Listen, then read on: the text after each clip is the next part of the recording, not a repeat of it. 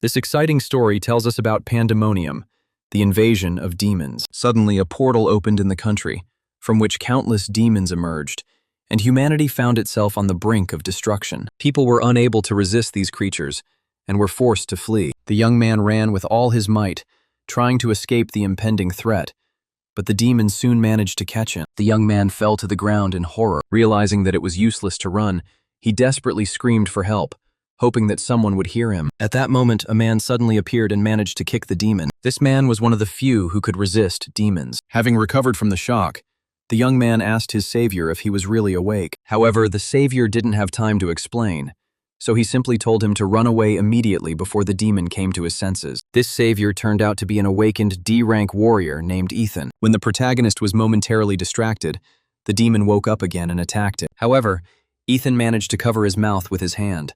Watching as the demon's fangs sank into his arm, Ethan wondered if his blow would be too weak to stun the creature. He began to doubt whether he, as a D-rank fighter, would ever be able to defeat anyone. The demon, trying to break through, began to swing his claws, but the hero stopped the enemy with his hand and simultaneously pulled out a dagger. Then Ethan suddenly plunged the dagger into the demon's head. After defeating the creature, Ethan fell to the ground, trying to catch his breath. A young man who was nearby, having almost died, ran away in fear, realizing that he had narrowly escaped death. Ethan, although he had defeated the demon, understood that he would hardly be able to cope with one monster. Moreover, his wound was too deep and left him practically defenseless. Rank D was one of the lowest among the awakened, and with such power, he could only watch as people ran, begging for salvation. Ethan wondered if this was all he could do, and felt sorry for himself. Suddenly, sounds of battle were heard nearby. A fair-haired man with a sword appeared nearby, his weapon surrounded by lightning. The giant worm-like monster unleashed a sonic attack, but the fair-haired man instantly jumped up and swiftly attacked the demon, destroying him with one blow. Ethan was stunned. This man had, in a matter of seconds, encountered a creature he himself would never have come close to. It turned out to be Dragonsword, a close friend of the hero and the heir to his clan's martial arts. The main character felt envy towards him. If he were also the heir of such a clan, he would not have fallen after a battle with a single demon. In 2031, long before Pandemonium, the Awakened began to appear unexpectedly in the world. They possessed abilities that humanity could not even dream of. His descendants inherited not only the power, but also the ability to control it. However, Ethan woke up at rank F, without an inheritance. No matter how hard he tried to achieve more, the maximum he could achieve remained at the D level. Ethan sighed, thinking about what could have been. If he were born into an awakened clan, he could rise above rank D.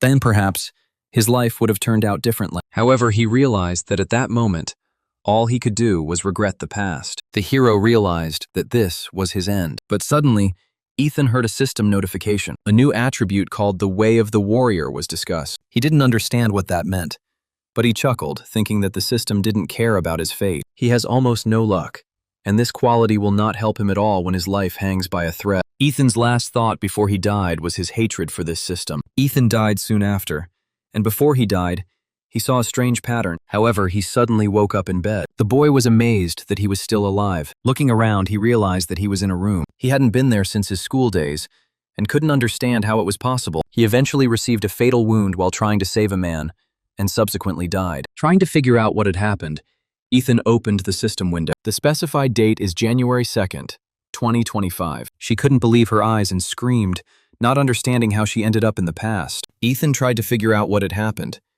Maybe he had just dreamed the future, but he quickly dismissed this idea as impossible and decided to check the situation in more detail. Approaching the window, he saw the school building. He also saw a sports field. The training of the Awakened is about to begin there. Every day, everything seemed the same, almost disgustingly monotonous. Ethan wondered again if he had gone back 7 years. She sat on the bed, trying to understand what had happened. He died from a wound in his side, which he had felt only recently. But now the pain has disappeared, and no traces of injury remain. He wondered if this meant that his death was the starting point for a return to the past. The hero suspected that something unique had happened, something characteristic only of manhwas. The most important thing is that I didn't know what to do next. Eventually, in 7 years, a new great war will break out. Meanwhile, he will not be able to change anything in the past. After Ethan returned to his body 7 years ago, he decided to test his current characteristics. His title was Loser. His potential was out of reach. His skills were meditation, 3 basic sword techniques, and kick techniques, and his attribute was Way of the Warrior. The hero smiled when he saw his face, because it remained the same as before his death. Ethan touched the system's interface and asked to make a choice again. The chosen route could not be changed. The names of powerful martial arts flashed through Ethan's mind. All of these areas were related to martial arts, and now I only had to choose one. In his past life, he had achieved nothing and died a dishonorable death. With this in mind, Ethan made a decisive decision. The world had changed.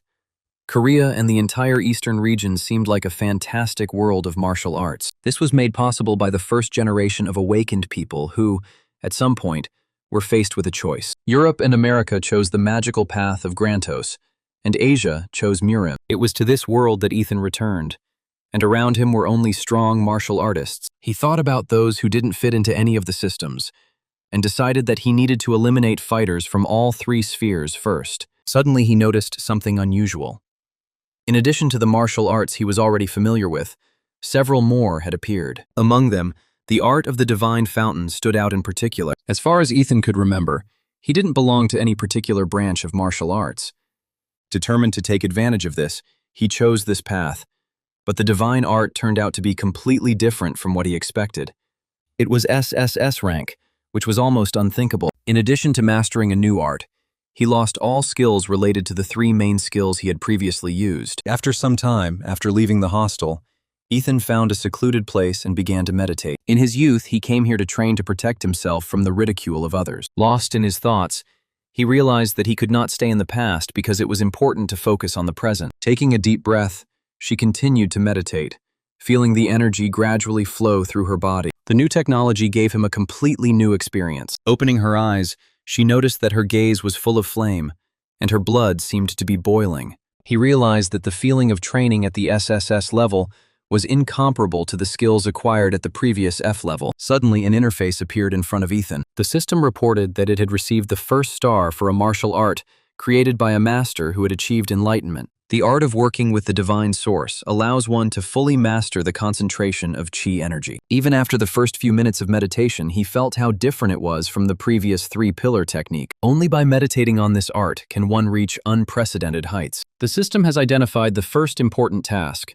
introductory training of the divine source path of difficulty D. Despite the apparent complexity of the task, I was confident that I could cope with it using the available data. Ethan meditated until dark, continuing to build up energy to reach the 2nd level. However, the training went too far, and he suddenly heard a dissatisfied voice condemning him for exaggerating. The old man ordered Ethan to stop thinking and open his eyes. Suddenly, Ethan, startled, came out of his thoughts. Then he fell on the grass, clutched his heart, and began to cough. After such a shock, he was surprised to find that he was still alive, and tried to understand what was happening. No matter how hard he tried, it was impossible to stop meditating. If he continued, he would certainly die on the spot. An unfamiliar voice explained what was happening to him as Ethan looked around. He did not understand whose voice it was, and tried to find out the stranger's name. Suddenly, I heard a quiet laugh behind me. Turning around, the hero saw that an old man in a white robe had appeared behind him. At first, Ethan thought it was a ghost, but apparently the old man did not expect such behavior from the boy. However, Ethan was still curious about who this stranger was. He claimed that the venerable old man the child sees is the strongest man in history. According to the old man, he was a martial arts master. Ethan was surprised to discover that the man in front of him was a true master. He thought the name sounded familiar. Then he remembered the information about the teacher. It was he who created the art of the divine source. Ethan wondered if this old man was really the master who started this art. The old man admitted that Ethan, despite all his apparent stupidity, was not a completely stupid child. Then he asked if it was difficult to recognize him even in his spiritual form. Ethan, shocked by what he heard, was amazed to learn that there really was a person who created this martial art. He couldn't understand how this was possible, and it seemed even more incredible to him that this man was talking to him. The old man confessed that due to the hero's impenetrable stupidity, his divine origin art was sealed. A martial art of divine origin is the most powerful in human history, and its loss would be catastrophic. Ethan understood the meaning of these words, although it was difficult for him to fully grasp the greatness of art. The old man, seeing that the student had only superficially understood the explanation, lightly hit him on the head with his fan. He recalled that thousands of young people dreamed of at least hearing about a teacher of such caliber, and that such an opportunity comes along extremely rarely. Despite the noise and shouting of the old man, Ethan tried to explain that he was ready to continue the practice of meditation on his own. The old man advised him to try to meditate for at least 100 days. However, the old man warned him about the possibility of qi contamination. Ethan, horrified by the thought of possible energy damage, suddenly realized the seriousness of the situation. But the old man said that there was nothing surprising about this.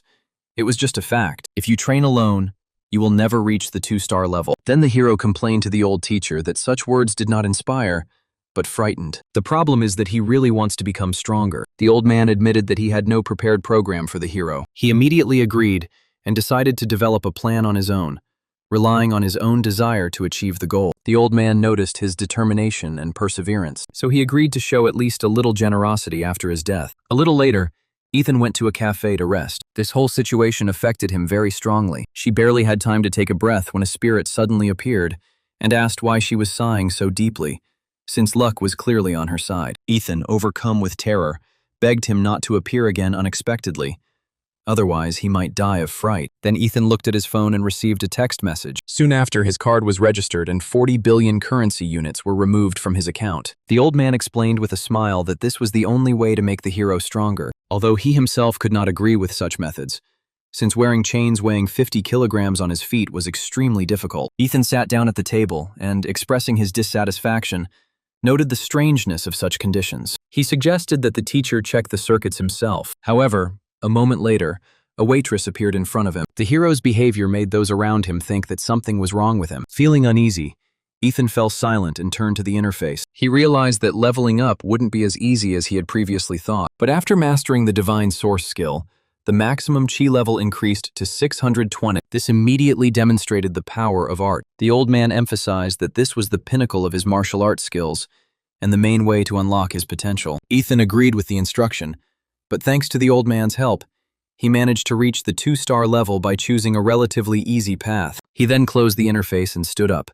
preparing for new challenges. The hero stated that the shackles were already ready. As Ethan walked out of the cafe, several familiar faces immediately called out to him. Then the hero looked back calmly. He saw 3 of his former classmates. They jokingly noted that they were faced with a known loser. They reminded him of his habit of staying in his bedroom and rarely going outside. All 3 were E rank, and although it was lower than their potential strength compared to an F rank hero, they seemed significantly stronger. Then the hero suggested leaving him alone and continuing to do his own thing. However, one of them did not agree and pushed Ethan, trying to provoke him. Then the 3 of them remembered Tyler's warning not to touch the hero until class started, and the bully mockingly apologized. After this, they invited Ethan to join them to attend divine power classes together. Not wanting to continue communicating with these unpleasant people, Ethan ordered them to remain silent. But one of them, without being embarrassed, remembered that because of his origin and status, the teacher would certainly use the hero for teaching. The attacker didn't even notice the fist approaching his face. Ethan quickly ran up to the attacker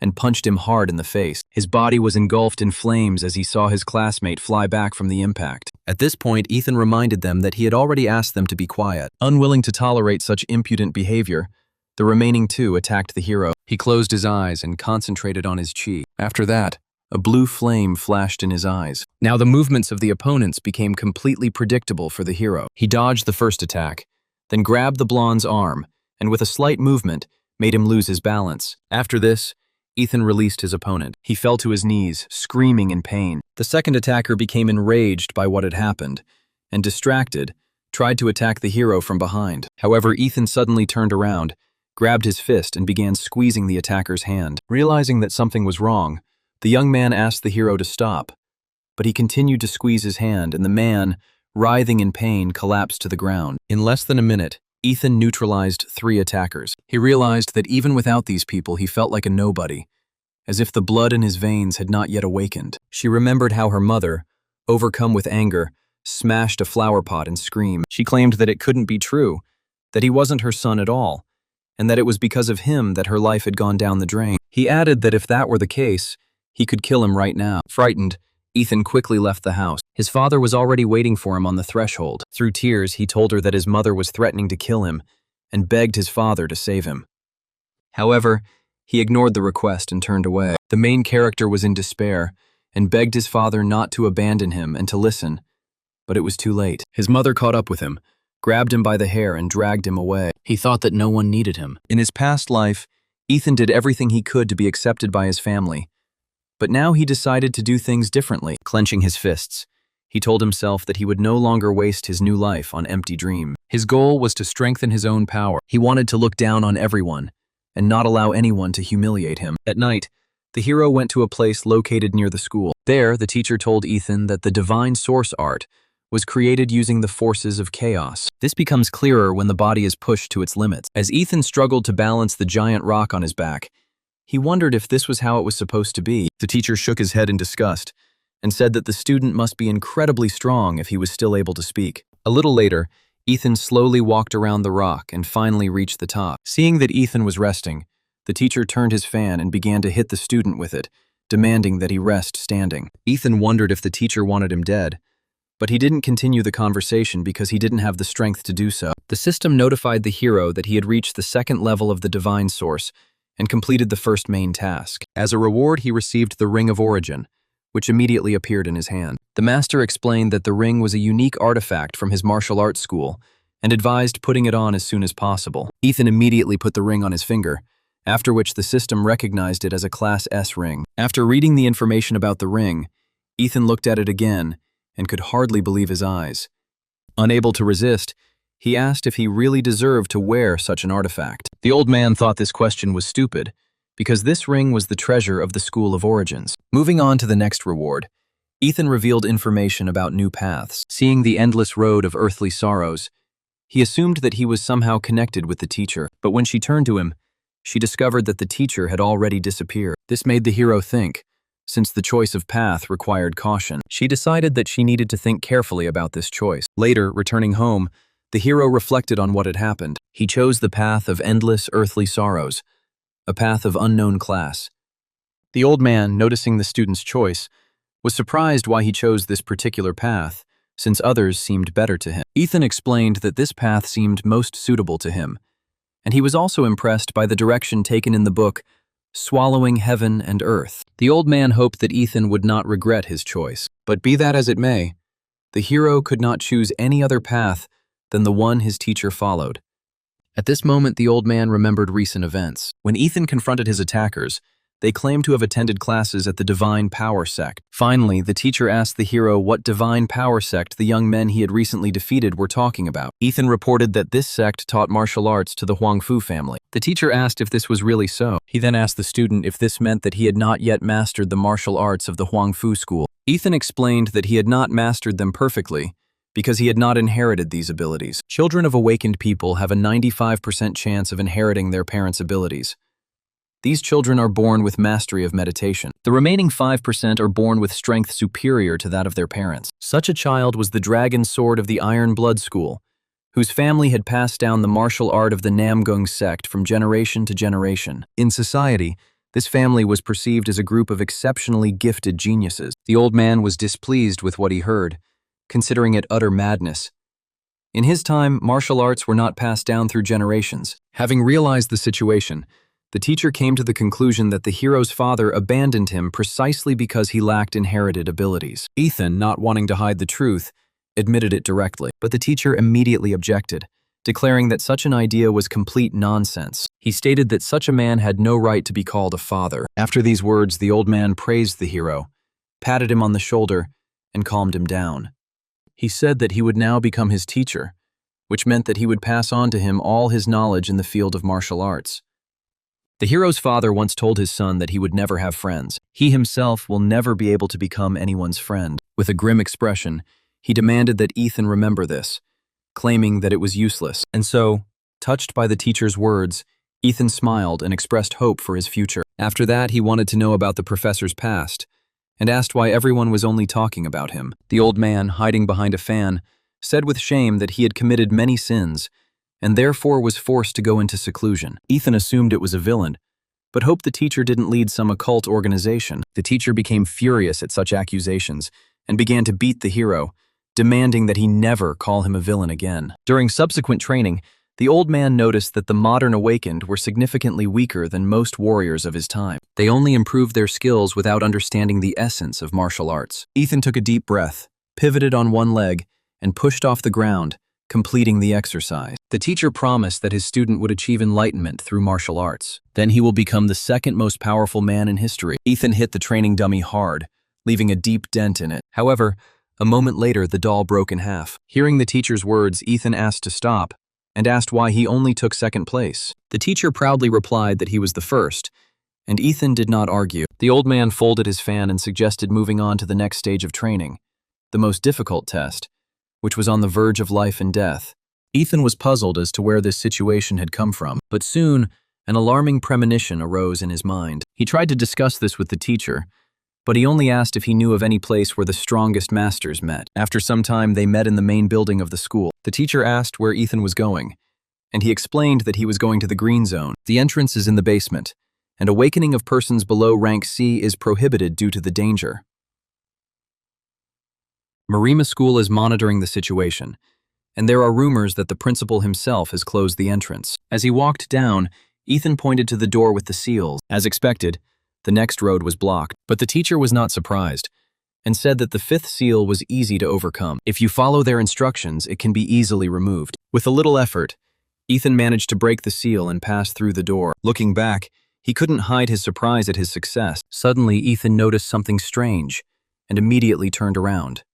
A giant portal appeared in front of them. He became alarmed and began to remove the shackles, after which the old man sternly asked him what he was doing. Ethan explained that he wanted to leave them there, but the teacher forbade him to even think about it. He had to put the heavy shackles back on, knowing that without them it would be difficult to survive in this place. Beyond the portal stretched an endless desert. The teacher reassured the student by pointing out that they were alone there. Now is the time to pass on your skills to Ethan. At first, the hero didn't understand what was happening to him, but soon the system explained everything. He immediately mastered the B-rank Heavenly King step technique. The hero was incredibly happy about this. The old man warned that the enemies had arrived almost on time. He advised them to prepare for battle, as the firefoxes had joined them. The master explained that this was the Heavenly King's foot technique, developed by the masters of the Huangbo clan and based on pure physical strength. The technique is simple, but requires strong legs. He asked the hero to demonstrate the skills he had acquired. 3 firefoxes rushed at the hero at the same time, but thanks to his skills, he managed to dodge all of their attacks. However, the monster's attacks were so swift that he barely had time to react. The teacher told him to use the Heavenly King step technique. Take 2 steps to the right and then lean back as far as possible. Ethan immediately took 2 quick steps to the right, and one of the foxes pounced on him. Immediately after that, he leaned back as far as he could, and the fox flew right over him. Realizing this was a great opportunity, Ethan delivered a powerful blow to the fox, instantly incapacitating. He himself could hardly believe his success. He had just killed the green zone monster with his own hands. The old man, hiding behind his fan, called the hero a braggart. At that moment, he felt that something was wrong, and a new shadow appeared in front of him. The teacher warned that this was not the end, and Ethan turned around to see the giant mouth of a fox. In his proud eagerness to defeat the first fox, he forgot that there were still 3 left. He rushed to dodge and got hit. He realized that he had been too self-confident and had celebrated his victory prematurely. A little more, and Ethan would have met an inglorious end. Seeing the fox attack at the last moment, he tried to dodge, but there was not enough time. Danger was near again. One of the foxes attacked the hero from behind, but he jumped back, dodging the blow.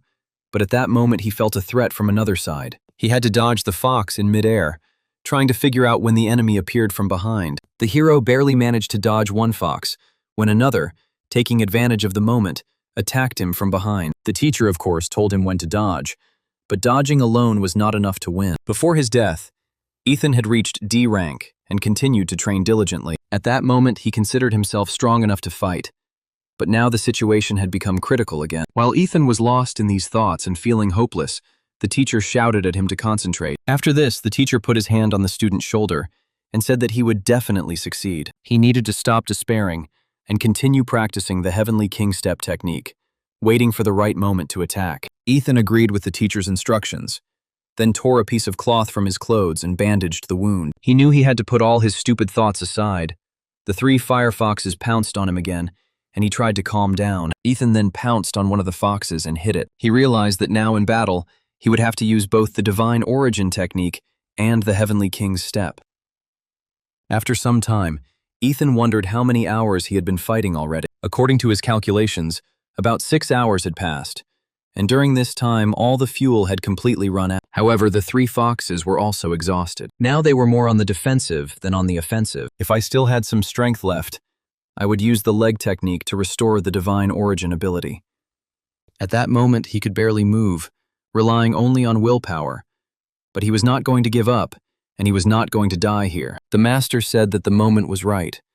Now was the time to attack the exhausted enemies. Gathering his last strength, Ethan asked his mentor to give him a second to catch his breath. The teacher simply asked a rhetorical question about who would recover first, he or the enemy. He called for trust in the restorative power of the divine source. It also became a great opportunity to improve my endurance and strength. Although reluctant, Ethan agreed with his mentor. Just as he was about to attack the fox, energy coursed through his body again, and his eyes glowed with fire. Everything was going perfectly. The teacher praised him for his wise decision and promised to teach him a new move after his victory, which Ethan desperately needed. As soon as he approached the foxes, one of them jumped first. With a slight movement of his body, Ethan knocked her out with an uppercut. After that, she smiled, thinking that the teacher would really keep his promise. Suddenly, he sensed danger and ducked his head at the last moment, dodging the fireball that slightly burned his hair. During the last attack, the fox came up behind him unnoticed and released a stream of fire, preparing for a second attack. It seemed that the second stream of fire would reach its target, but at the last moment, Ethan disappeared. The fox was confused and started looking for him, and at that moment, Ethan himself appeared right above her. Gathering his strength, he landed on the fox and punched it. After Ethan defeated the fox, his divine origin ability reached 3 stars. Immediately after this, all energy reserves were replenished. The resistance level, which was less than 10%, was fully restored. As a reward for his incredible progress, Ethan received an additional 25,000 points from the martial arts tree. In addition, his divine origin technique gained a passive ability. It was fear that made the monsters fear him. The old man laughed and praised his student's talent. He admitted that no one expected Ethan to reach the 3-star level in just 2 months, comparing him to the first student. Ethan asked the teacher about the first student. She found out that he was her older brother. At first, the hero reacted calmly, but then he immediately realized that something was wrong. Ethan asked if there were other students before him and how many there were. The old man became slightly angry at the sudden shout and replied that there were 4 of them. He then said that the foxes were escaping and that Ethan needed to catch them, but the hero asked his mentor not to be distracted. Meanwhile, while they were talking, the hot-tempered foxes had already managed to disappear. The old man, noticing this, explained that he had said that the foxes could run far away and that Ethan needed to catch them while he still had the chance. Then Ethan carefully asked if the teacher had forgotten his promise. The old man snorted contemptuously and asked if the student really thought his memory was that bad. The master explained that the technique in question is called Fist of Domination and is one of the main ones. Ethan asked if it would be like the Heavenly King's Step or if it was a technique from the Huangfu clan school. The teacher confirmed the student's assumption, after which Ethan said that he wanted to master this technique. The old man handed him the Class B technique, Fist of Domination, but Ethan seemed dissatisfied. I was curious to know what others would say if a person without an inheritance became the head of the clan and surpassed the others. After some time, Ethan continued his journey under the scorching desert sun. He tried to notice any movement around him and asked where the monsters had gone. Hearing this, the dissatisfied teacher remembered that he had already said that they should have finished earlier. Ethan quickened his pace and reminded her that he had already apologized. He stopped suddenly, noticing something ahead, and the teacher reported that they had probably almost caught up with the foxes. Ethan frowned and turned to the teacher with a question. He asked if they were looking for the 4-tailed monsters, and the teacher confirmed this. Then Ethan pointed forward. They were located near a small oasis. There are 3 fire foxes next to the blue fox. The teacher confirmed that there was a more powerful monster with them. But Ethan was not an enthusiastic teacher, but a fox. This was the boss of this level, whose dwelling is called the Blue Fox's Nest. In terms of speed, it is comparable to the monsters of the Red Zone, and in terms of strength, it significantly surpasses them. Even a few awakened C-rank beings wouldn't be able to deal with her. The creature before them was inaccessible to ordinary foxes, and the slightest mistake could cost them their lives. But the old man advised the hero not to be afraid. He stated that there is nothing more valuable for personal growth than situations that matter life and death. At that moment, Ethan wondered if he could really defeat the blue fox. Even despite the danger, he did not believe that the enemy would be able to significantly influence his development. But any second of hesitation meant death. But if he gives up and runs away now, he will be no different from a weak and pathetic person. He remembered a moment from his childhood. A painful scream echoed through the room. The wall was covered in fresh blood, and Ethan, despite the pain, tried to breathe. But the opponent didn't give him any respite, hit him with his fist, and then stepped hard on his face. Pleased with himself, he said that now that Ethan had depleted his chi reserves, he would no longer be able to fight. Ethan was surprised and asked Tyler why he was doing this, but he replied that the teacher himself had given him permission. Ethan couldn't believe his ears. Tyler then added that, according to the teacher, a useless student can be beaten as many times as he wants. At that moment, Ethan vowed to become stronger to avenge his family. He had already met death once, and did not know what to fear now. Having put his thoughts in order, Ethan informed the teacher that he was ready. As soon as he took a few steps forward, the red fox felt him and woke up. The passive fear effect caused by divine source has been activated. The three fire foxes were trembling in fear until a blue fox appeared in front of them. One step from the blue fox completely destroyed the fear effect caused by the hero. The red foxes stopped trembling and were ready to attack again. All this was made possible by the blue fox's leadership voice, which doubled the fire fox's speed. Ethan didn't expect that the fear effect wouldn't always work.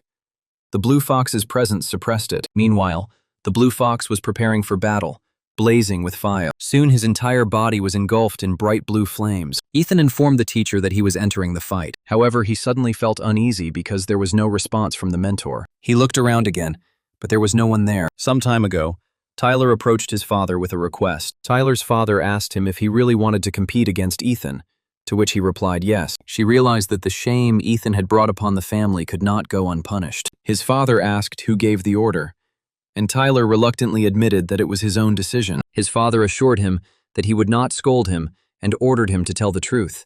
Tyler was afraid to look at his father. His gaze was sharp and piercing, like a sword. This is the strength of an awakened AA rank family. Tyler said the order came from his aunt out of fear. My father was a little surprised that the order came from Ethan's own mother, but she quickly realized that her mother wanted her to disappear. He explained that in his world, only the strongest survive, and that there should be no weaklings in his clan. These people simply need to be gotten rid of. Meanwhile, in the blue fox's lair, the palm oasis was engulfed in flames, and everything around it was engulfed in flames. Ethan could barely walk as the entire area around him was engulfed in flames, making it extremely difficult for him to breathe. Despite this, the foxes nearby did not notice the fire, which greatly angered the hero. He tried to suppress his panic and focus on his actions. His knowledge of martial arts left much to be desired, but he had an understanding of creatures and monsters. But theory was always different from practice, and now he literally almost burned alive. He realized that if he killed the big fox, the smaller ones would run away, which meant he had to take out the blue fox in one fell swoop. Ethan ran up to the leader, jumped into the air, dodged the blue fox's next attack, and attacked. But at the moment of impact, the fox suddenly disappeared. Ethan couldn't imagine where she had disappeared to. Suddenly he felt mortal danger, and felt the heat of blue flames behind him. Ethan crossed his arms to at least somewhat protect himself from the attack, but then his master ordered him to immediately use the Heavenly King's Step. Following his teacher's advice, Ethan quickly walked around the blue fox. He grabbed her by the tail and pushed her, causing her to fly into the air. Soaring into the air, he gathered all his strength for the final attack. He then asked the blue fox if he thought he would give up and die there. Immediately after this, an explosion occurred as a result of the collision between the hero and the leader of the foxes. After the attack, the hero lay knocked down and covered in blood. He smiled and thought that after such an event, he would hardly survive the next time. The system notified the hero that he had defeated the boss. For his fighting skills, he received 500,000 points in martial art. In addition, he received a B-class magic stone and an A-class vampire spell as a reward. The teacher laughed and remarked that these were quite nice rewards. It was a book with a Class A vampire spell. This allowed you to drain the enemy's health, and was the best way to quickly level up a hero's ability. Ethan approached the teacher, who asked him what he wanted to know. Unfortunately for the teacher, Ethan asked where he had gone immediately after the fight. Ethan explained that he had been screaming for the teacher, and thought the teacher had abandoned him, considering him useless. The old man cleared his throat, and assured everyone that he would never abandon his student, and did not consider him useless at all.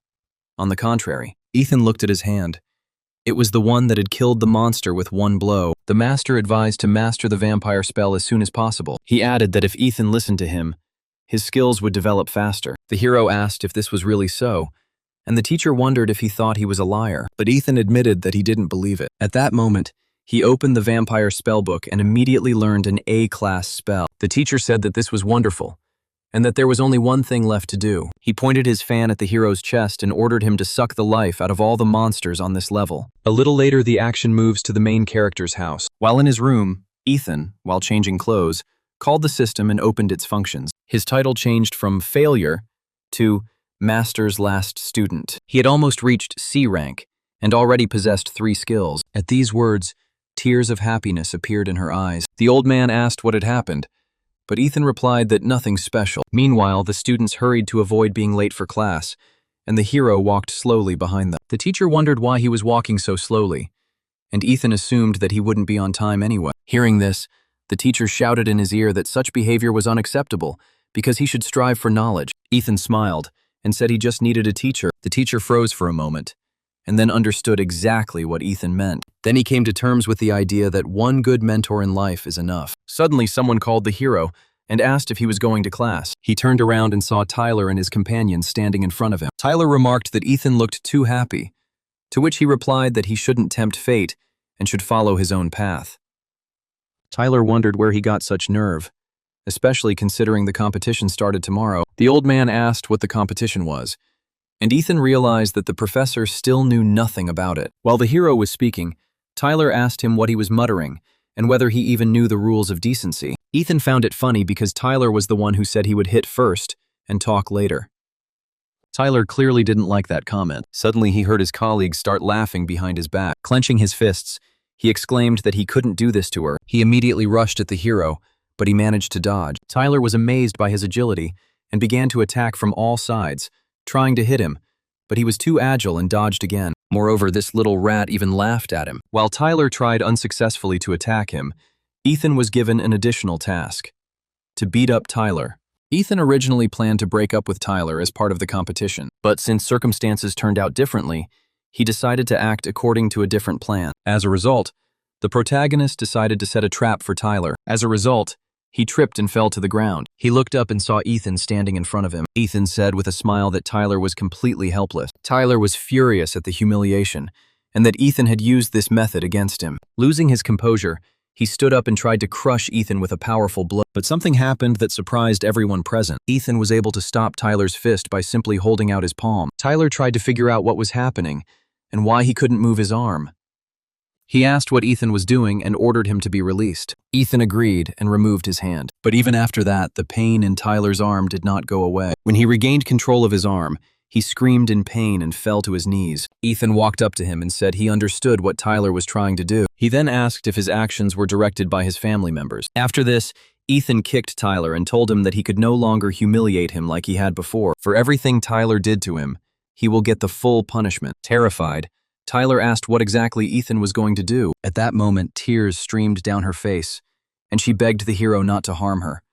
Sometime later, already at school, Ethan was glad that he completed this task, and 100,000 points were added to his score. Hearing the hero's laughter, someone asked him if he was laughing.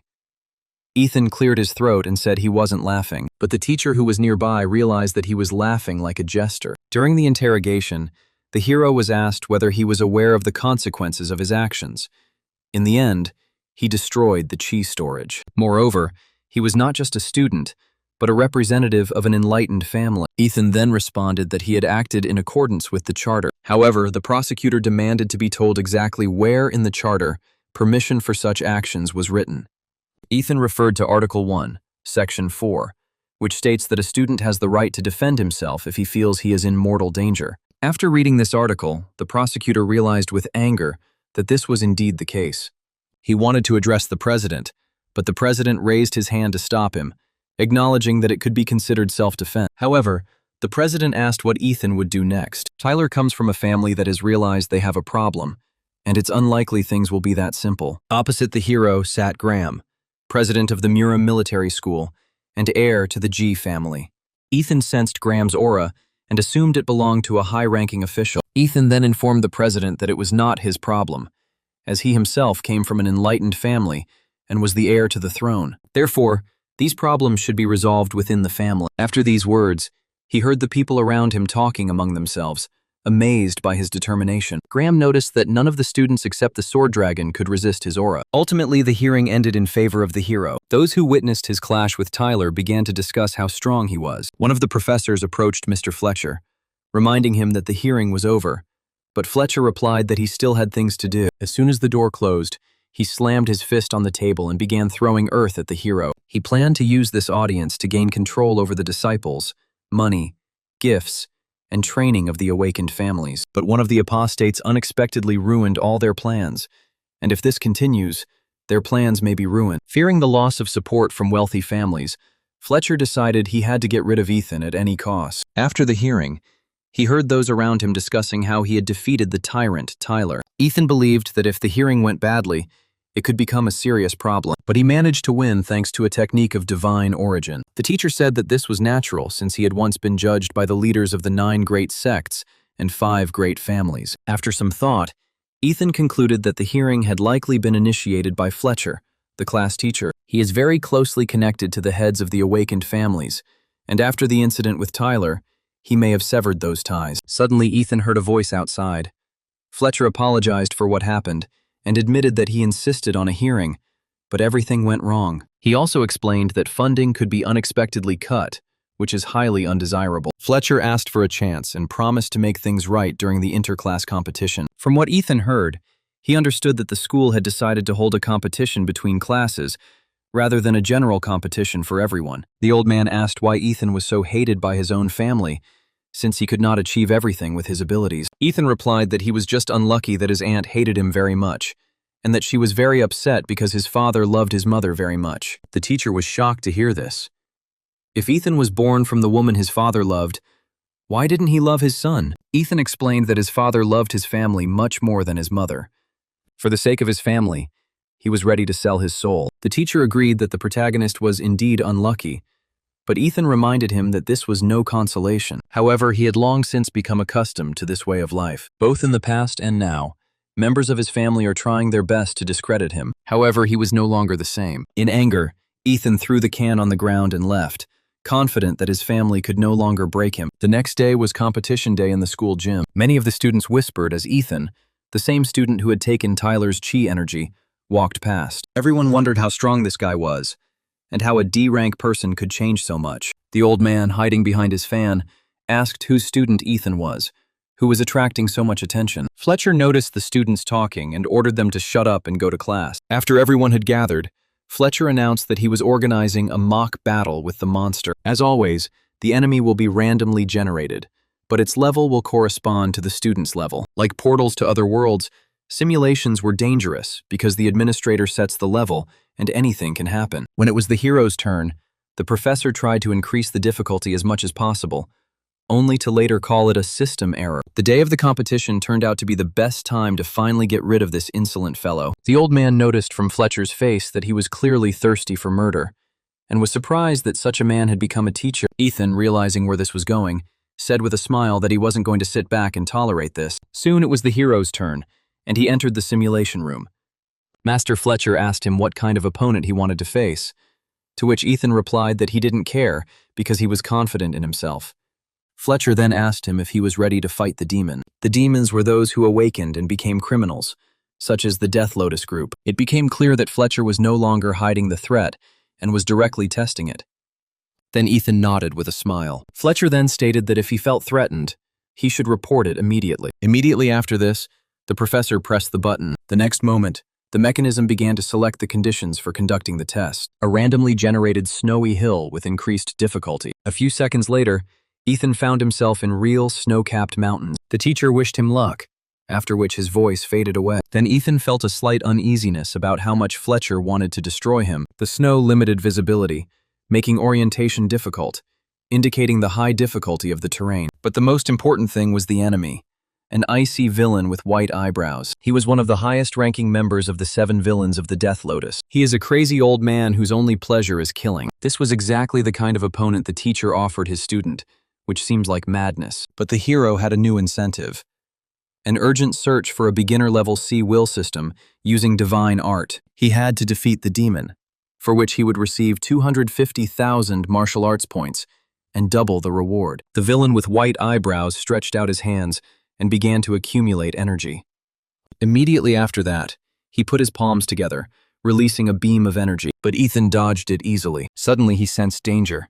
The ice beam curved and returned to him. He only managed to partially block the blow. Ethan realized that this was the martial art of the Northern Ice Palace's Ice Master. An old man with gray eyebrows rushed at him and soon appeared next to him, taking the hero by surprise. Due to the old man's speed, the hero had no chance to dodge and was forced to block the attack. Realizing that he would not be able to kill him with one blow, the old man abruptly closed the distance. Although it was a simulation, the enemy was incredibly strong. However, Ethan gathered his strength in his hands, preparing for a counterattack. At that moment, the old man suddenly jumped back. The hero realized that it was all a simulation, but his opponent was still very strong. However, Ethan felt real joy. He savored the moment because he rarely had the opportunity to fight such a master. Therefore, the hero gathered all his strength into a fist and began to saturate the snow with his energy. Soon after, the hero gathered enough energy in his fist. Gathering his strength, he attacked from behind, but the white-browed demon dodged it at the last moment. However, Ethan was not going to miss such an opportunity and chased after him. With each step, the distance between them decreased. Soon the hero came so close that he prepared for a new attack. He began to accumulate energy again, but as soon as Ethan hit him, he started to disappear. The old man's body began to evaporate under his hand, like a hologram. Ethan wondered if Fletcher had closed the modeling room. Then he kicked the ground in irritation because he had skidded a little. Meanwhile, Professor Fletcher tried to understand how this could have happened. Somehow, Ethan managed to alter his own chi energy system. Of course, the difficulty level in the simulation was lower, but even there it was at least level C. Even the most experienced student could not have passed such a test. Fletcher himself would have admitted that he would have struggled. Meanwhile, Ethan received a reward for the fight. Although he failed to completely defeat his opponent, he was glad that he still deserved the reward. Moreover, he received exactly the rank he wanted. And all this was made possible thanks to the Source Ring. Thanks to this, he was able to quickly rise from a useless F rating to a D rating and even beat Tyler. Now he was sure that this would certainly provoke the wrath of his family. Suddenly, someone called out to him, clenching their fists. Ethan became wary and wondered who was looking for him, but when he turned around, he saw his teammates running up to him to praise him for his performance in the competition. Ethan was surprised at first when he heard this, but then he smiled. Nothing like this had ever happened to him in his past life, and he had to admit that the feeling was unusually pleasant. One of his colleagues asked him again what exactly he had said, but Ethan shrugged it off, saying it was no big deal. The next day, an unexpected change occurred. Ethan walked by and his bandmates greeted him as a senior colleague. This behavior surprised him, and the teacher, observing what was happening, was clearly ironic. Before Ethan could ask a question, one of the students explained that his name was Diego, and he was a new student. Then they bowed to Ethan again and asked him to lead them. The protagonist tried to understand why these guys started greeting him as if he were the leader of a criminal gang. It was obvious from the expressions on their faces that they saw him as a crime boss and wanted him to become their leader. Ethan felt awkward and asked them not to do it again, but Diego asked if they had done anything wrong. Fearing that this would continue, Ethan exclaimed, wondering who he was to be called a leader. However, the 5 disciples bowed again and asked for forgiveness in one voice. Ethan couldn't stand it anymore and ordered them to stop this behavior immediately. Finally reaching the classroom, he sighed tiredly and said goodbye to those annoying students who had been following him all the way. The old man, stroking his beard, remarked that such is the burden of the strong. Suddenly the door swung open, and one of the students burst into the classroom noisily. He immediately challenged the hero to a duel. However, he refused, citing fatigue, and asked her to leave. However, the enemy was not going to listen. He pulled out his sword and attacked. Unfortunately for him, Ethan stopped the sword with his own hands and even broke it. Before the student could even process what was happening, Ethan hit him on the head, instantly ending the fight. After this, he advised the enemy to first learn to listen to people. The old man remarked mockingly that Ethan had become quite popular. He asked irritably if she really thought it was popular. Tired of the endless difficulties, Ethan lay down at his desk and tried to get some rest. Taking a deep breath, he admitted that he was not some kind of hidden tiger. The professor noted that they probably just wanted to test the hero's skills in practice.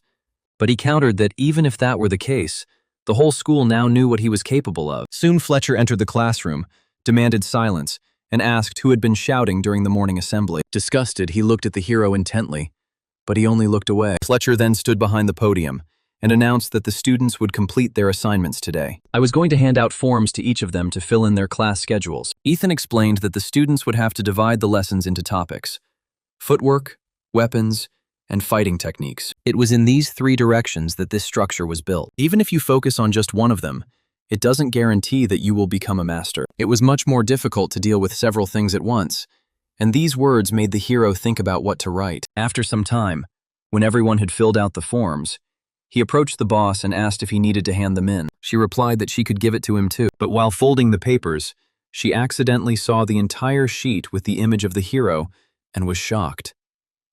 The problem is that he wrote down absolutely every topic. Later, on the school sports field, the teacher noticed that class attendance had been especially high this year. Her attention soon turned to Ethan, who stood among the students. She bowed politely to him, and he only nodded slightly in response. This teacher was Macy, known by the nickname Scarlet Lotus Fist, who came from a family of B-level awakened beings. Macy was known for her fairness and independence. Even towards the outcast in the family, Ethan, she showed him respect. The girl then announced that today they would be learning the 10-step Divine Fist technique. This technique was borrowed from the Divine Dragon Monastery, the successor to the Shaolin Monastery traditions, and students had to start from the basics. At his signal, the assistant took out the box. Macy explained that there were shackles inside, each weighing 20 kilograms, and ordered them to be placed on his hand. As the students began to put on the shackles, some of them asked whether such an exercise was really necessary. After all the students had secured the dumbbells, Macy calmly explained what they should do next. They had to stand in a horseman's stance and stretch their arms forward, and he also strictly forbade the use of chi during training. One of the students dared to ask how long they would have to remain in this position. Macy replied that they needed to stay in that position for the rest of the lesson. 40 minutes passed. The students continued to resist with all their might, but after an hour, some could no longer bear it and were forced to surrender. By the second hour of class, everyone except Ethan, one by one, gave up. The other students whispered among themselves, wondering how much longer he could stand this. This resilience really surprised Macy. He realized that Ethan's victory over young Master Tyler was not an accident or a trick, as some thought. Coming up to him, the teacher clapped his hands and announced that this was enough. Ethan was surprised because there was still time left before the end of the lesson, but Macy explained that she had demonstrated her strength and that she did not need to continue the exercise. After that, he said that he would teach him the 10 steps Divine Fist technique and handed him a teaching manual.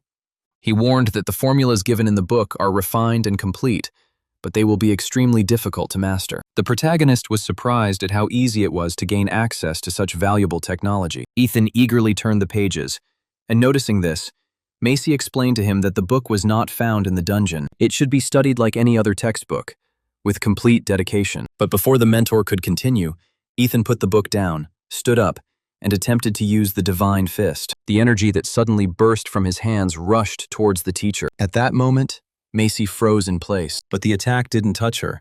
It only cut her hair a little and ruined her hairstyle. An ashamed Ethan admitted he had failed. Even the system indicated that he had not yet mastered this technique. The old man clicked his tongue disapprovingly and explained that such an art could not be mastered in a minute. However, the teacher, covering his smile with his fan, admitted to himself that this was the first time he had seen such talent. I had previously considered this young man a failure, but now I saw that Ethan's skills were gradually developing. The old man had great hopes that he would soon see what heights he would reach. His gift was not like a demonic one, where knowledge is absorbed like a sponge, and it was not like the innate power of a heavenly warrior. He didn't understand how it happened that overnight he turned from a loser into a genius. Meanwhile, Ethan approached Macy and noticed that she had miscalculated the amount of energy expended, which caused the explosion. He asked if this meant that the amount of chi used had to be carefully regulated to perform the procedure properly. Surprised by her observation, Macy confirmed and explained that she had to learn to control her energy reserves. But Ethan already understood everything. The girl understood everything. Without waiting for an explanation, he resumed his smooth movements. The hero then delivered a powerful punch forward, releasing a wave of energy. Macy, stunned, couldn't help but gasp in surprise, not understanding how this was possible. And the hero himself was pleased. He had mastered the technique, and the 10-step Divine Fist was added to his list of skills. Soon the teachers gathered around him, each of them trying to convince Ethan to enroll in their school. Tired of all this chaos, Ethan asked permission to ask questions one at a time. Then one of the instructors declared out loud that his hands were made for the spear. Their movements are as natural as the flow of water. That's why he must master the art of the Zhou family's divine spear. Another teacher interrupted his colleague and declared that the path of a swordsman was perfect for Ethan. His technique is so refined that it can already rival that of the dragon sword wielder, so he needs to master the iron blood technique. However, the third master pushed the second and shouted that this was all nonsense, because Ethan would become an outstanding poison master. His achievements are already quite promising, and the 10,000 poisonous shadow family will always be happy to accept him. Alarmed teachers even asked him to remove the bottle of poison he was holding. The quarrel between them continued, and taking advantage of the moment, Ethan simply ran away. Until recently, he had never even thought about joining any family.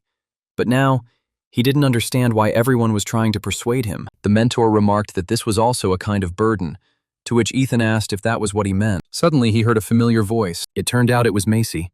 Ethan explained that he just wanted to get away from the annoying teachers who were bullying him. The teacher then handed him a bottle of soda and asked him if he liked the subjects he was studying. Ethan thanked her and said that he found everything very interesting because he always learned something new. Then the teacher asked him if all this endless training was tiring him out. It seemed as if Ethan himself could teach others. However, he gave up on the idea and simply took a sip of soda. He then explained that he had inherited no skills from his family, and that everything he had learned at school had seemed valuable to him. According to him, even this knowledge is hundreds of times better than complete ignorance. Macy was surprised that the young man thought so, but at that very moment, the cries of the teachers were heard, who were already looking for Ethan. The situation had become quite unpleasant.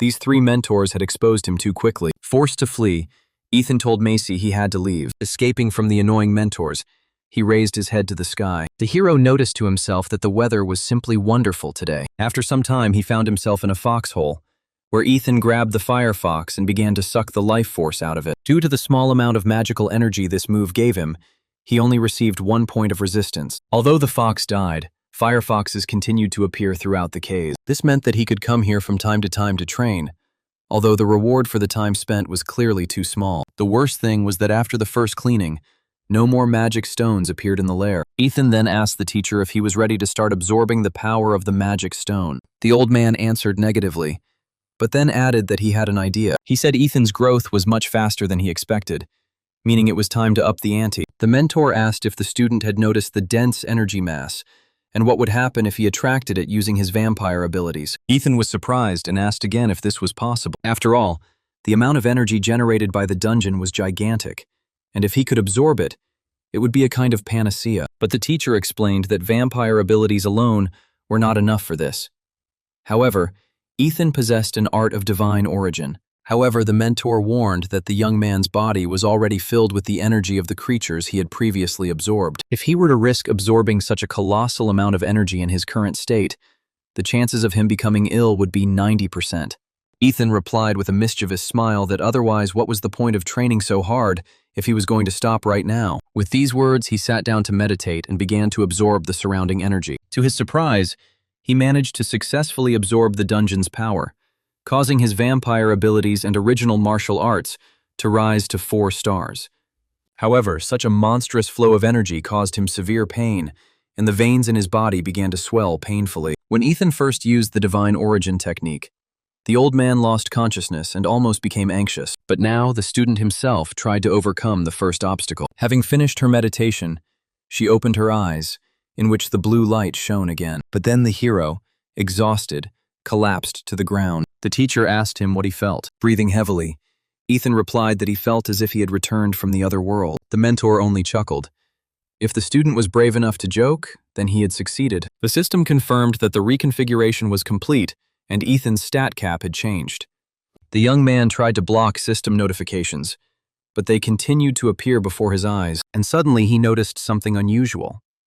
Having absorbed the energy of the dungeon, he was the first to begin cleaning the lair. For this, he received another 250,000 points, as well as the right to own the Blue Fox's den. I've never heard of such a thing as a dungeon master, either on the news or at school. Suddenly, a squeak was heard somewhere nearby. Ethan asked his mentor in surprise if he had made that sound, but his mentor waved him off, called him a fool, and told him to turn around. Turning around, the young man saw a small blue fox. Ethan couldn't help but let out a delighted cry. The little animal was incredibly cute. Now he understood what the system messages had been saying. The teacher noticed that this fox produces a colossal amount of energy, and when it grows up, it has 10 tails. Hearing this, Ethan felt uneasy, wondering what kind of creature the monster would turn into. The mentor asked him what name he was going to give his pet. After thinking for a bit, the young man suggested calling her Lazurka. The teacher was almost speechless and asked again if this was really the best name the student could come up with. Unable to argue any longer, the teacher resigned himself and accepted the chosen name. Ethan then asked Lazurka if she liked the name, pressed her face against his, and suggested they be friends. Meanwhile, the action moves back to school. At that moment, President Graham was clearing leaves from a plant in his office. Suddenly, his secretary ran into his office and shouted that an emergency had occurred. Graham calmly asked him what had happened. The girl replied that she was talking about the Blue Fox's lair dungeon, which the school portal led to. The problem is that they already cleaned it up. Upon arriving at the scene, Graham was shocked by what he saw. The seal of the 5 elements, which was considered impenetrable, was destroyed. Raji was proud of his skill in creating this trap, which could not be overcome by any power or technique. Graham wanted to see for himself what was happening, so he opened the door. A system notification instantly appeared before his eyes. It was stated that the entrance to the Blue Fox Lair dungeon was only accessible to its owner. Graham tried to understand how this could have happened, and who exactly could have captured this dungeon. Then he went to see Audrey's secretary. The man ordered an immediate investigation to find out who had cleared out the dungeon. Meanwhile, the action moves to the night, to a hostel. Ethan stared at a section of his bedroom wall, as if he was thinking about something important. He asked his mentor if this would be enough, but the teacher replied that it was unlikely, which greatly upset the young man. Ethan didn't understand why this was happening, because if Lazurka lived here, they could see each other often. The mentor then explained to the student that it would be obvious to everyone that Ethan had never had a pet. The fact is that animals always fight for freedom and the opportunity to walk. The teacher asked where Lazurka was now, and assuming that she was in bed, turned around with Ethan. Their assumptions were confirmed. While they were thinking about where to put her, the fox cub had already fallen asleep in his bed. Since Lazurka clearly liked the place, Ethan decided to leave her there. The mentor watched with slight satisfaction as his student interacted with his pet. Ironically, Ethan did not inherit any talents from his family. Because of this, he became an outcast, unwanted by anyone in society. It is not surprising if the young man's heart was filled with darkness. However, things turned out differently. Despite the power that had unexpectedly fallen upon him, Ethan tried to remain a simple man. Unlike those who, in power, destroy themselves and others for the sake of revenge, he did not succumb to temptation. It was much better than the fate of his first student, who turned into a vengeful, bloodthirsty monster. After putting the fox to bed, Ethan decided that he only had one thing left to do today. After reconfiguring the system, their chi reserves increased, resulting in an increased energy flow. The only question was how much this number increased. To find out, Ethan called the interface and opened the statistics. When he saw her, he was paralyzed with amazement. The mentor, noticing the smoke of indignation rising above the student's head, was puzzled by what was happening. Ethan didn't expect such results from the system, and exclaiming, drew his mentor's attention to the indicators. Now all of his indicators have exceeded 100. The upper limit has increased to 300, and the internal energy has reached 452. At that time, the limit of awakened people of the AA level was 300 units, which corresponded to the level of the 5 emperors. It turns out that Ethan's performance is now in line with his current level. The young man wondered if this meant that with further promotion, he would be able to equal the 5 emperors. The mentor, noticing his reaction, asked why the student looked as if he had seen something unprecedented for the first time. He advised him to use his martial arts points as soon as possible, and Ethan admitted that he himself had already forgotten that he had been saving them. He had accumulated a lot of points, and now he had to decide how to spend them. His attention was focused on the Heavenly King's steps, but the master said that with his current physical form, learning this technique was pointless. Therefore, he suggested that the student should begin to develop the quality of love for nature, which would add 15 additional points to his grade. But at the same time, the mentor seemed to have forgotten about his student's curiosity. Then Ethan cleverly distracted him by pointing to the side and pretending to see something. The teacher looked out the window, but seeing nothing, simply asked what was so special about him. This time, Ethan needed 650,000 points to improve his martial arts skills. Thanks to this, he mastered the Heavenly King's step, and also obtained a new technique, the infinite spear. To avoid being deafened by his mentor's angry shouts, Ethan covered his ears in advance. But to his surprise, no shouts were heard. He listened carefully, and was surprised to discover that the mentor had no intention of scolding him at all. On the contrary, she slowly opened her fan and said with a smile that any self-respecting teacher is always able to understand his students. Ethan felt uneasy about his overconfidence and decided to test the system.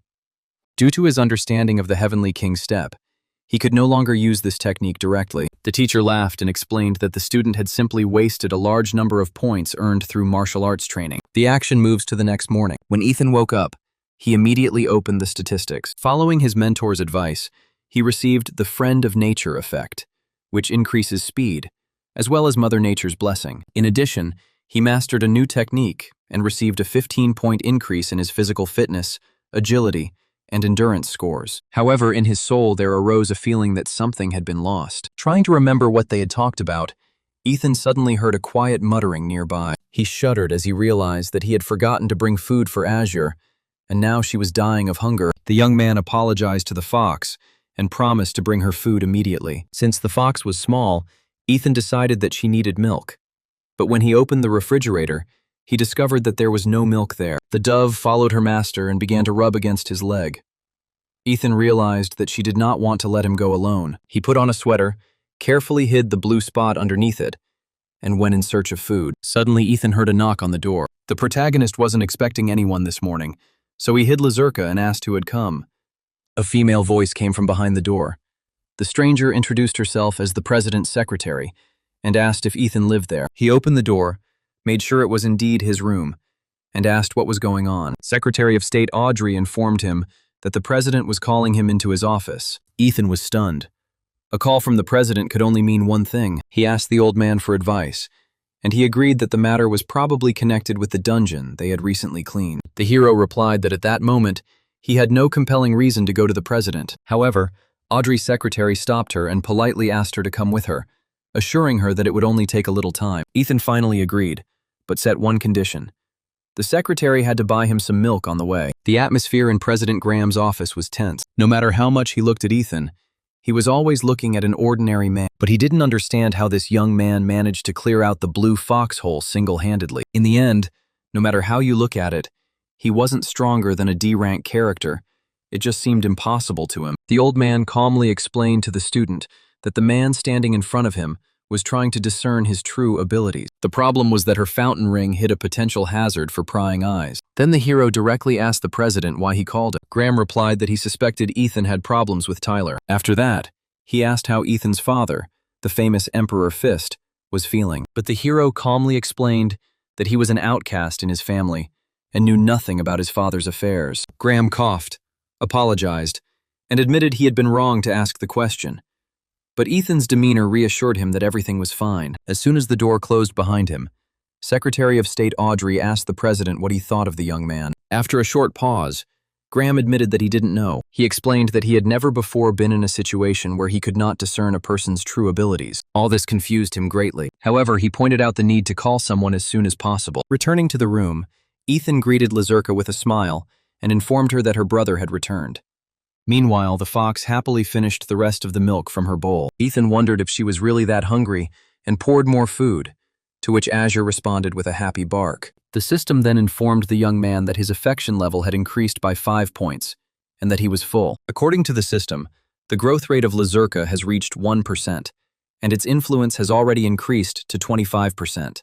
Ethan thoughtfully tilted the fox towards the bowl, musing that such low readings were due to her recent birth. He also began to think about where he could give Lazurka when she grew up. The teacher reminded him that this was not the only problem, and Ethan had to come to terms with it. President Graham has begun to suspect him, which means he will now have to be much more careful and monitor Badger's actions.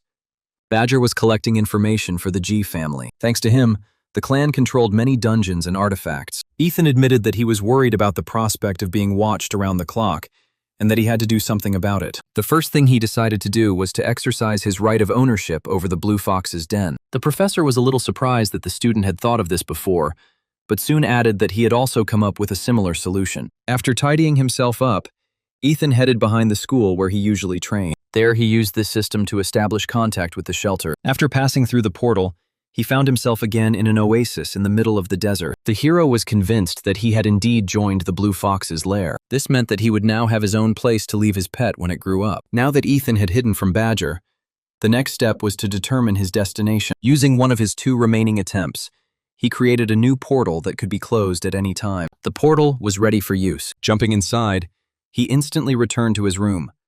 Thanks to this mastery of dungeon management, one problem was solved. However, Ethan had a new goal: to strengthen his own strength. Several days have passed since then. He spent all this time in the dungeon, but he was unable to increase his skill level, and the system did not give him new tasks. The young man understood that after he cleared the Blue Fox's lair, he would have to find a new, more difficult dungeon. And I already had one of such places in mind: the Chlorine Dungeon. It was located in the Green Zone, where the Firestone artifact was kept. From his past life, Ethan remembered that this dungeon was first discovered by a monster tamer who accidentally tripped over a rock. He simply gave the device to his pet. The monster transformed from a weak, white-rank creature into a powerful blue-rank monster in an instant. Ethan dreamed that he would take this stone and feed it to Azure. But suddenly he was distracted by his colleagues. They were animatedly discussing something, looking towards the corridor. Everyone was surprised when Iceflower, or Holly, appeared at school. However, the boys did not understand what he was doing there. To the students' surprise, the girl walked straight into the classroom where Ethan was sitting. Approaching him, she asked if his name was really Ethan. He confirmed this, a little embarrassed, and Ivy smiled and said that she knew her, as she had recently started 6th grade. Ethan was confused and didn't understand what it all meant. Ivy, the eldest daughter of the G clan, was the heir to the Jew family, a B-rank awakened being, and was nicknamed Iceflower. By all rights, she should have been transferred to the first elite class, but she ended up in the 6th class, where only E and D rank students studied. This meant that the future would take a different path. But at first glance, nothing terrible happened. He then extended his hand to Ethan, inviting them to become friends. However, he stepped back and coldly told her that he didn't want to make friends, and that she shouldn't approach him. Seeing the girl's reaction, he felt awkward. Ivy barely restrained herself from hitting him for such a rude refusal. Ethan, covering his face with his hands, admitted to himself that he simply couldn't afford to be friends with her. Ethan explained that his half-brother, known as Dragon Fist, was interested in Ivy. He said that if his brother saw this, he would become enraged and try to kill him. He didn't understand why Ivy was talking to him. The professor asked me to make some guesses, and inquired about the state of affairs in families at that time. The hero explained that there was a federation of 15 great families, a martial arts federation, and the demonic Death Lotus. The master suggested that the greatest influence came from the G clan, which inherited martial arts from the Juge family. The master added that he believed that the G family did not rely solely on their own strength, but rather that these insightful people adopted the talents of the modern era. Unlike other families, the Juge family is weak in martial arts, but compensates for this by inviting the most talented to join them. Then they even lured Iceflower, and probably sent her to test Ethan. He frowned, and wondered if this scary girl was trying to take possession of him. The master explained that at that moment he was weaker than Iceflower, which meant he had to figure out how to deceive her. But Ethan didn't want to listen to these conversations anymore, and firmly stated that he did not intend to communicate with Ivy. A few lessons later, a crowd of students gathered in the school gym. The teacher then announced that he expected the students to be ready for the exams. He noticed a new student and suggested holding a mock battle, for which volunteers were needed. When asked who wanted to leave first, someone immediately raised their hand. It turned out it was Ivy. The teacher approved of her aspirations and suggested that she choose an opponent. Without thinking twice, he pointed at Ethan. He was clearly unhappy with this choice. Soon they drew their swords and took up fighting positions. Ivy then asked him if he was ready to fight. Ethan admitted that he wasn't quite ready and wanted to understand why she chose him, but there was no time for talking. The teacher gave the order to start a fight. The next moment, the girl began to attack. Before the hero could even blink, she had disappeared from the scene. In an instant, she was in front of him and struck him with an incredibly fast sword strike. Miraculously, he managed to dodge such an unexpected attack, but Ivy immediately grabbed the sword with her other hand and attacked again. This time, Ethan managed to block the blow. Their weapons clashed, neither willing to give in to the other. Due to the surge of energy, their swords separated without colliding. Ethan realized that he was fighting an awakened B-rank being whose power was far greater than he expected. His attacks were aimed at gradually wearing him down. However, he still withstood her attack, and with each blow, Ivy's movements became clearer to him. The hero literally foresaw all of his fencing skills, as if in slow motion. After several exchanges of blows, he began to notice the weaknesses of his Iron Blood style. Ivy was outraged that he adapted to her method so quickly. After a few exchanges of words, I could already anticipate his actions and get ahead of his attacks. She understood that if she continued to delay, she would lose. Then the girl decided to use a special technique. As their swords crossed again, Ethan asked if he intended to attack. Ivy was surprised when she learned of his intentions, and it was at that moment that Ethan struck the decisive blow. His sword only lightly touched her hair. The next moment, several strands of hair fell to the ground. After this, the girl silently put the sword back into its sheath. He had no other way out of this situation, so he admitted defeat. Since then, he often indulged in dreams. But this state did not escape the attention of the protagonist. He noticed that she was confused after the argument, and wondered if it had really been such a big shock to her. At that moment, the teacher asked Ethan why he cut her hair, and what would happen if the girl took it as an insult. Ethan justified himself by saying that everything happened by accident. The master reminded them that in the future, their main opponents would be the G family and the Iron Blood Sword clan. One day they will unite and act against them, so Ethan should consider the possibility of becoming friends with them. After class, Ethan went to the dorm to visit Lazurka. However, on the way he suddenly heard Ivy calling him. She approached him and asked if he was free. Ethan replied that he had nothing to do. Then the girl invited him to dinner, and he, a little embarrassed, agreed. He didn't understand what was happening. It seemed to him that she was going to kill him. They went to a pizzeria for dinner. Ivy took a piece and bit into it with pleasure, saying how delicious it was. Ethan looked at her and thought she had a wonderful appetite. I even doubted that this pizza was really that tasty and was afraid to try it. Noticing that he had not touched his food, Ivy asked him why he wasn't eating. Ethan tried to think of an answer, but in the end he decided to just say that he didn't know why they were there. Then Ivy took a slice of pizza and remarked that he was just being too smart.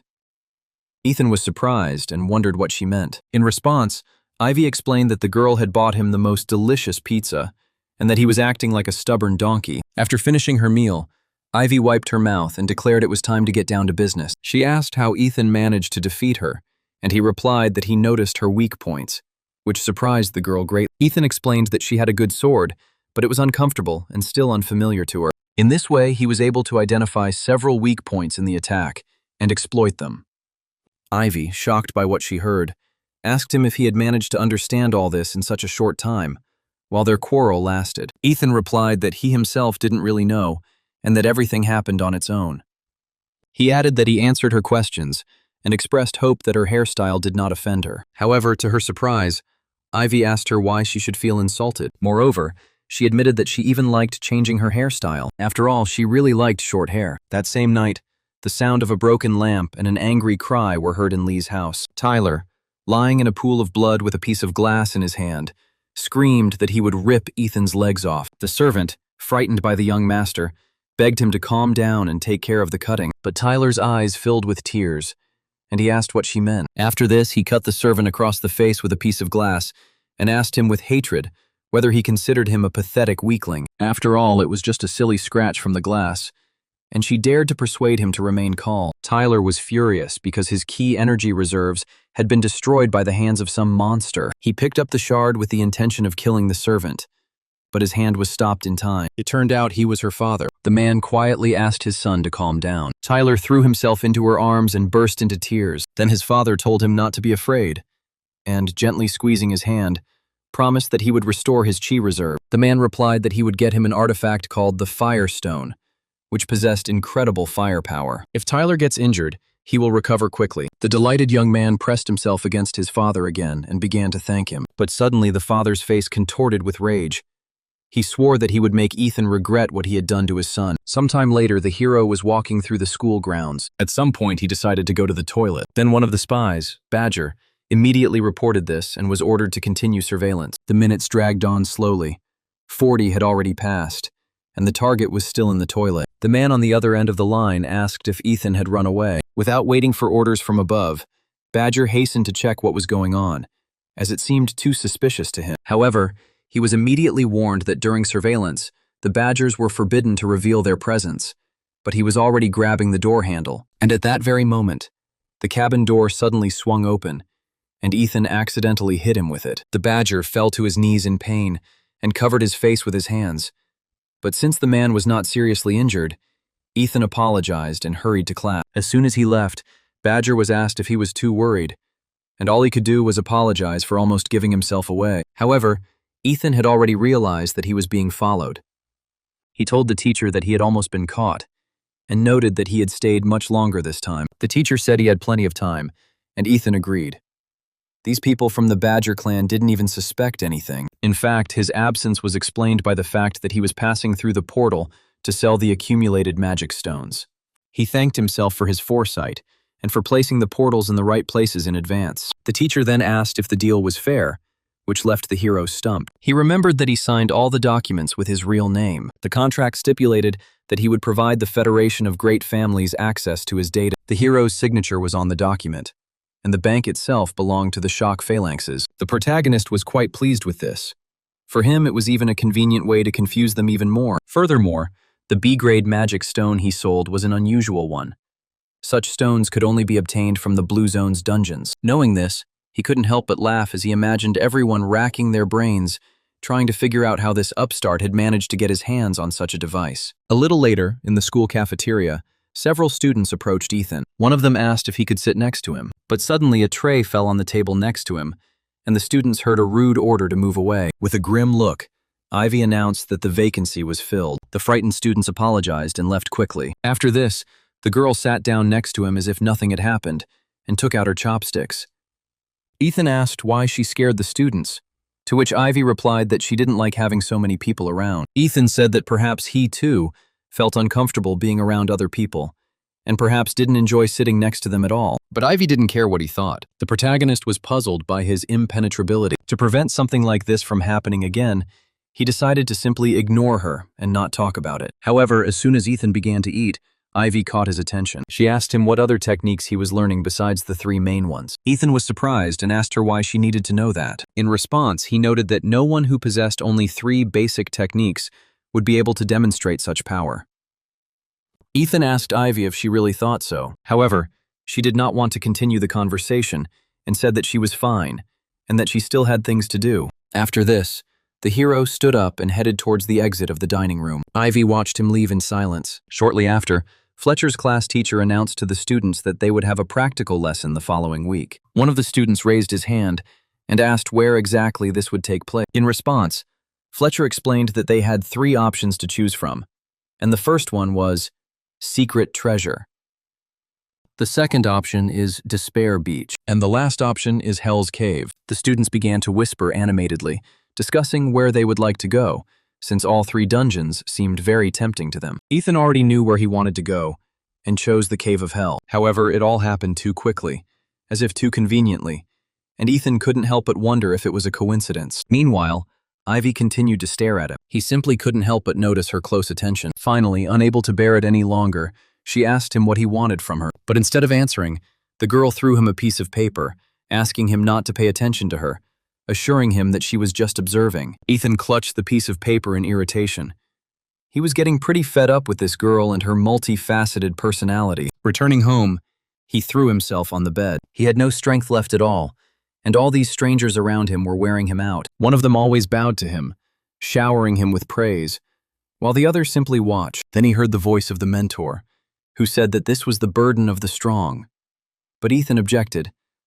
Why should the strong bear all this? In response, the teacher became furious and vented his anger and reproaches on the impudent student. But suddenly Ethan realized that something was missing. He told his mentor that Azure was not there because she always greeted him when he returned. The mentor admitted that it was strange, but suggested that the animal was simply dozing in the corner. Then Ethan became worried and started looking for the pet all over the house.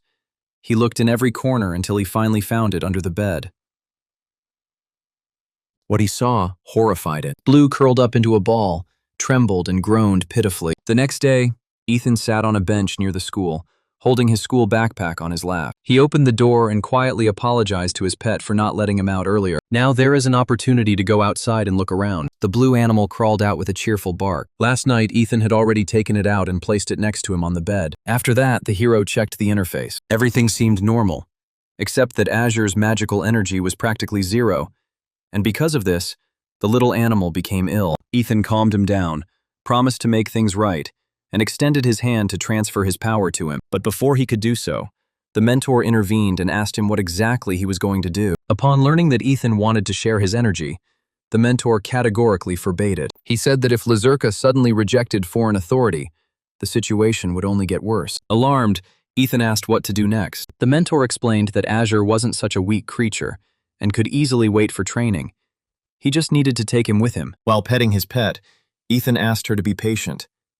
Luckily, the teacher managed to feed the animal with a little magic. Now the fox is feeling better. Ethan encouraged his pet and told him that he would definitely recover at the door. But suddenly he heard a strange voice and, reacting instantly, hid the azure in his briefcase.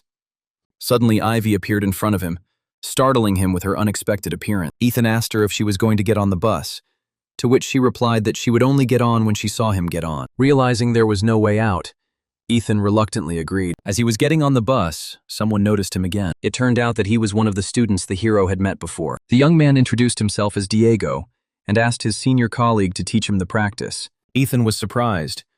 The name seemed familiar to him, as if he had heard it before. He asked her not to greet him like that again. However, Diego bowed and promised to atone for his guilt. As Ethan expected, he boarded the bus and found Ivy next to it. Once all the students had taken their seats, Professor Fletcher entered, took a head count, and reminded everyone to fasten their seatbelts. At the same time, he watched Ethan with secret satisfaction. She was glad she had chosen the cave of hell. This time, Ethan would not escape his fate. When the boys arrived at the scene, they were met by 3 people. At the head of the group was Garrett, the third-year leader, representative of the assault phalanx and the current leader of the group. Ethan was surprised that they were accompanied by a squad of stormtroopers. After all, it was an elite military corps whose members possessed sea-level strength. For an ordinary student, such a mentor was too luxurious a form of support. After thinking about it, Ethan realized that they most likely wanted to kill him, or they already knew about the Firestone and knew where to look for it, although it could not be ruled out that both options were true at the same time. Noticing that there was a hero among the students, the members of the strike team silently agreed to begin the operation. But he just smiled. These people didn't even try to hide their intentions. This family had everything under control. Ethan decided that he didn't care if his enemies thought he had actually been trapped. At that moment, Ivy suddenly felt an ominous premonition. Sensing that something bad was happening, he instinctively prepared to draw his sword. He turned sharply towards the place where the main character had just stood. The girl was haunted by the disturbing thought that this had happened just a moment ago. Ivy didn't understand why the hero suddenly began to emanate such a furious, almost predatory thirst for blood. Meanwhile, the group of attackers confidently advanced through the dungeon along with the student. But suddenly Garrett stopped and explained that beyond them lay an unexplored part of the dungeon. The professor admitted that he fully understands his students' curiosity, but can only guide them in safe directions. On the contrary, having learned about the unknown area, the students only became even more interested. Fletcher noted that it wasn't every day that one got the chance to visit a place like this, and asked Garrett if they would be allowed to see it. The commander thought for a moment. After all, his entire group was nearby, and they could keep an eye on the curious students. However, Ivy quickly intervened, reminding them that the students should only be shown safe areas, as this was a training exercise. His words could completely derail Garrett and Fletcher's plan. Unexpectedly, Ethan himself spoke out in support of this idea. He asked Ivy what was wrong, and suggested that they look around a little more because it would probably be fun. Hearing this, Ivy indignantly asked if he had gone crazy, but Ethan just smiled and remarked that we all sometimes want to explore a little of the unknown. He also reminded them that their mentor and a whole group of attackers were nearby, so there was nothing to be afraid of. Garrett accepted this as the majority opinion and suggested moving on. They soon encountered several goblins. Blending into the shadows, Garrett silently appeared behind one of them and instantly took his life, plunging his sword straight into his throat. The second goblin, realizing the death of his comrade, ran away, but he too was unable to escape. Garrett threw down his sword and stopped the fugitive. He then took the weapon, carefully cleaned it of blood, and calmly asked if they could continue on their way. The students were dissatisfied. They felt that everything ended too quickly, and that they had not seen anything truly interesting. Then Garrett simply shrugged and explained that everything in those places was the same, and there was essentially nothing to see there. But suddenly the dungeon was shaken by an earthquake, the earth trembled, and everyone was almost knocked off their feet. While the students were trying to figure out what had happened, Garrett loudly ordered them to run to the portal immediately. He explained that it was not an earthquake, but a much more terrible phenomenon. A wave. Hearing this word, the students realized that the situation was taking a dangerous turn and rushed to the exit. Diego and Ivy went with the others, but soon the girl felt that something was wrong and turned back. To his surprise, he realized that Ethan had completely ignored the instructions of his mentors and fallen behind. Ivy ran up to him, exclaiming why he was standing there, but was immediately intercepted by the teacher. Fletcher abruptly declared that it was too dangerous to return. It was at this moment that Diego ran up to the hero and shouted at him to leave immediately, because there was mortal danger there. He almost reached Ethan, who was only a few meters away from him. But before he could finish speaking, the door suddenly slammed shut right in front of Ethan. Diego fell to his knees next to the stone slab, a step away from his companion, but it was too late. In desperation, he began to beat his fists on the stone and shout loudly to his senior colleague, asking if he was alive. Then Ethan replied that everything was fine and told them to stop yelling. Diego agreed and told the teacher that his senior colleague had fallen into a trap. But before the mentor could say anything, Garrett intervened and suggested that everyone leave immediately. Realizing that nothing could be done at the moment, Diego agreed to the evacuation. However, at that moment, Ivy broke free from the teacher's grip. She shouted loudly at Ethan to wait for them where they were and not even think about leaving. He replied that he understood everything perfectly and asked them to leave quickly. Hearing the footsteps fade away, he calmly told Lazurka that she could now leave. The blue fox climbed out of the suitcase with a satisfied look. It turned out that he had finally managed to regain his strength. Ethan then placed the animal on his shoulder and headed deeper into the cave. After some time, one of the goblins noticed the shadow of a man on the wall. He proposed a plan to his comrade.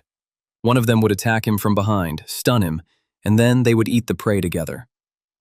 As the man approached, the goblin pounced on him, but the plan failed. The problem was that Ethan had a knack for passive intimidation. Because of him, he and Lazurka looked like demons in the eyes of the monsters. Now the monsters could only tremble with fear. The goblins fled in terror, and Ethan walked past them indifferently. As he progressed through the dungeon, Azure absorbed low-level dark energy. Thanks to this, he received the passive ability Evil Energy, and after fulfilling the interrelated conditions, also the ability Absorption. In addition, thanks to the C-rank energy, the fox learned to absorb scattered evil power and transform it into high-quality energy. But the hero was much more interested in the SS rank skill Absorption.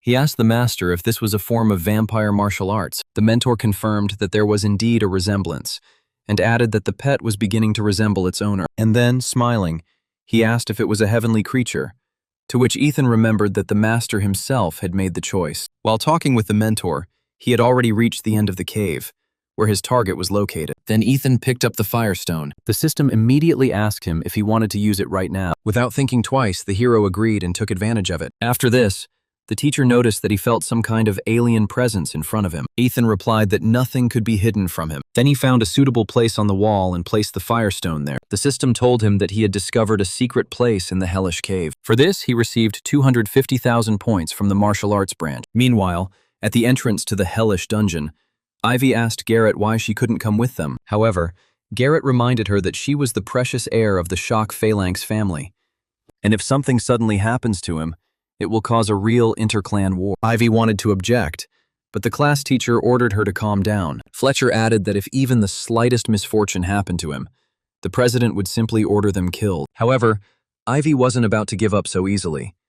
She couldn't shake the feeling that something was wrong here. Furthermore, it seemed to him that these people did not get along with Ethan, and he began to suspect that there was a conspiracy against Ethan. Suddenly, a system notification appeared in front of everyone. To everyone's surprise, the dungeon level changed, and the danger level increased from green to blue. The Mouse King was furious because someone had entered his leader's lair. Meanwhile, in the depths of the hellish dungeon, an army of mice began to shoot arrows at the hero. However, the hero remained motionless. With one movement of his hand, Ethan deflected all the arrows. A rider on a mouse with a flaming spear appeared nearby. But before they could continue their attack, Ethan cut off their heads in the blink of an eye. Immediately after this, the system inundated the hero with messages about the murders of mouse warriors, but the task remained uncompleted. Ethan tried to complete the task, but it was never completed. But there was also a positive side. It seemed like the hordes of mice would never stop, no matter how many I destroyed them. Soon, a humanoid mouse appeared, slightly larger than the others. Ethan assumed it was the commander. The commander stated that there was only one man in front of them, and that if they attacked him with all their force, they could tear him to pieces. The army rushed at the hero, but he easily routed their ranks one by one. As Ethan approached, the commander realized that things were going badly for him. He ordered to kill this man at any cost, but soon it was his turn. The hero instantly appeared next to him, right behind the mouse commander. Then he kicked her head off and she flew off. The head stopped only when it was crushed by a giant paw. Ethan encountered an unexpected enemy, a monstrous mouse boss. In anger, he asked his subordinates if they really meant that his domain had been desecrated by one man. At this moment, the students exited through the entrance to the dungeon. Garrett told his subordinates that he now had a legal basis not to interfere, as the dungeon's level had increased. This was apparently due to the discovery of the Firestone deposit. This means that they will return later only to remove Ethan's body from the dungeon. Meanwhile, in the hellish dungeon, the mouse boss menacingly asked how the human dared to invade his territory. Ethan clarified, if he understood correctly, that this particular monster was the lord of the dungeon, Hell. And if this is so, then Hell seems laughably absurd. A gigantic human body with a rat's skull. Hearing these words, the chief became furious and shouted that he would tear out the man's tongue and then swallow it. Then Ethan prepared for battle. But suddenly Lazurka appeared in front of him, completely confusing him. The hero tried to stop the animal because it was too dangerous. However, the fox cub rushed forward to take the blow from Inferno's axe. Suddenly her eyes glowed a bright blue light. Then the fox cub suddenly showed his ability to absorb. What he saw shocked Ethan. Chief Inferno was afraid of the puppy and didn't want to die like that. But Lazurka quickly grabbed him and defeated the monster in a matter of seconds. The hero, chuckling slightly, admitted to himself that he was ready for a long fight with the boss. But the small, animal-like creature immediately settled everything. After recovering from the shock, Ethan scolded Lazurka for scaring him so much and jumping. He stressed that it was impossible to interfere in such dangerous fights without permission. Placing the fox on his shoulder, the hero admitted that he had no idea about Azure's ability to absorb other monsters. And at that very moment, the system showered him with rewards again. And it turned out that he had simply defeated a high-level boss. While the hero was checking the rewards, Inferno's body began to disappear. Instead, we saw something familiar.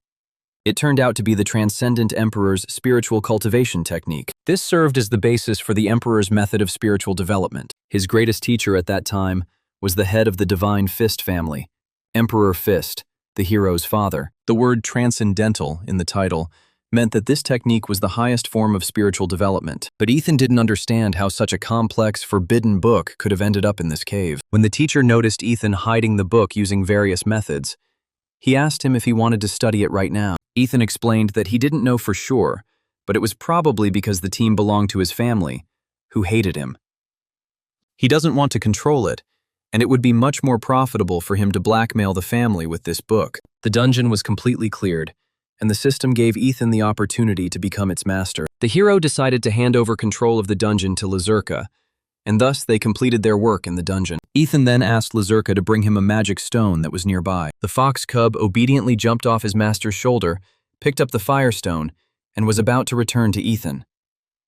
However, Azure suddenly stopped. Ethan tried to reason with the animal, but it resorted to the stone-absorbing technique. Meanwhile, Garrett clarified whether Ethan had indeed understood the route correct. His subordinate confirmed this, noting that the location matched what was marked on the map. This meant that Ethan had indeed obtained his firestone. However, Garrett could not understand how this loser managed to get out. At this point, the system again reported a change in the dungeon level. The security level turned green again. The members of the attacking group were perplexed, trying to understand why this happened. Soon Ethan himself came out of prison. At that moment, Garrett and the others were paralyzed with horror. The hero then asked what they were doing here and why they were interfering. Garrett remembered that Ethan couldn't survive without defeating the dungeon boss, which meant he got the firestone. Ethan wondered what benefit they would get if he actually had the stone. Garrett tried to contain his anger and did not believe that such a hero could find such a stone. The operation was interrupted, and action was required because Richard insisted on handing over the stone. But if Ethan had actually eaten it, it would have taken him time to digest it. And if they fail to deliver the stone, they can still use the hero's blood to deliver it to the Emperor of the Fist. Suddenly the ground shook again, catching the squad members off guard. As soon as the hero released the energy, the attacking group nearly fell. Even after this, Garrett was reluctant to admit that Ethan had become so strong by absorbing the stone. In any case, he ordered his subordinates to retreat. Suddenly, Ethan burst out laughing, confusing the attacking team. Then he wiped away the tears of laughter and told himself that they probably thought he had revealed all his power to them. Immediately after this, the system notified everyone that the owner of the hellish dungeon had closed the exit. Then Ethan came up to them and explained that now they would not be able to leave the dungeon alive. Meanwhile, outside, the students watched as the entrance to the dungeon suddenly closed. Diego, finding no place to worry, paced back and forth after Ivy, but she immediately asked him to stop moving like that because it was irritating. And, realizing that he was bothering her, Diego apologized. Ivy continued to watch the portal and did not regret anything. Her goal was to evaluate the hero's abilities. She followed him everywhere, although she could never understand his true power. Ethan has already defeated Tyler the White Ice Demon in this competition. Ivy concluded that he had been carefully concealing his true abilities. She was sure that Ethan would survive, and this only strengthened her conviction. Suddenly, the chains holding the entrance to the dungeon began to shake. The next moment, they exploded. The students were surprised to find that the entrance had finally opened. Ethan left, but Ivy was surprised to see that he was bleeding. After taking a few steps, he fell, but Ivy managed to catch up with him. She picked him up in her arms and asked the hero to look at her and ask what happened. When the hero raised his head, Ivy was convinced that it was indeed him, but she remained perplexed, not understanding how all this had happened. 3 hours passed, and people began to lose patience. The host complained that everything was dragging on and suggested that the reason might be related to the Divine Fist family's attack power. The presenter added that the vibrations in the dungeon usually last no more than 15 minutes, although the attacking group usually reacts faster. Upon hearing this, the operator was amazed and admitted that it was really impressive. Suddenly, the man realized that something strange was happening. The doors of the dungeon suddenly began to move strangely. The men very quickly realized that they were starting to lose ground. The story began a few hours ago. During the hero's clash with the attacking squad, one of its members noticed that Ethan had never been so strong and was about to leave. Before he could finish speaking, his head instantly separated from his body. Garrett, seeing that the fighters were stunned, asked why they were shaking and afraid of some student. He ordered Ethan to be killed immediately, after which all members of the strike force rushed towards him at the same time. However, Ethan kicked the ground, causing an explosion of energy that struck all the enemies. Even Garrett trembled when he saw this, because he had never met such a maniac as Ethan before. Trying to hide the tremor in her voice, she asked if Ethan thought he could get away with it. Ethan simply reminded Garrett that he was also a member of this family, and hinted that he might have forgotten about it. Garrett was outraged and exclaimed, "How dare this man with such filthy blood say such a thing?" However, before she could add anything, Ethan grabbed her face. He reminded everyone that without evidence, no one could confirm the murder. Under Garrett's watchful gaze, Ethan twitched his sleeve and a small dagger flew out. As he picked it up, he warned Garrett not to hold a grudge against him, as he was the one who started all this in the first place. After a short fight, Ethan easily destroyed the members of the attacking group, and then felt someone's presence. Turning around, he saw who was behind the stone. A mouse awkwardly peeked out from behind a rock and asked why Ethan had called her. Ethan explained that there were bodies lying everywhere, and it was his job to clean up the mess. The mouse immediately accepted the order and called the members of its family to carry out the master's will. It turned out that the mouse understood human speech perfectly and possessed intelligence, which made it an ideal candidate for manipulation. He turned to the mouse, approached her, and lightly threatened her with a dagger, declaring that she was now responsible for this territory. Then Ethan handed him the dagger. Then the mouse asked what it was and why he needed it. Realizing how successful his plan would be in the future, Ethan couldn't help but smile. Meanwhile, somewhere in the city, Ivy asked what happened in the dungeon and if Ethan was okay.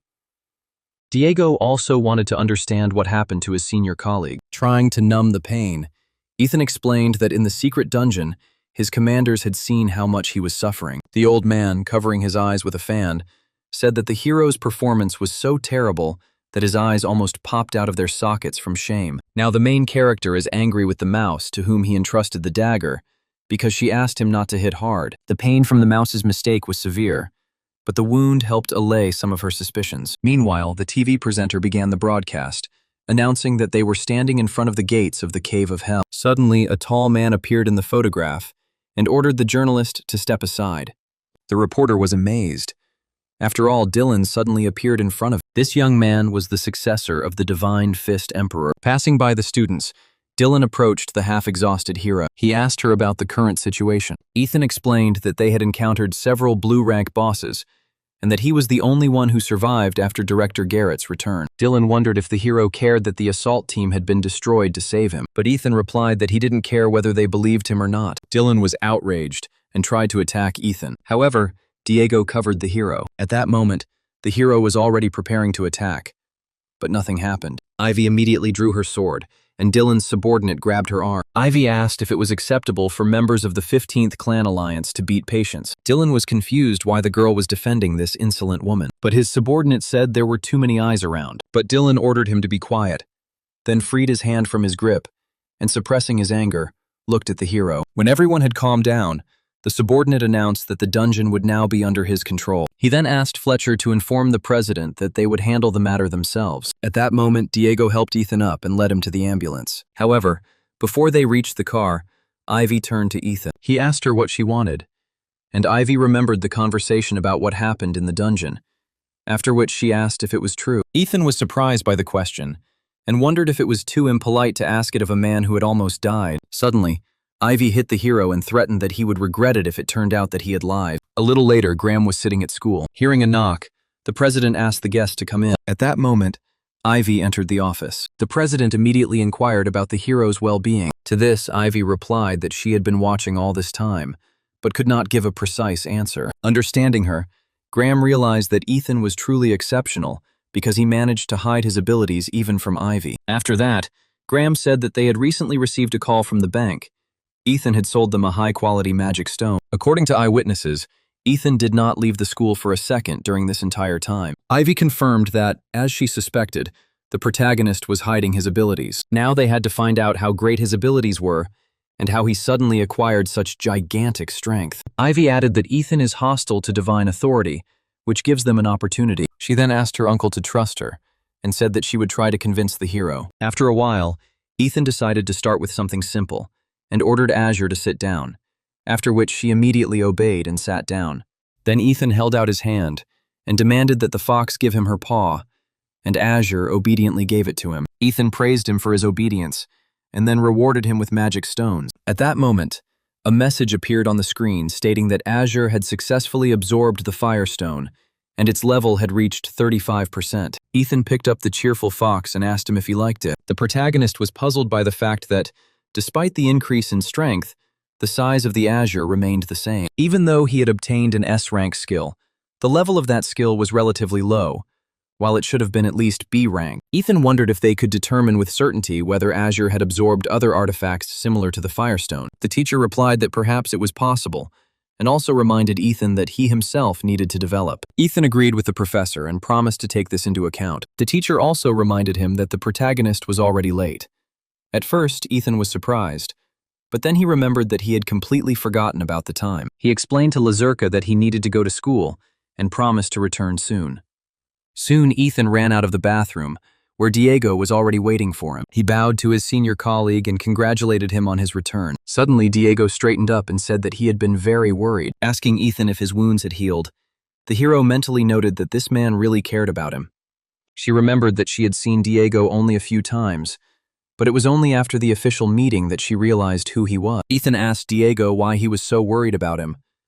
Diego felt awkward but answered anyway. I had previously heard Ethan teach a lesson to bullies who were bullying other students, and it made a big impression on me. That's why I really respected him. Ethan realized that the respect he received was due to the fact that he punished the offenders, when in reality, the reason was that they bothered him.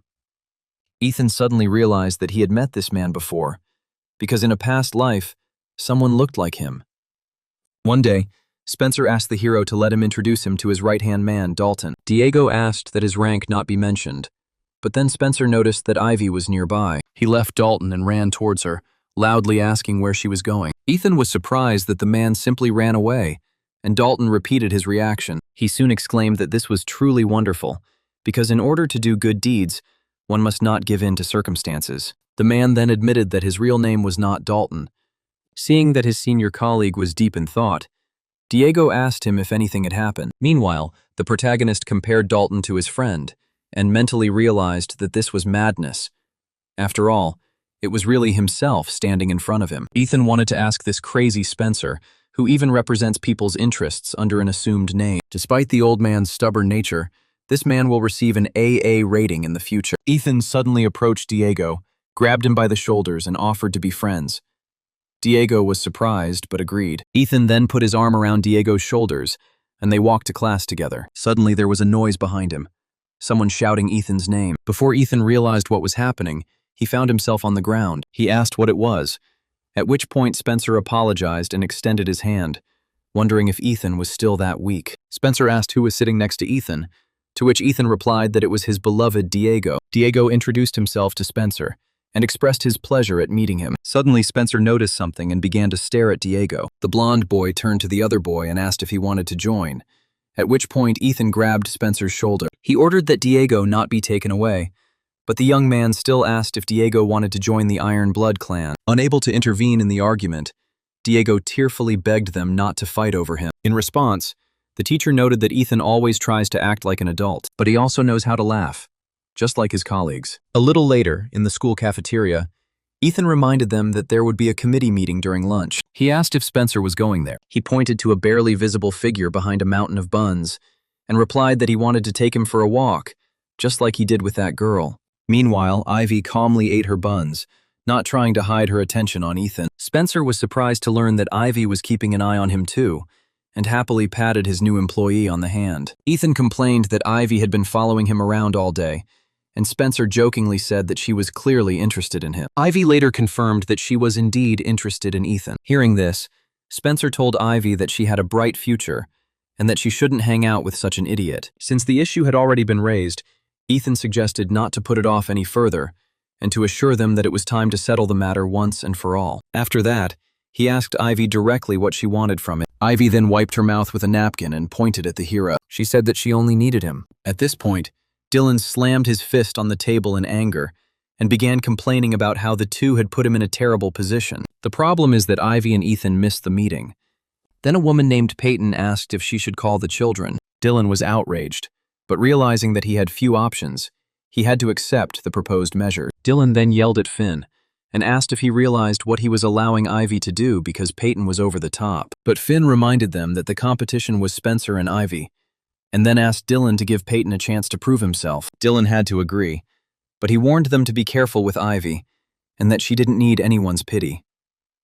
Peyton then asked the two of them to trust her completely in organizing what was happening. Meanwhile, in the school cafeteria, Ivy once again declared that she only wanted Ethan. If her family can accept it, she is willing to promise to fulfill any of their wishes. Naturally, Ethan did not want to get involved in internecine strife, but he understood that he needed the help of his allies. It would be even better if these allies had excellent intelligence, but it is certainly too early to talk about this. After some thought, Ethan agreed with Ivy. He said that he understood all the conditions. He announced that he wanted Ivy, which surprised both her and Spencer. Ivy asked him what he just said, and Spencer tried not to show any emotion. Then Ethan laughed and explained that he was joking. At that moment, Ivy threatened to kill him. Ethan began to justify himself, claiming that it was just a joke and that he was simply repeating his words.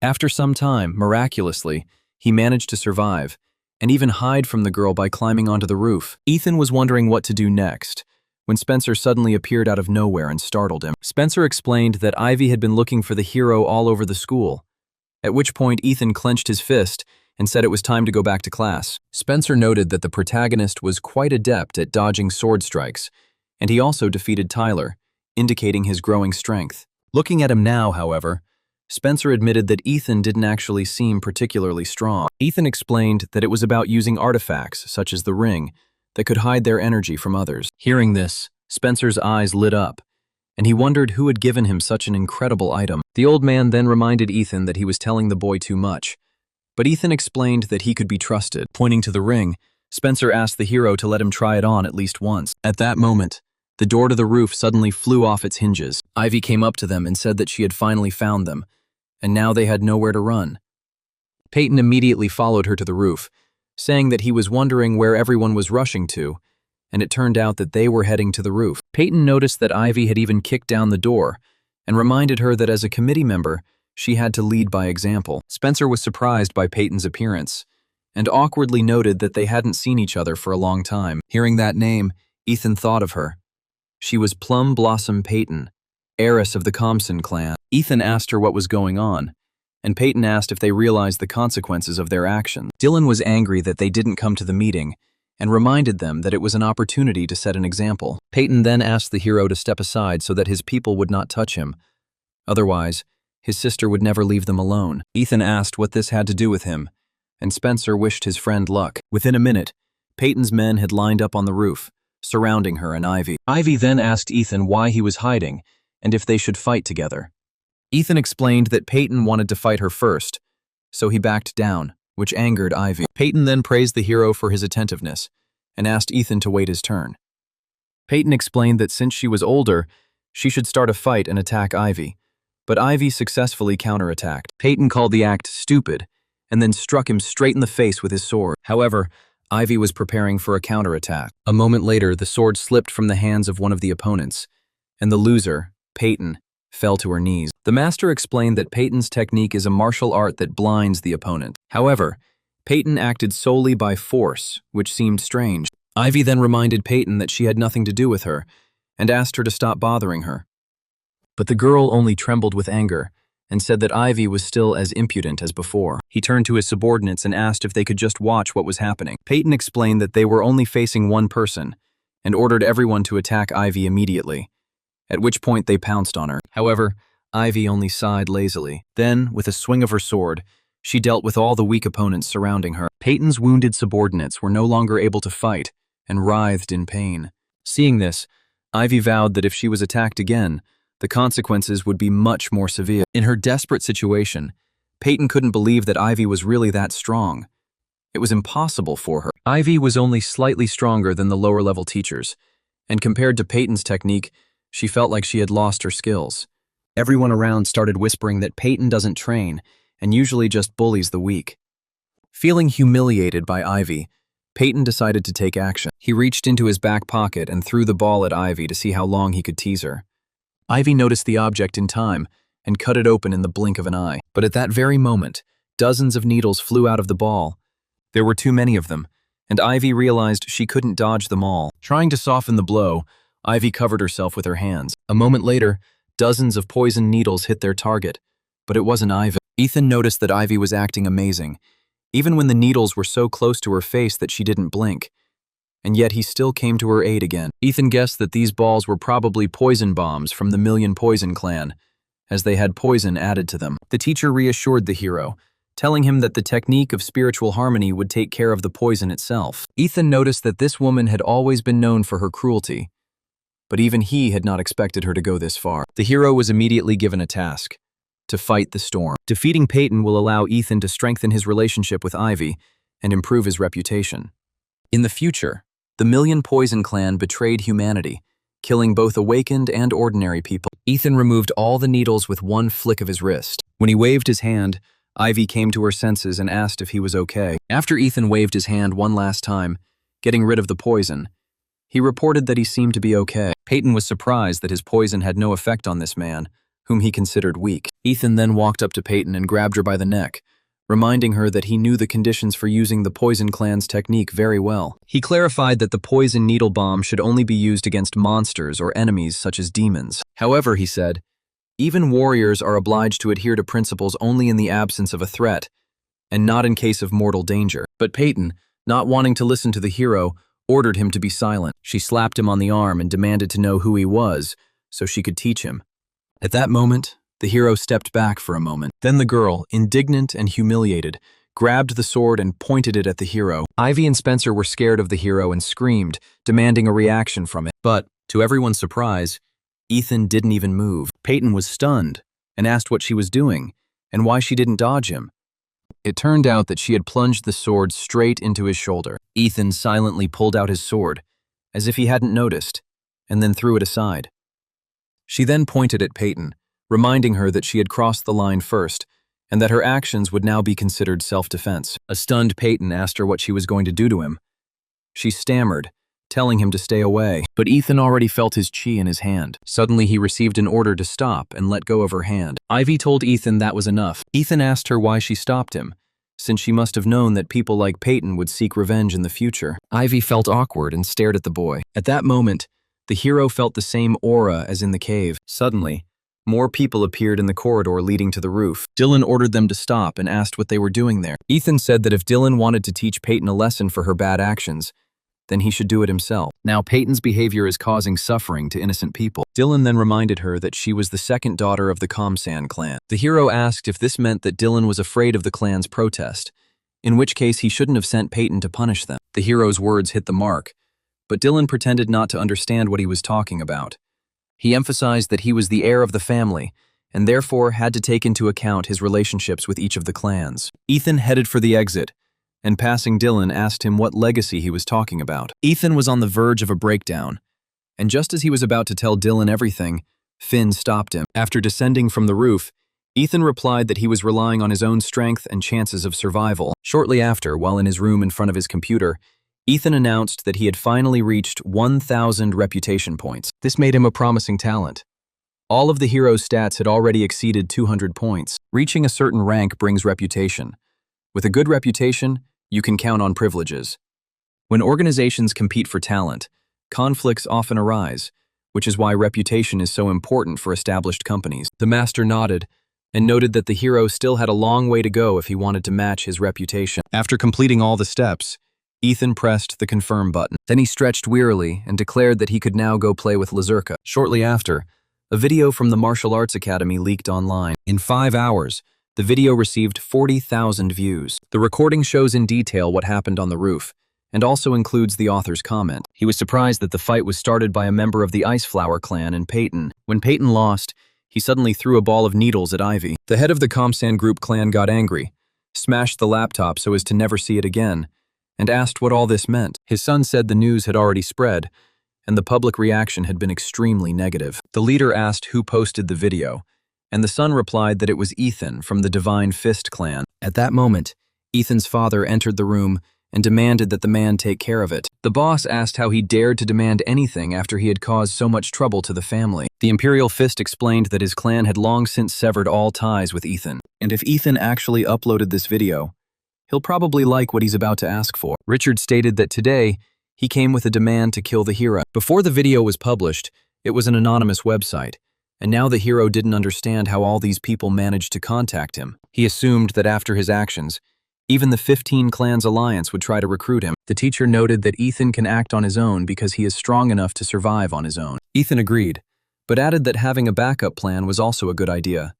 Now they needed to make the most of this pawn. Before asking for help, you need to find the hereditary plant, the Flower of Heritage.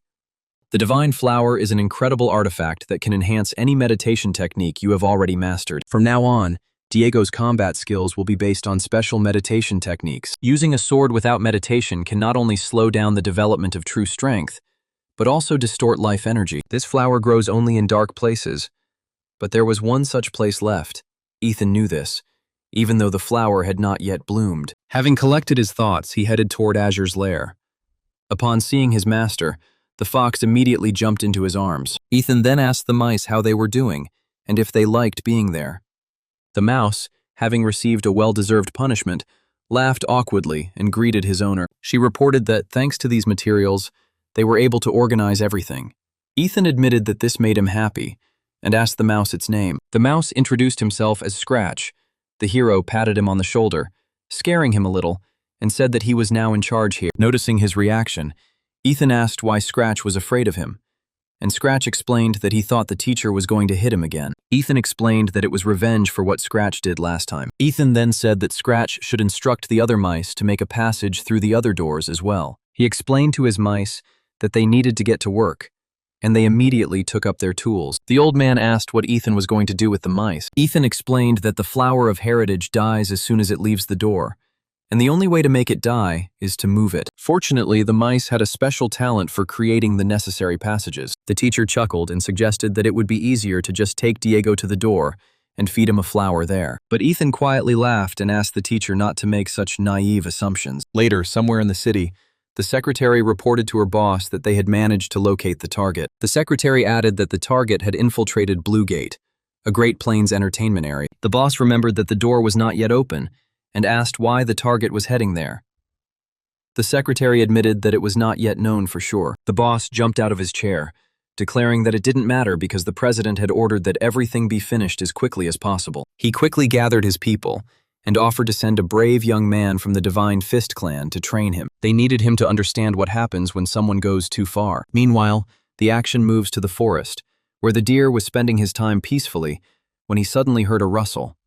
He quickly disappeared from the invisible hero. Ethan complained that it was difficult to move through the swampy terrain, but the goal should be close by now. Suddenly, Ethan noticed a soft glow emanating from the rock he was resting. After a long search, she finally found the Flower of Heritage. Ethan immediately knocked on the door, and the mice came running out to him in a whole crowd. Scratch was glad that Ethan called them because they were waiting for their order. The hero then pointed to the Flower of Heritage and asked Scratch and the mice to create a passage directly underneath it.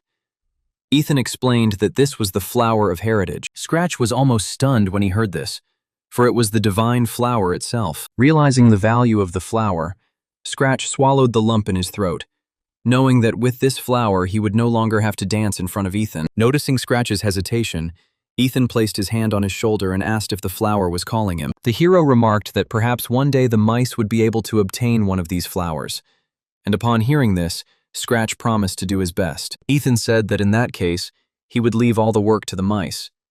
But Scratch asked him why Ethan didn't go with them himself. The hero answered this question later, since he still had a lot of things to do there. After working with the Flower of Heritage, Ethan began searching for something in the forest. He soon discovered a small village inhabited by monsters that resembled wild boars. Ethan tried to count them from a distance, but after counting 7, he realized there were many more. Meanwhile, the orc guard was dozing at his post until he heard a loud crash. He opened his eyes and saw a stranger. It was Ethan, heading towards the orc city using the royal command technique, frozen in an awkward running pose. Realizing he had been discovered, Ethan greeted the guard. The guard shouted that a man had arrived. The old man explained to the student that the royal command technique had several peculiarities, and due to its power, even one step would make a noise.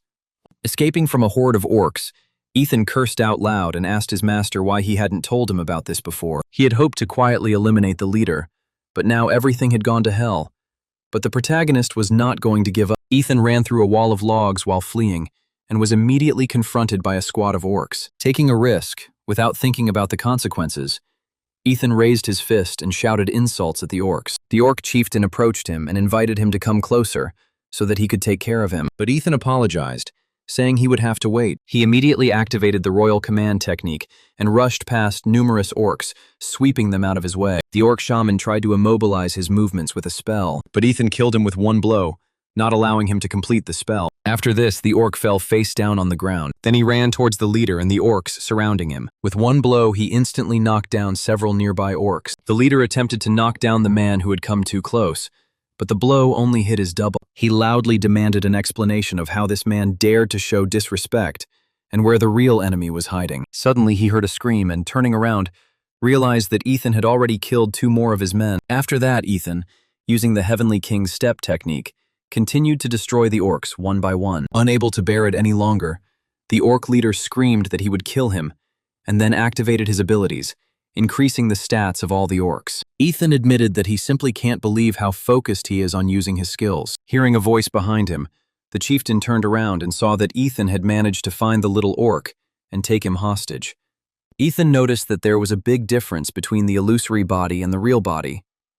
The real body was quite fragile. The chieftain threw down his axe and asked the hero not to do this, to which Ethan replied that he had to act, after which he clenched his fists. After killing the boss, the system bombarded the hero with notifications, and he received 500,000 points. Although the gates were not yet fully completed, the reward was significant. Ethan was disappointed by the lack of combat manuscripts, but after seeing the treasures, he realized it was still worth it. Ethan received an orc leather vest, as well as a double-bladed bloody axe. At that time, the protagonist possessed first-class B-rank artifacts that were ideal for the auction.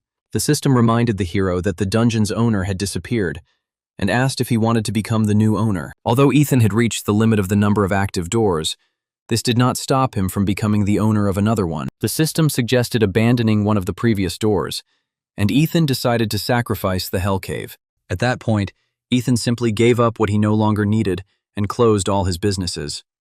Suddenly, the system notified the hero that an unregistered user had entered his new territory. Ethan quickly checked everything, and using his rights as the owner of the dungeon, opened the projection of the entrance and recognized the ghostly killer. The old man asked if he knew the man, and Ethan replied that he was a nasty guy who would do anything for money. The teacher assumed the target had come to avenge his actions. Ethan admitted he had expected that. The system asked what to do with the violators, and Ethan ordered to simply exclude them from the system. Meanwhile, at the entrance, one of the killers was wondering why this brat had come, since he had only made their task more difficult. But the boss forbade his subordinates to criticize the object of criticism too harshly. He noted that the story of a naive schoolboy who went into a dungeon and died alone is quite funny in itself. The boss even chuckled, realizing that in this case they wouldn't have to do anything at all. Suddenly, the subordinate screamed in horror. They told the chief that they were put in chains and dragged towards the exit. Before he could notice anything, one of the chains grabbed his leg. The chains tightened, knocking everyone off their feet and dragging them toward the door. A few moments later, they were all expelled from the dungeon and returned to their world. Ethan easily eliminated the threat, allowing him to say goodbye to the Phantom Killer. That same night, a long line formed at the entrance to the building where the event was taking place in the city. Among those standing in line was a man in a hood. When his turn came, the security guard suspected that he was looking at an ordinary student. That's why he demanded to see identification. Ethan telepathically informed the guard that even after 4 decades, revenge for money was still elusive, which surprised him. He also said that nothing would happen to him because of this, since he was just passing by. The guard let him pass, bowed, and apologized for his rudeness. Entering the building, Ethan descended a long flight of stairs and soon found himself in the auction room. The auctioneer presented the spherical artifact to the guests, noting that it increases heat resistance with normal use. The starting price was set at 50 million. Many people wanted to get their hands on this device, and the price quickly skyrocketed to 60 million. Ethan approached the auctioneer and said that he had come to sell his things, but, noticing his appearance, the employee did not take him seriously. The auctioneer closed his eyes and asked to put the goods on display. But Ethan had already begun laying out his treasures on the table. He asked to sell them as soon as possible and transfer the money to his bank account. The worker then thanked the hero for using his services and informed him that he could track the status of sales through an app on the dark web. Soon, all the items were handed over to the appraiser, and just by looking at them, he was able to determine that they were above grade C. The appraiser raised his monocle to the large blue stone and was immediately impressed by the system's assessment. It was a B+ class magic stone. After that, he quickly began to evaluate the remaining items, all of which belonged to orcs. The appraiser was surprised and wondered if these results meant the client had thoroughly searched the Great Plains. He asked the worker if he remembered the man who sold all these goods. The worker admitted that he wasn't entirely sure, as the man was wearing a hoodie, but his voice and build made it clear that he was a high school student. The guard confirmed his words and clarified that he let the young man through after speaking to him telepathically. The appraiser was struck by the mention of revenge for money, since his grandfather had only revealed the password to trusted people. I didn't understand how an ordinary high school student could say something that even the most important people didn't know about. The situation turned out to be more serious than he expected, and he dared to tell his grandfather about it. Meanwhile, a local blogger addressed viewers and reported that he was standing right at the entrance to the Great Plains of Viraga. The man tried to enter the dungeon, but the owner of the door told him that he was entering without permission. The audience was surprised and tried to figure out who the door belonged to. Ethan got angry and thought that people never got tired of doing things like that. This was frustrating for Ethan, as he had been receiving similar notifications for several days in a row. Suddenly, he received a message through the app. 2.5 billion coins had been credited to his account for the artifacts he had sold. Ethan glanced at the amount and admitted that the old man had been generous. Until recently, he had expected to receive next to nothing for his commission, but the teacher advised Ethan not to answer, as the other person might be too nervous. Ethan asked if the teacher meant that he would have to obey him first, to which the teacher nodded. Ethan himself did not consider this a problem. Moreover, something more important was happening at that moment. He looked up to see Azure sleeping on a floating rock, dozing next to the hereditary flower. Thanks to their help, we were able to successfully reproduce this ancestral flower. The idea is that Azure will absorb mana from the recreational planes through the Skygate and distribute it to the Blue Fox lair. As a result, the energy in the air of the lair was now twice as strong as before and more concentrated. Ethan laughed and said that everything was fine and hoped that it would continue to be that way. Suddenly, a new system message appeared, informing that Ethan had completed the Divine Flower's special quest. The space of the Blue Fox's lair began to glow. Then the system reported that something unimaginable was happening, and the owners of the doors in the Black Zone were shocked. Hearing this, Ethan was surprised, grabbed the system window, and tried to understand what was happening. Suddenly, the space above him expanded, and he flew into a black abyss. During his fall, Ethan passed through numerous crevices, receiving messages that he was being watched by the owners of the area. There were so many messages that the hero got a headache, covered his ears with his hands, and begged the system to stop. But the messages kept coming one after another, and suddenly he heard the teacher's voice and immediately opened his eyes. After the incident, Ethan, still shocked by what had happened, tried to catch his breath. However, when the teacher asked him if he was so happy about the reward he had received, He thought the student had gone crazy. Ethan was surprised and confused about what the professor was talking about, as he had recently seen reports of black doors. Ethan was surprised. The reward message for leveling up the Blue Fox Den remained the same. Ethan wondered if he was mistaken, but quickly dismissed the thought, as he had never encountered anything like this before. It was known that there were about 20 black doors in the world. If this information were suddenly revealed, humanity would literally go mad with fear. Realizing this, Ethan quietly turned to the teacher and asked if he thought he was prone to creating problems for himself. The next day, a mysterious killer arrived at the martial arts school and began to think. He asked if this was really the school his target was heading to. He asked his subordinates what was happening with the protection, to which one of them replied that everything had already been checked and they knew how to destroy it. The phantom assassin praised his subordinate. This was his second chance to kill the young man after a disgraceful first attempt. If he fails now, he won't be able to look his boss in the eye. He revealed that his target was Ethan, of the Divine Fist clan, and ordered them to find him. Meanwhile, the hero was sitting in class and chatting with friends. Soon the break began, and the children were finally able to rest. Ethan opened the interface to check his stats.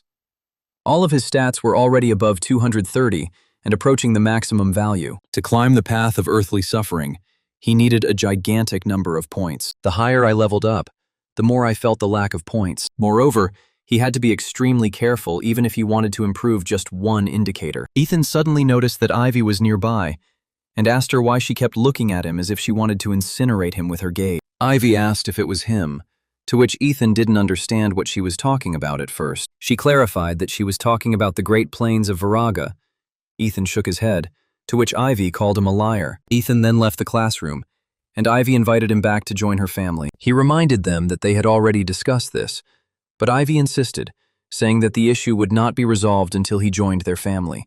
But Ethan said he didn't need anything because he already had everything he needed. Ivy warned that if he continued like this, she would have to take action. She threatened to tell everyone that this door belonged to Ethan. Since she was confident, Ethan offered to provide her with proof. Ivy noticed that even without him, the alliance of 15 clans and samurai showed interest in him. The girl suggested that he really enjoyed being the center of attention. The hero raised his hands and admitted that he had lost, since the situation had developed in such a way that he had no objections to the alliance. Ivy agreed that that was enough. Ethan opened the weapon cabinet, pulled out a spear, and asked Ivy if she realized how stubborn she could be. She was surprised and asked him if he really thought so. Ethan replied that she was as strict as a school principal, which made her very angry. He then finally began practicing the SS-class Infinity Spear technique, which is a fundamental technique. He decided to train until he mastered it perfectly, so as not to repeat his previous mistakes in the Heavenly King Step technique. After changing, he went out to practice with the other students. Ethan began performing movements using the new technique, but it turned out to be more difficult than expected.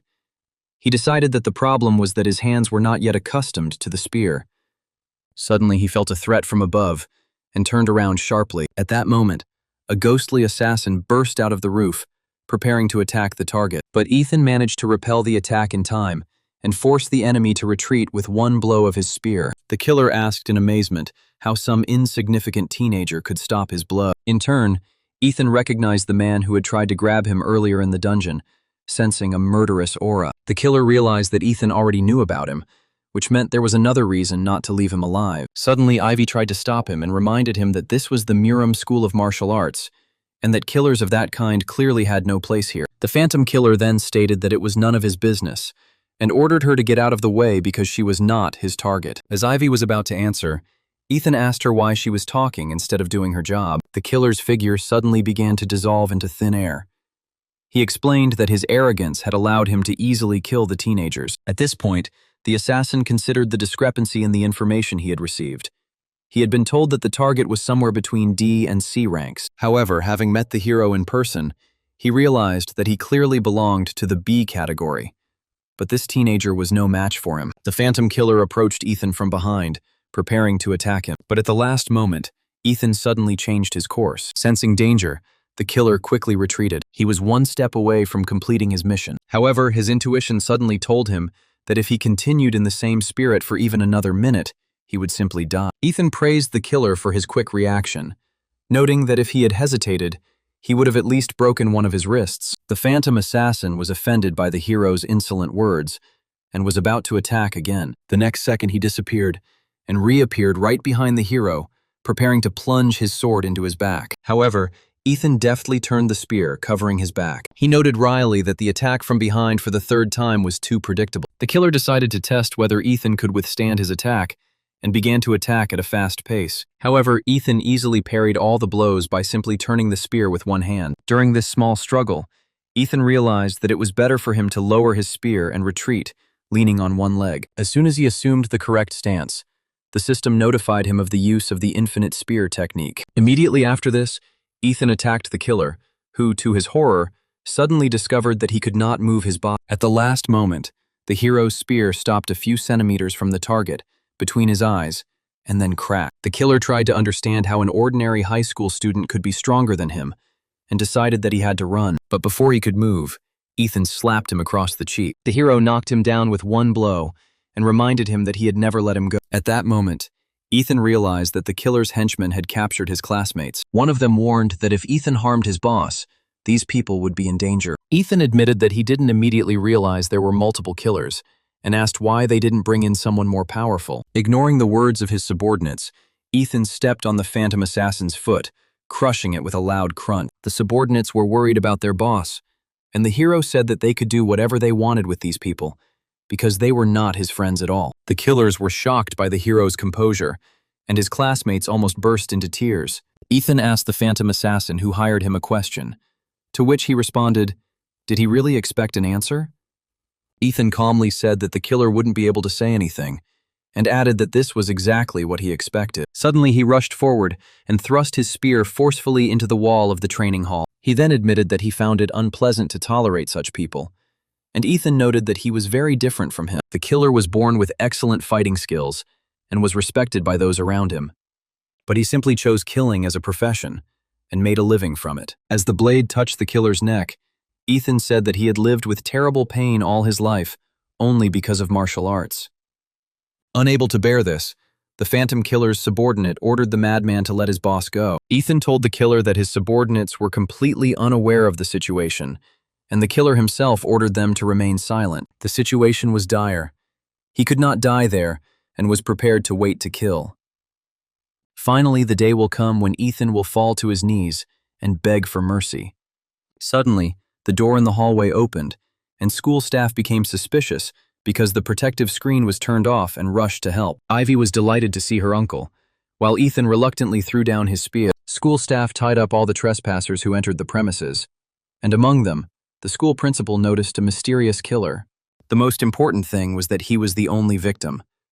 The president believed that Ethan had been the first to defeat his leader. At the same time, he was shocked by what had happened. He knew Ethan was strong, but now he clearly saw that he was facing a real monster. Graham began to doubt that Ethan could be an ordinary high school student. Suddenly, the phantom assassin chuckled softly, and President Graham asked him what was so funny. The killer thanked the president for the precise time of arrival, explaining that if he had been even a minute late, he would already be dead. The president admitted that he hoped the mysterious killer did not expect to escape punishment. This killer began to irritate the president because the Comsan Group clan protected him and released him. The president turned to Arthur and asked if it would be acceptable for them to solve the problem themselves, but Ethan replied that he had not finished his business with them yet. Approaching the phantom killer, he asked everyone to wait a little. Suddenly, a loud crash was heard in the room, and the extracted tooth rolled across the blood-soaked floor. The defeated ghost fighter begged the hero to stop, but he ignored her pleas and kicked her in the head. The killer reminded him that Ethan had already destroyed his elixir, and then asked if he hadn't been tortured enough already. Ethan replied that he didn't need anything, and hit the killer on the head again. The president and the phantom killer's henchmen watched the beating with their mouths open. Impressed by the hero's actions,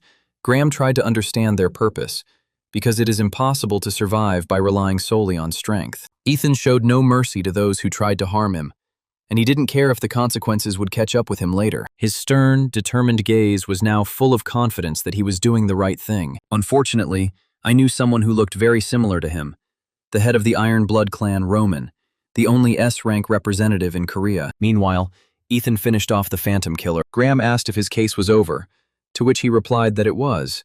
At least he thought so. In this case, President Graham told Ethan that he would like to speak with him alone, to which the protagonist agreed. He then went with Ethan to a more secluded place. Looking around, Ethan realized that this was a great place. He hadn't even known it existed. Graham smiled and said it was a secret place that only he and those he trusted knew about. Ethan asked the president what he wanted to talk to him about, and then Graham decided to talk directly. He asked if he was sure of his decision, since his clan could offer him the best conditions. But Ethan replied that he did not want to join the clan union. Graham then said that they could still have a good relationship. He offered to exchange the tokens as a reward. Ethan could have obtained the Divine Mastery token or the Raiden Gate.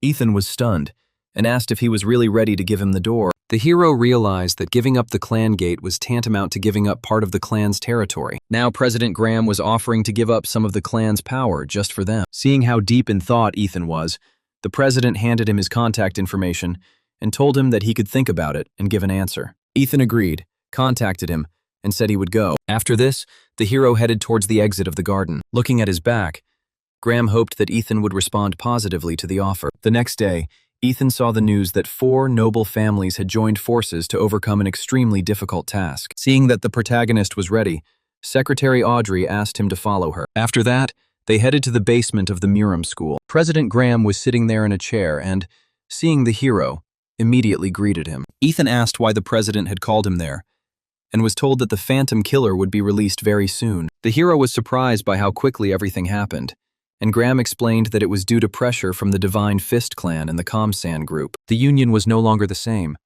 It was hard to believe that they would suddenly try to kill one of their own. Ethan noticed that the president was clearly well informed about the Divine Fist clan. This clan was one of the families of the 15 Houses Alliance, a group of extremely cold-blooded people, and Ethan was still a child in need of protection. Graham asked the hero if he was okay, but Ethan interrupted the president and said that everything was fine. The clan members will be busy cleaning up Chongzong's dungeon, so they won't have time to worry about it. Ethan smiled to himself and thought the president was funny, because as much as he wanted to study him, he clearly shouldn't have been so concerned. After this, Ethan approached the president with a request. Ethan said that after the defeat of the 4 clans, he would leave the dungeon, but before that, he needed to lay the foundation. He asked the president if Graham could tell him about the scandal. Late at night in the Divine Fist clan, Richard, the hero's father, sat in meditation trying to master a technique. However, despite all his efforts, he did not achieve any results, and tried to understand why he was unable to complete the research. 5 years have passed since he began searching for the text of the heavenly martial art, but no matter how hard he tried,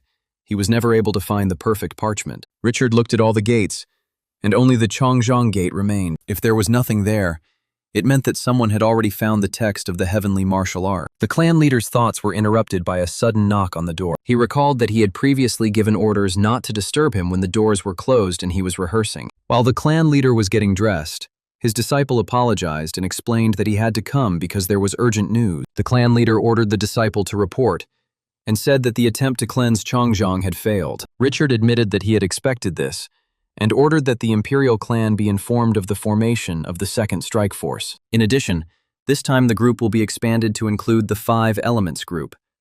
The student then reported that Mr. Ethan had defeated the Phantom Killer. Hearing this, Richard asked if he was an A-rank assassin in the Comsan group. The student confirmed that this was indeed the case, and added that Ethan had dealt with him alone. Moreover, he had begun to torture him. Hearing this, the clan chief smiled, then lost his composure and burst into deafening laughter. Then he seriously wondered if he was really capable of such a thing.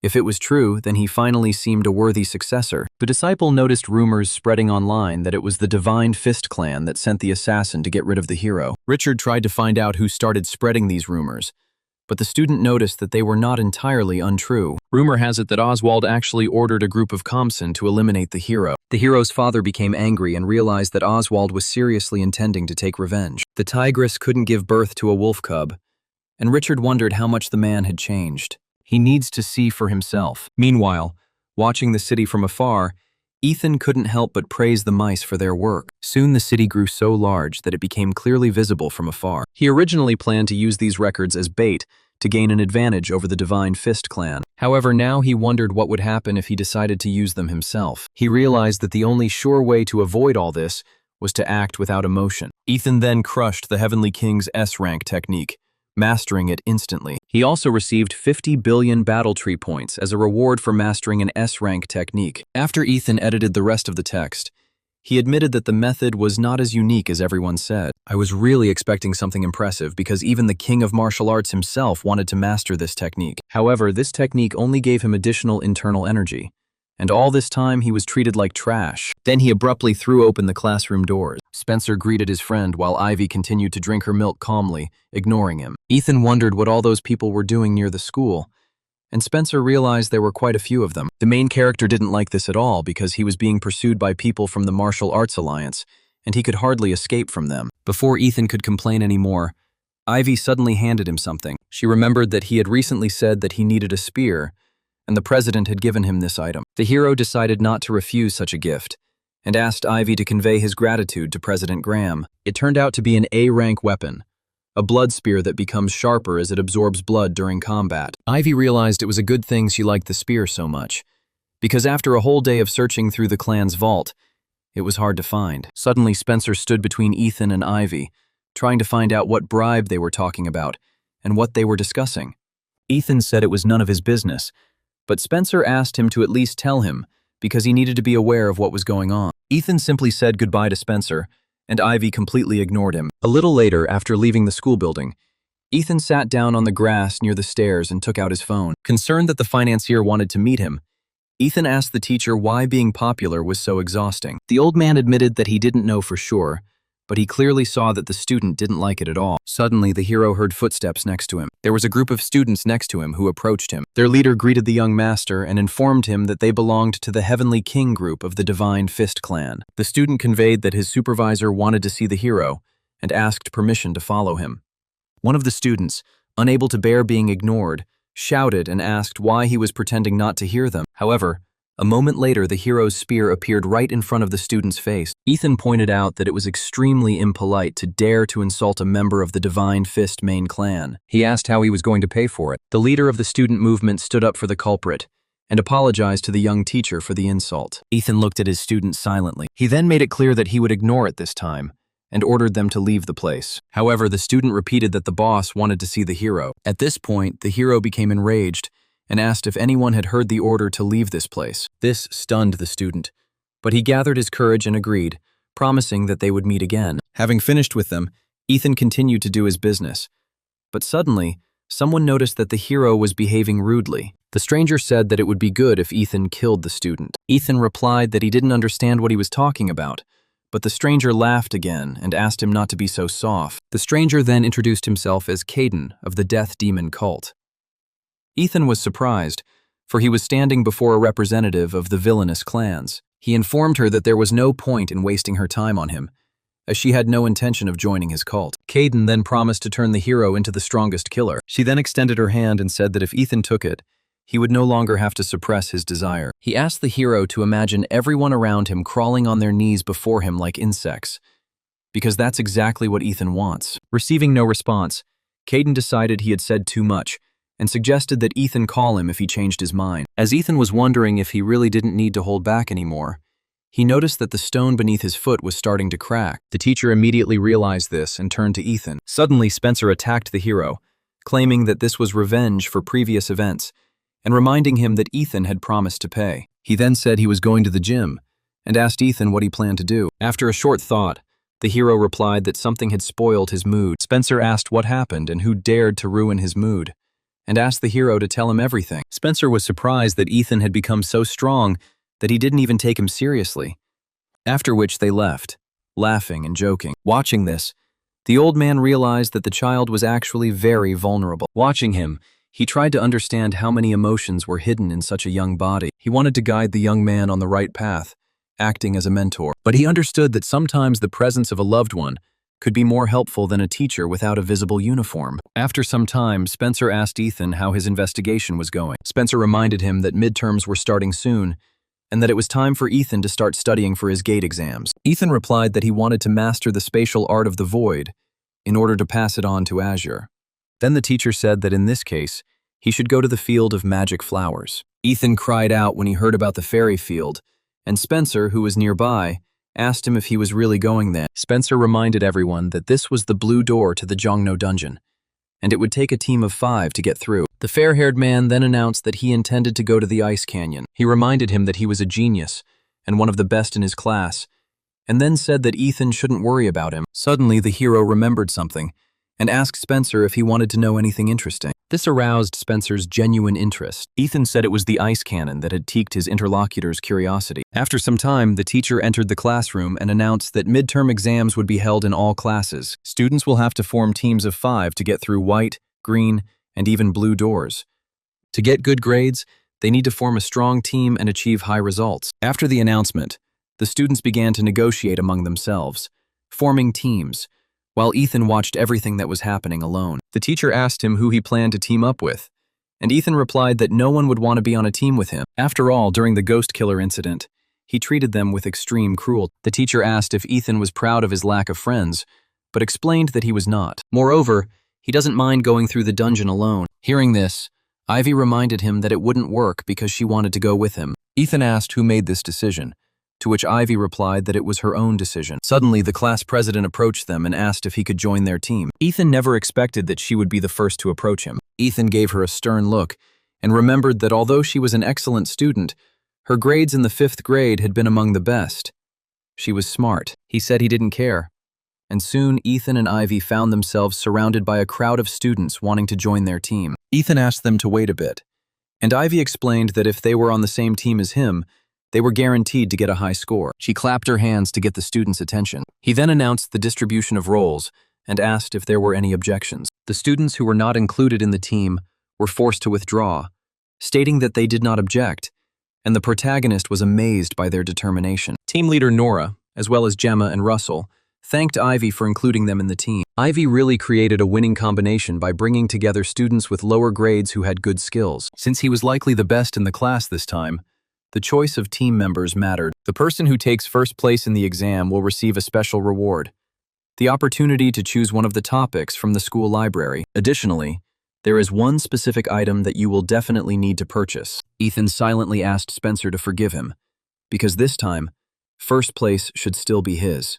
Soon the day of midterm exams arrived. The president took the microphone, cleared his throat, and asked if everyone was ready. He noticed that everyone was full of energy, and this made him happy because they seemed confident rather than tense. He noted that today could be a very dangerous day, and all he could do was advise people to be very careful. They will be able to leave the dungeon only after completing it, and the team that takes first place will receive a special reward. The president called on everyone to make every effort, and after finishing his speech, asked the students to go home. A little later, Ivy admitted that she was not sure if she could trust her choice because it was a fairy field, a blue door. She asked him if his goals were too high. Ethan reminded them that they were doing this to secure first place, so they just needed to trust him. Ivy then asked the boys if they would mind coming with them to the blue door. Despite their fear of what awaited them behind the blue door, the 3 boys agreed and decided to trust the 2 leaders. Later, Ivy asked the hero if he would agree to give up the blue door if it turned out to be too dangerous, and Ethan agreed. Having reached an agreement,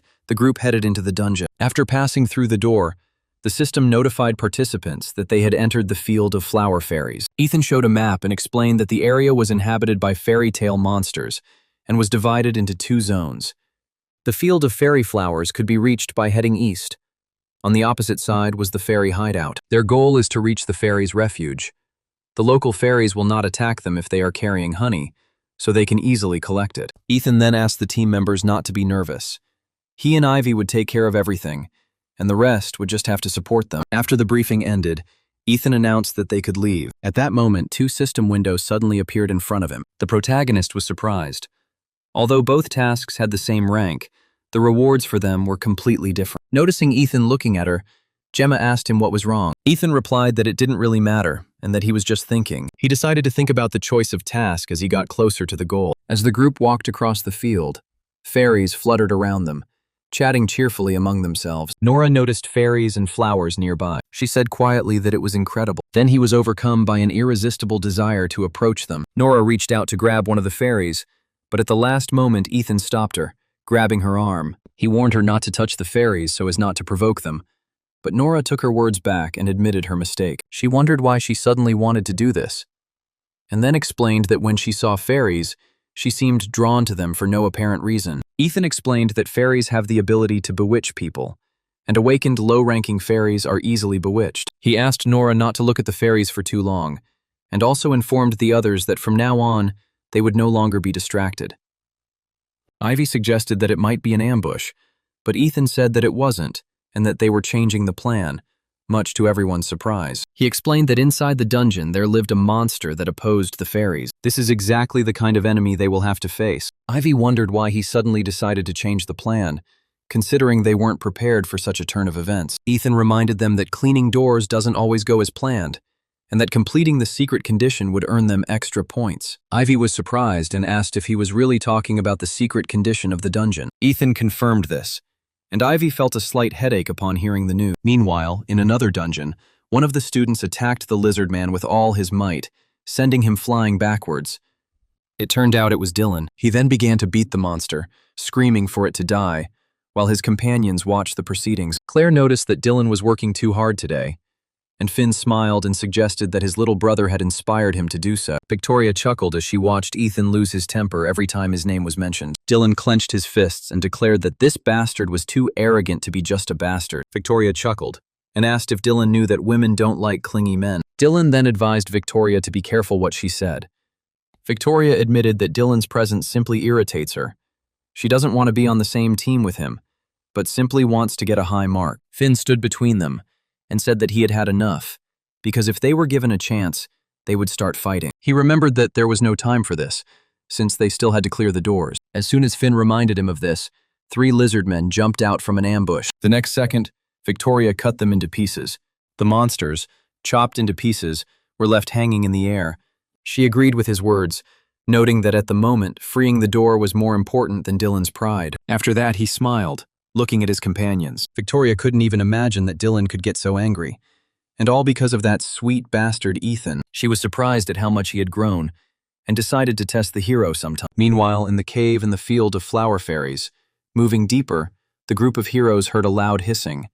It was a giant snake. The group members, including Ivy, were surprised because it was the Bon Dragonra. Ethan explained that they only needed to kill the creature, and Ivy would have to protect the team members, as well as the fairies. Ivy was surprised to find herself having to protect even fairies, but she agreed and asked the hero if she could handle it. He assured her that everything would be fine and that she should act according to his instructions. As they approached, the giant snake woke up, and the system notified the hero that the owner of the field of flower fairies had noticed him. The protagonist was shocked to learn that the owner of the field was this snake, as he expected to see someone similar to the Fairy King. Moreover, he did not expect the snake to even look at him, because he was the owner of another gate, especially since his people were suffering. Ethan then pointed his bloody spear at the snake and told Ivy that he would do everything in his power. The giant snake stood up and growled loudly. Then it suddenly attacked the hero with its tail, but he dodged. Ethan smiled triumphantly and then threw his spear at him.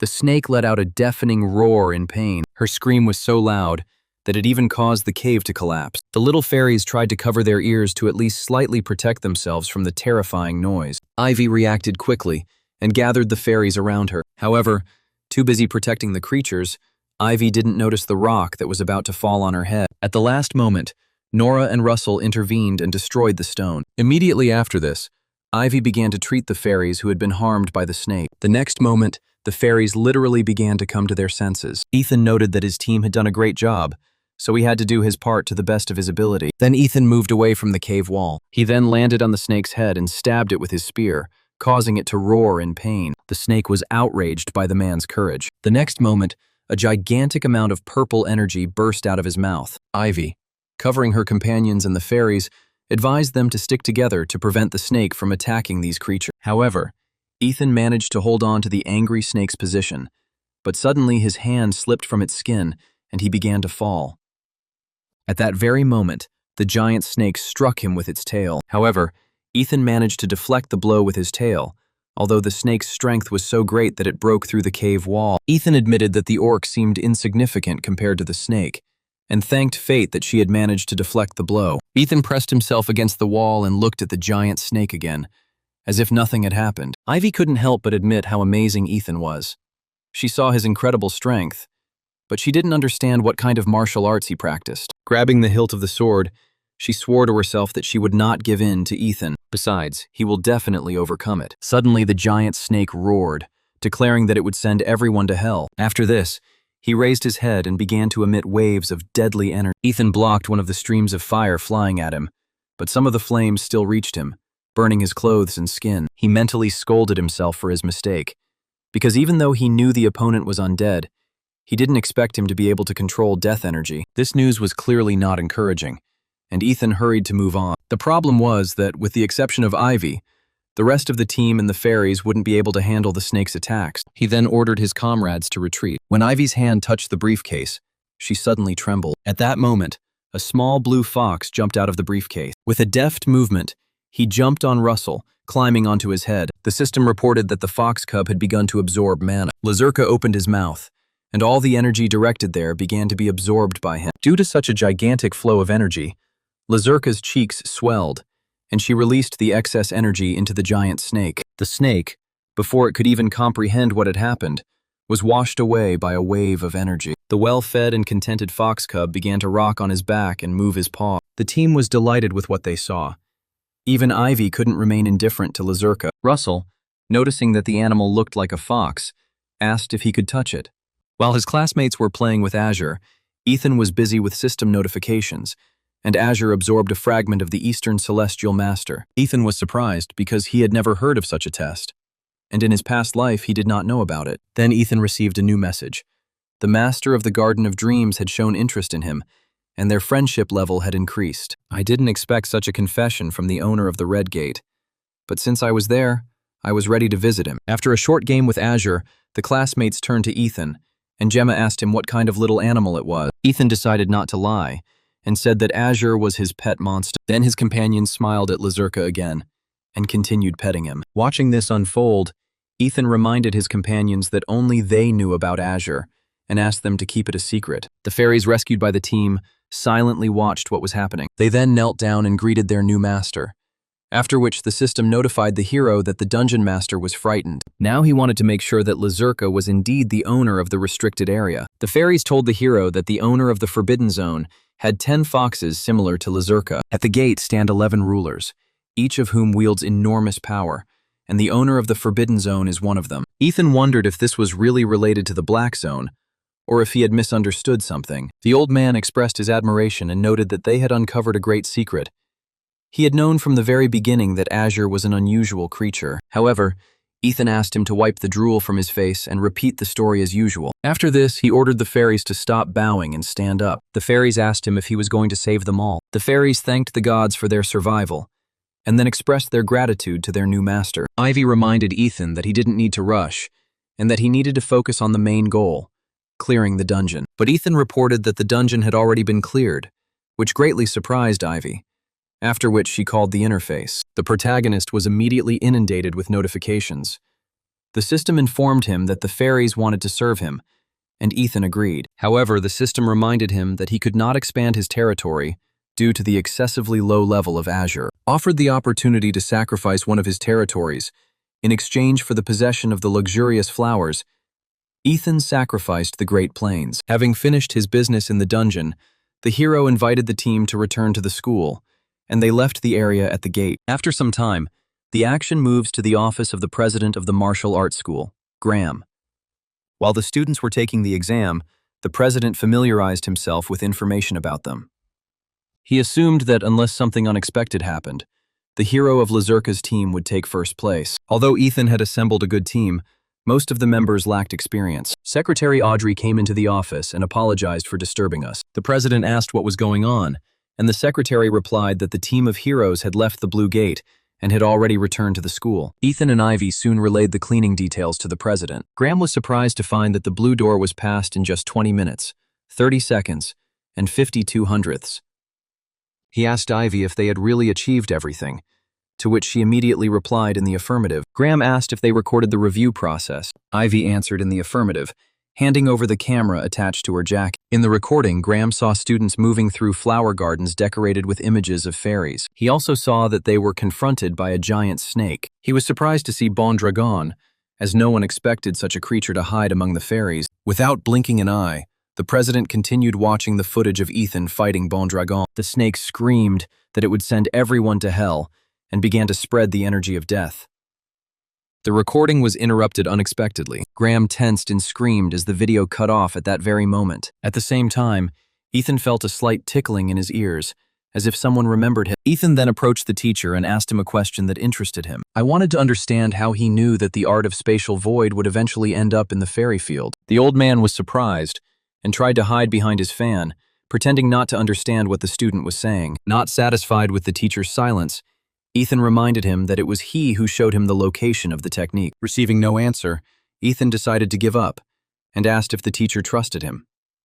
The hero suddenly declared that he was a bad student who could not serve a teacher who was hiding secrets from him, and that he needed to leave. The old man then admitted that for some reason, he could predict which doors abilities would fall from, but he himself did not understand why this was so. Ethan asked if this was true, and the teacher reluctantly confirmed that he was telling the truth. Then Ethan, with a gleam in his eyes, admitted that he had never doubted his righteousness as the strongest warrior among men. He then asked which door he should go to next, and the teacher admitted that he had been expecting this question. Irritated, he picked up his fan and explained that he was not going to answer, fearing that the student would begin to rely on him too much. Later, at a meeting, the secretary explained that the video showed the results of the cleaning of the field of blooming fairies. The teachers couldn't believe their eyes because they didn't understand how Ethan could do something like that. Fletcher believed that once the Divine Fist clan learned how special Ethan was, they would immediately accept him into their ranks. If this happens, then perhaps Ethan will decide to take revenge on him for that incident in the exam hall.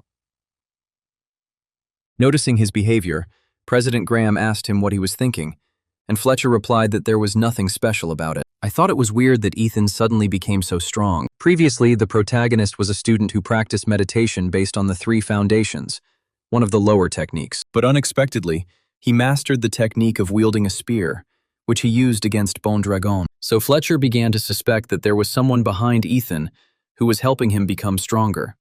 The conversation went too far, and Fletcher raised his voice, saying that it was impossible since Ethan was only dealing with the head of Bluegate. He suggested that the hero might have been trained by someone unknown to any of them, but Graham ordered the hero's homeroom teacher to stop, believing that Fletcher was hinting at who might have been giving Ethan the flowers of inheritance and teaching him. In this case, it meant that Ethan had potential from the very beginning. And here the question arises. Did the king of martial arts not recognize this potential, although some unknown mentor was able to do so? After these words, silence fell in the room. President Graham asked the other teachers what they thought about this. Meanwhile, Ethan crossed the threshold and asked the fairies how they felt. The fairies immediately flew around him, greeted their master, and reported that everything was now fine. They surrounded him, saying that the owner of the Forbidden Zone's territory was incredible, and that the air here was different from the air at the previous gate. After this, she asked if the mice were bothering them, to which the fairies replied that the mice were kind to them, and they liked it very much. Scratch smiled as the fairies tugged at his hair and ears, asking him to let them know if they needed anything. Ethan noted with embarrassment that the mouse only behaved this way because fairies were stronger than mice. Ethan soon realized that he had nothing to fear, and, saying goodbye to the fairies and Scratch, he returned to the door. Returning to school, Ethan walked out into the school hallway and heard shouting from the window. It turned out that the president was arguing with the teachers. Ethan noticed that Graham and the teachers looked very serious and wondered what could have happened. From his behavior, the old man concluded that something unpleasant had happened, so Ethan decided that it would not be difficult for him to eavesdrop on the conversation. Graham asked the teacher if these signs were signs that the door was changing or breaking down, and what was happening to the children inside. The teacher replied that it seemed like the door hadn't changed, and since the monsters weren't coming out, there was no progress either. They had previously tried to contact the students, but were unsuccessful as the doors were chained, making entry impossible. The teacher reminded everyone that these students were the heirs of influential families. If anything happened to them, it would be a problem. Graham knew this could happen on any exam, but they lived in a time when only the fittest survived. Adults can only watch from the sidelines, putting children in danger, and he finds this very pathetic. Graham reminded them that they now had no other choice. They needed to cancel the exams immediately and gain support within the school. The hero realized that something bad had happened to Dylan's team and wondered why it had happened now. Of course, he wasn't worried about Dylan being in any danger, but unfortunately, Victoria went with them. Victoria, Spencer's older sister, always took care of him and taught him new skills. One day, when he was being bullied, Victoria intervened and asked him to stop bullying him. She claimed that only she had the right to make fun of Ethan. Ethan thought that perhaps he and his brother were very different, but either way, she was Spencer's sister, and he didn't want to see her anymore. Meanwhile, Dylan's team was hiding in the lizard's lair, not far from the boss, and things weren't going well. She complained that they had not been warned about the Lizard Queen, and Victoria, supporting the injured Claire, advised Dylan to speak more quietly. He needlessly killed the Queen's children, decided to act on his own, and put the team in a difficult position. Dylan explained that he wanted to get through the door as quickly as possible and asked Ethan not to lecture him. Victoria replied that he was just pretending not to worry, but was actually afraid of being left behind by Ethan. Finn asked everyone to calm down, saying that he had an idea. If they continued to hide there, sooner or later they would be caught. He then offered to take a risk and use all his best skills against the Lizard Queen. During the fight, Finn watched what was happening and noticed that the lizards were protecting the Queen. He explained that they first needed to distract the lizards, and only then penetrate the center of the base and prepare for the attack. He suggested acting quickly to finally pass the exam. Meanwhile, one of the elders stood guard at the locked door. Suddenly, Ethan jumped on him and knocked him out with a punch, after which he changed his clothes. The old man asked if it was really necessary, and Ethan replied that other teams were not allowed to interfere with the exam. Knocking on the door, Ethan received a message from the system that the door leading to the Twin Marshes was locked. The system asked him if he was trespassing. Trespassing might anger the door's owner, but Ethan took the risk. The system warned that the door had been broken into, and now the owner of the Double Swamps considered him his enemy. As soon as Ethan entered, he received a notification that the owner of the Twin Marshes estate had blocked access. Ethan guessed that volcanic eruption was the Lizard King's ability, and Thunder Sword was the Queen's ability. This meant that both chieftains had appeared in Twin Marshes. The king attacks the awakened who have invaded his domain, while the Queen protects her offspring in the settlement. The Queen was not to appear in public until someone had touched her children. Realizing this, Ethan decided to speed up the process and check everything himself, since the Queen's actions indicated a very serious situation. He jumped onto a tree and began moving along the branches, not paying attention to the swamp below. Finally, noticing the movement, it stopped silently on one of the branches. Dylan and Finn were right on his tail. The protagonist was surprised and wondered where the rest of the team was. A while back, Dylan asked if it was really the best option to use the girls as bait and run away. He suggested that it would be better to attack the Queen immediately, as Ethan had suggested. Finn explained that it would take them several hours to reach the entrance, and that there was no guarantee that monsters wouldn't catch them along the way. His strength was almost exhausted, so this was the only way to survive. All that was needed was to retreat and feign an attack. Dylan agreed with the plan, believing that the most important thing was to save his life. At that moment, the king and queen, along with the lizards, surrounded Claire and Victoria. Claire asked Victoria to leave her enemies to their fate because she should not take any risks in this situation. But Victoria told him to shut up. Now Victoria felt stupid for daring to trust them. Two of them used them as bait and disappeared. They eventually apologized because they didn't want to risk the lives of the entire team. Meanwhile, the Lizard Queen ordered her subjects to attack the strangers. Victoria began to lure the lizards to her, offering them to fight her personally. One of the lizards jumped towards her, but soon something else ran past. The lizard flew out, fell with a crash, and covered everything around with blood. As he crossed the swamp, the rescuer admitted that he was glad he had come there to personally assess the situation. After that, he asked Victoria if everything was okay with her. Seeing him, Victoria was surprised to learn who exactly had come to save them. It was Ethan, dragging the bound traitors behind him. Victoria reminded him that it was dangerous there, and asked why he was there. But suddenly she was overcome by fatigue and fell to the ground. Ethan instantly jumped up and picked her up before she could touch the ground. Then he smiled and asked to leave everything to him and let him rest. Victoria shared her concerns with Claire, after which Ethan noted that although he already disliked both of them, their true forms disgusted him. Then Ethan pointed his bloody spear at the lizards, deciding to take out all his anger on them. The system immediately notified him that the owner of the Forbidden Zone was showing hostility towards the owner of the Double Swamps. Ethan looked over his stats and decided to allocate his skill points to fight the two bosses. While dodging the lizard's attacks, Ethan thought he had 9 points, and if he spent them on a skill, he would reach 135 points. The advantage of lizards was their speed and maneuverability in swampy terrain. Since he planned to fight both the king and queen at the same time, he decided to increase the speed from 240 to the maximum 300 points. Using his newfound powers, Ethan jumped straight onto the Lizard King and Queen. He then attacked them with his spear from a falling position, but the chieftains dodged. The main character did not like this development of events in the battle. The king jumped back and struck the water with his sword, creating a strong current.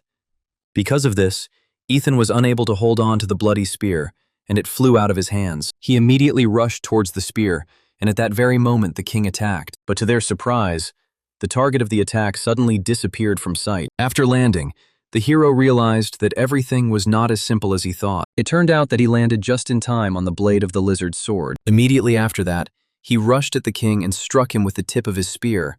But at the last moment, his attack was repelled by golden chakras. It turned out that everything was even more unpleasant than I imagined. The system notified him that the queen's defense had increased by 100%, and that he had used the disc's ability.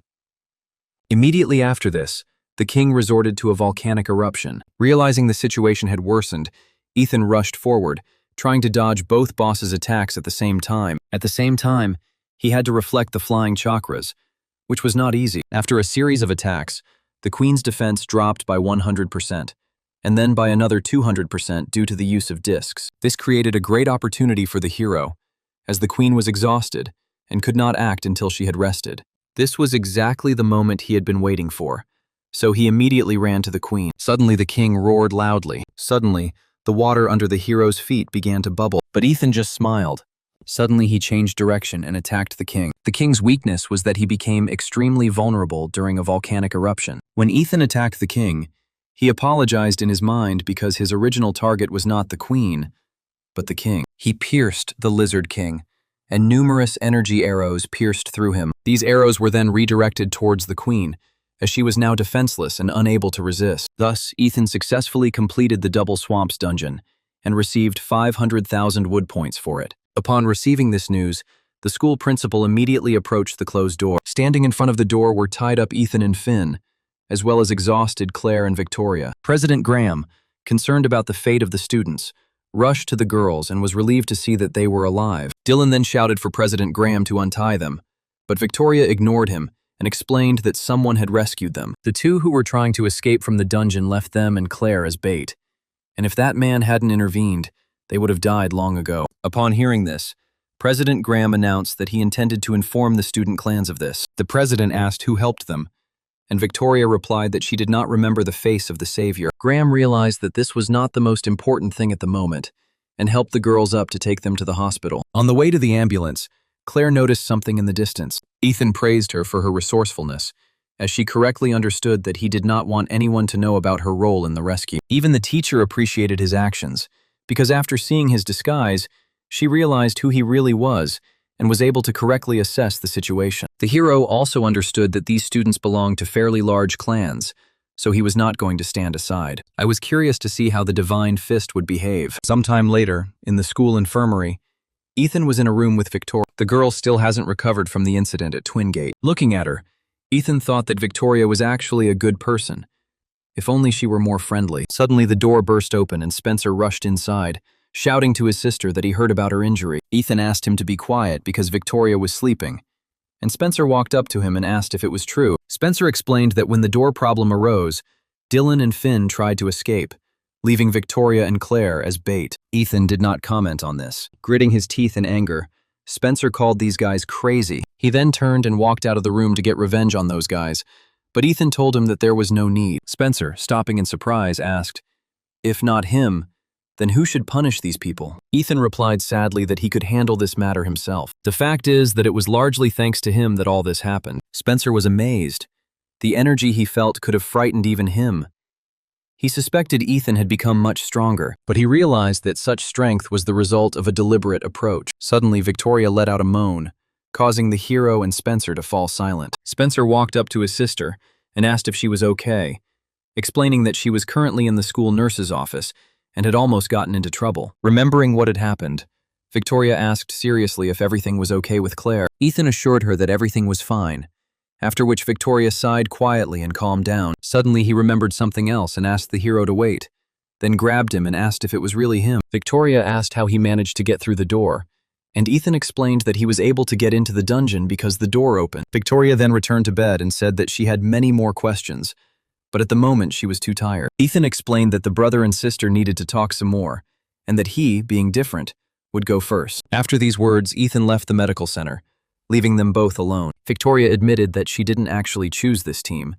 It was Yana who invited her to join them. Therefore, Spencer advised his sister not to associate with members of the Divine Fist clans. The boy remembered that the Divine Fist clan had rejected Ethan, so he was an exception. He explained that Ethan said he found a teacher who taught him martial arts, which made him stronger. He wondered who Ethan's teacher was, and what made him want to teach him when even the Divine Fist clan refused to train him. Spencer wanted to meet him because if he could make Ethan so strong, then he must be as great as his grandfather. Later, the students congratulated the hero and his team on their excellent results on the midterm exams. After that, they clinked glasses. Ethan explained that Spencer would pay for everything today, and the rest of us could take whatever we wanted from the store. Spencer himself was outraged and asked why he should pay. Ethan recalled that thanks to Spencer's help, he only managed to take second place. Soon there were a lot of sweets on the table, and cheerful Diego began to eat dessert. However, Ethan asked him to come up to the roof as soon as he was free. Spencer asked where Ethan was going, and was told he was going to the bathroom,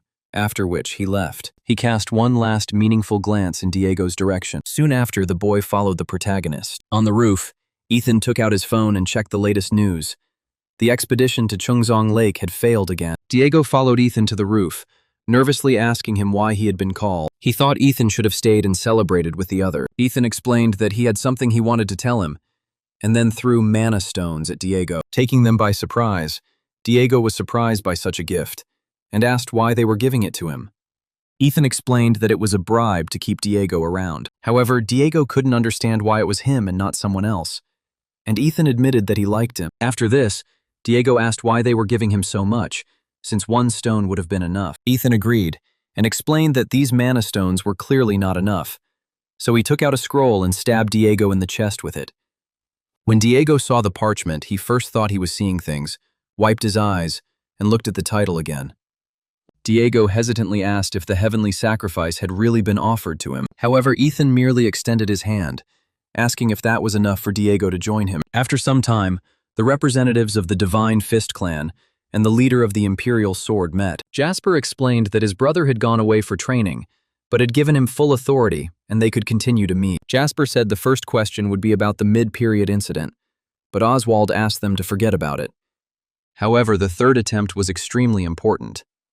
It not only demonstrated the strength of their martial arts, but also allowed them to strengthen their position. Jasper replied that he was ready to do anything to get ice water. Oswald noticed his determination and shook Jasper's hand. He gladly accepted the handshake for the successful completion of the cleaning. Jasper was willing to do anything to get his hands on the elixir, because that was the only way he could restore Garrett's supplies. He was not worried about possible difficulties during cleaning. When Oswald realized that everything had gone well, a wicked grin appeared on his face. The next day, in the Blue Fox's lair, having received a bribe from the hero, Diego began training them. Ethan noted that this is the first time he has seen a reboot of the martial arts genre, and admitted that it is really impressive. The old man noticed that the amount of mana emitted by Diego was very large and could serve as a good elixir for monsters. Ethan was glad that Diego had fulfilled his request.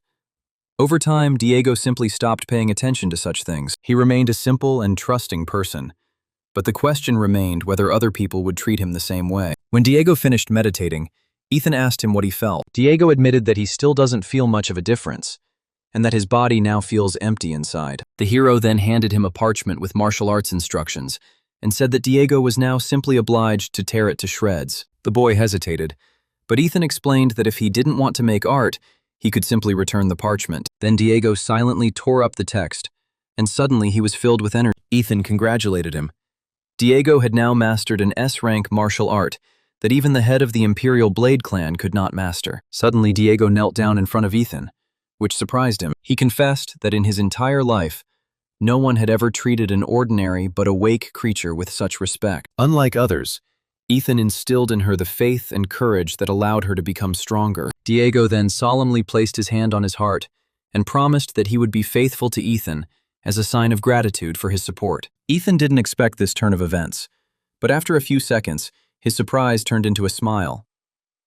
After some time, the hero returned to the martial arts school, and the old man asked him if he really liked everything so much. Ethan replied that it was true because it was usually hard to find someone like Diego. The teacher noted that Diego's bone structure was truly impressive and would be very useful if properly trained. The old man asked him if he had a specific plan, and Ethan explained that he wanted to give Manhwa province to pay, but he confessed to the teacher that he did not know where to find it, and the teacher noted that this approach was accelerating his aging. Meanwhile, The students who found themselves in the hero's path were whispering. All of this was made possible thanks to the Divine Fist Clan disciples who came to the school. Upon seeing their young master, they immediately greeted him. Ethan, outraged by his appearance, asked what was going on this time, and the older apprentice replied that he had a message from the clan chief. However, Ethan said he didn't want to hear it and went to class. However, as soon as he entered, the senior student explained to him that the boss required his participation in the succession competition. Hearing this, Ethan chuckled softly, wondering why the leader was so stubborn, no matter how much they provoked him to come in person. The elder reported that the clan leader ordered Ethan to participate in the cleansing of Chongjiang as his first task. However, Ethan refused and explained that he did not intend to participate in this competition. The senior disciple remembered that a member of the Divine Fist clan could not disobey an order. Ethan then asked him if he had ever been a member of this clan. Before the old man could answer, the hero slammed the classroom door. Ethan realized that his father really had a knack for pissing people off. Even if he refused to participate, he would still be obliged to play by the rules set by his father, which he did not like. The question arose as to what steps should be taken to avoid the influence of his father and the Divine Fist clan. Suddenly, someone noticed that there was a sudden silence in the classroom. Ethan turned around to see Ivy entering the classroom, but Nora and Gemma immediately stopped her. When Ethan saw Ivy, he realized he had completely forgotten about the Shingi. He stood up and asked her to talk to him for a few minutes, to discuss an important matter. She explained that this is exactly what she had spoken about earlier. Ivy then asked the hero to follow her, after which they left the classroom. Nora and Gemma, surprised by what had happened, could not understand what was happening. Outside, Ivy asked him what he wanted to discuss, and Ethan asked her to tell President Graham that he agreed. Ivy was surprised by this decision and assumed it was related to the Divine Fist clan. She asked him what exactly he wanted, and Ethan replied that he wanted to have sole possession of one of the doors. Ivy asked the hero for permission to use his name, which puzzled him, but she explained that there had to be a reason for it. The Shingi clan had a rule of giving new clan members the maximum possible support, including giving them exclusive rights to the gate. When a new clan member was sent to clean the gate, the spoils were divided between the clan members in a ratio of 8-2. The hero then handed Ivy his ID and proposed mutually beneficial cooperation. The hero realized that this innovation was different from modern rule, which was based on blood kinship. However, it also has serious drawbacks. Ethan explained that in order to maintain good relations in the future, he was willing to solve one of the clan's problems. He explained that he meant the parasites that had attached themselves to them. Ivy was completely surprised to hear this.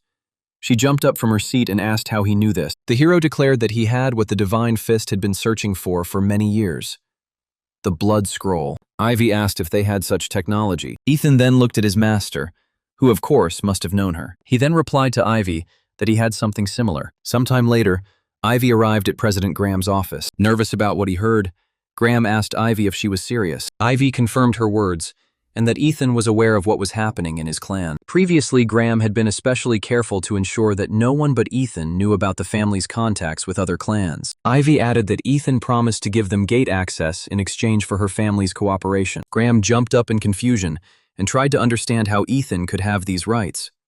Handing them over to the clan would be a colossal loss. Ethan asked him to convey that everything would be fine if the Shingia clan provided access to information and support. Ivy then asked her uncle what he would do in such a situation. Graham laughed and said that was obvious, then asked Ivy to tell Ethan that they were happy to work together. Meanwhile, in the Blue Fox's lair, in the dungeon, Ethan admitted to himself that he never expected to meet a guest here. At that moment, Diego was meditating. With nowhere else to train, Ethan left the door open, but he never expected to literally move there. Suddenly, Ethan felt that something was wrong and, using his method, looked around. Seeing the gigantic flow of mana around Diego, he asked if it was due to the concentration of energy inside the door. The old man explained that this was true because there was a fine line between pure energy and mana, which was called power.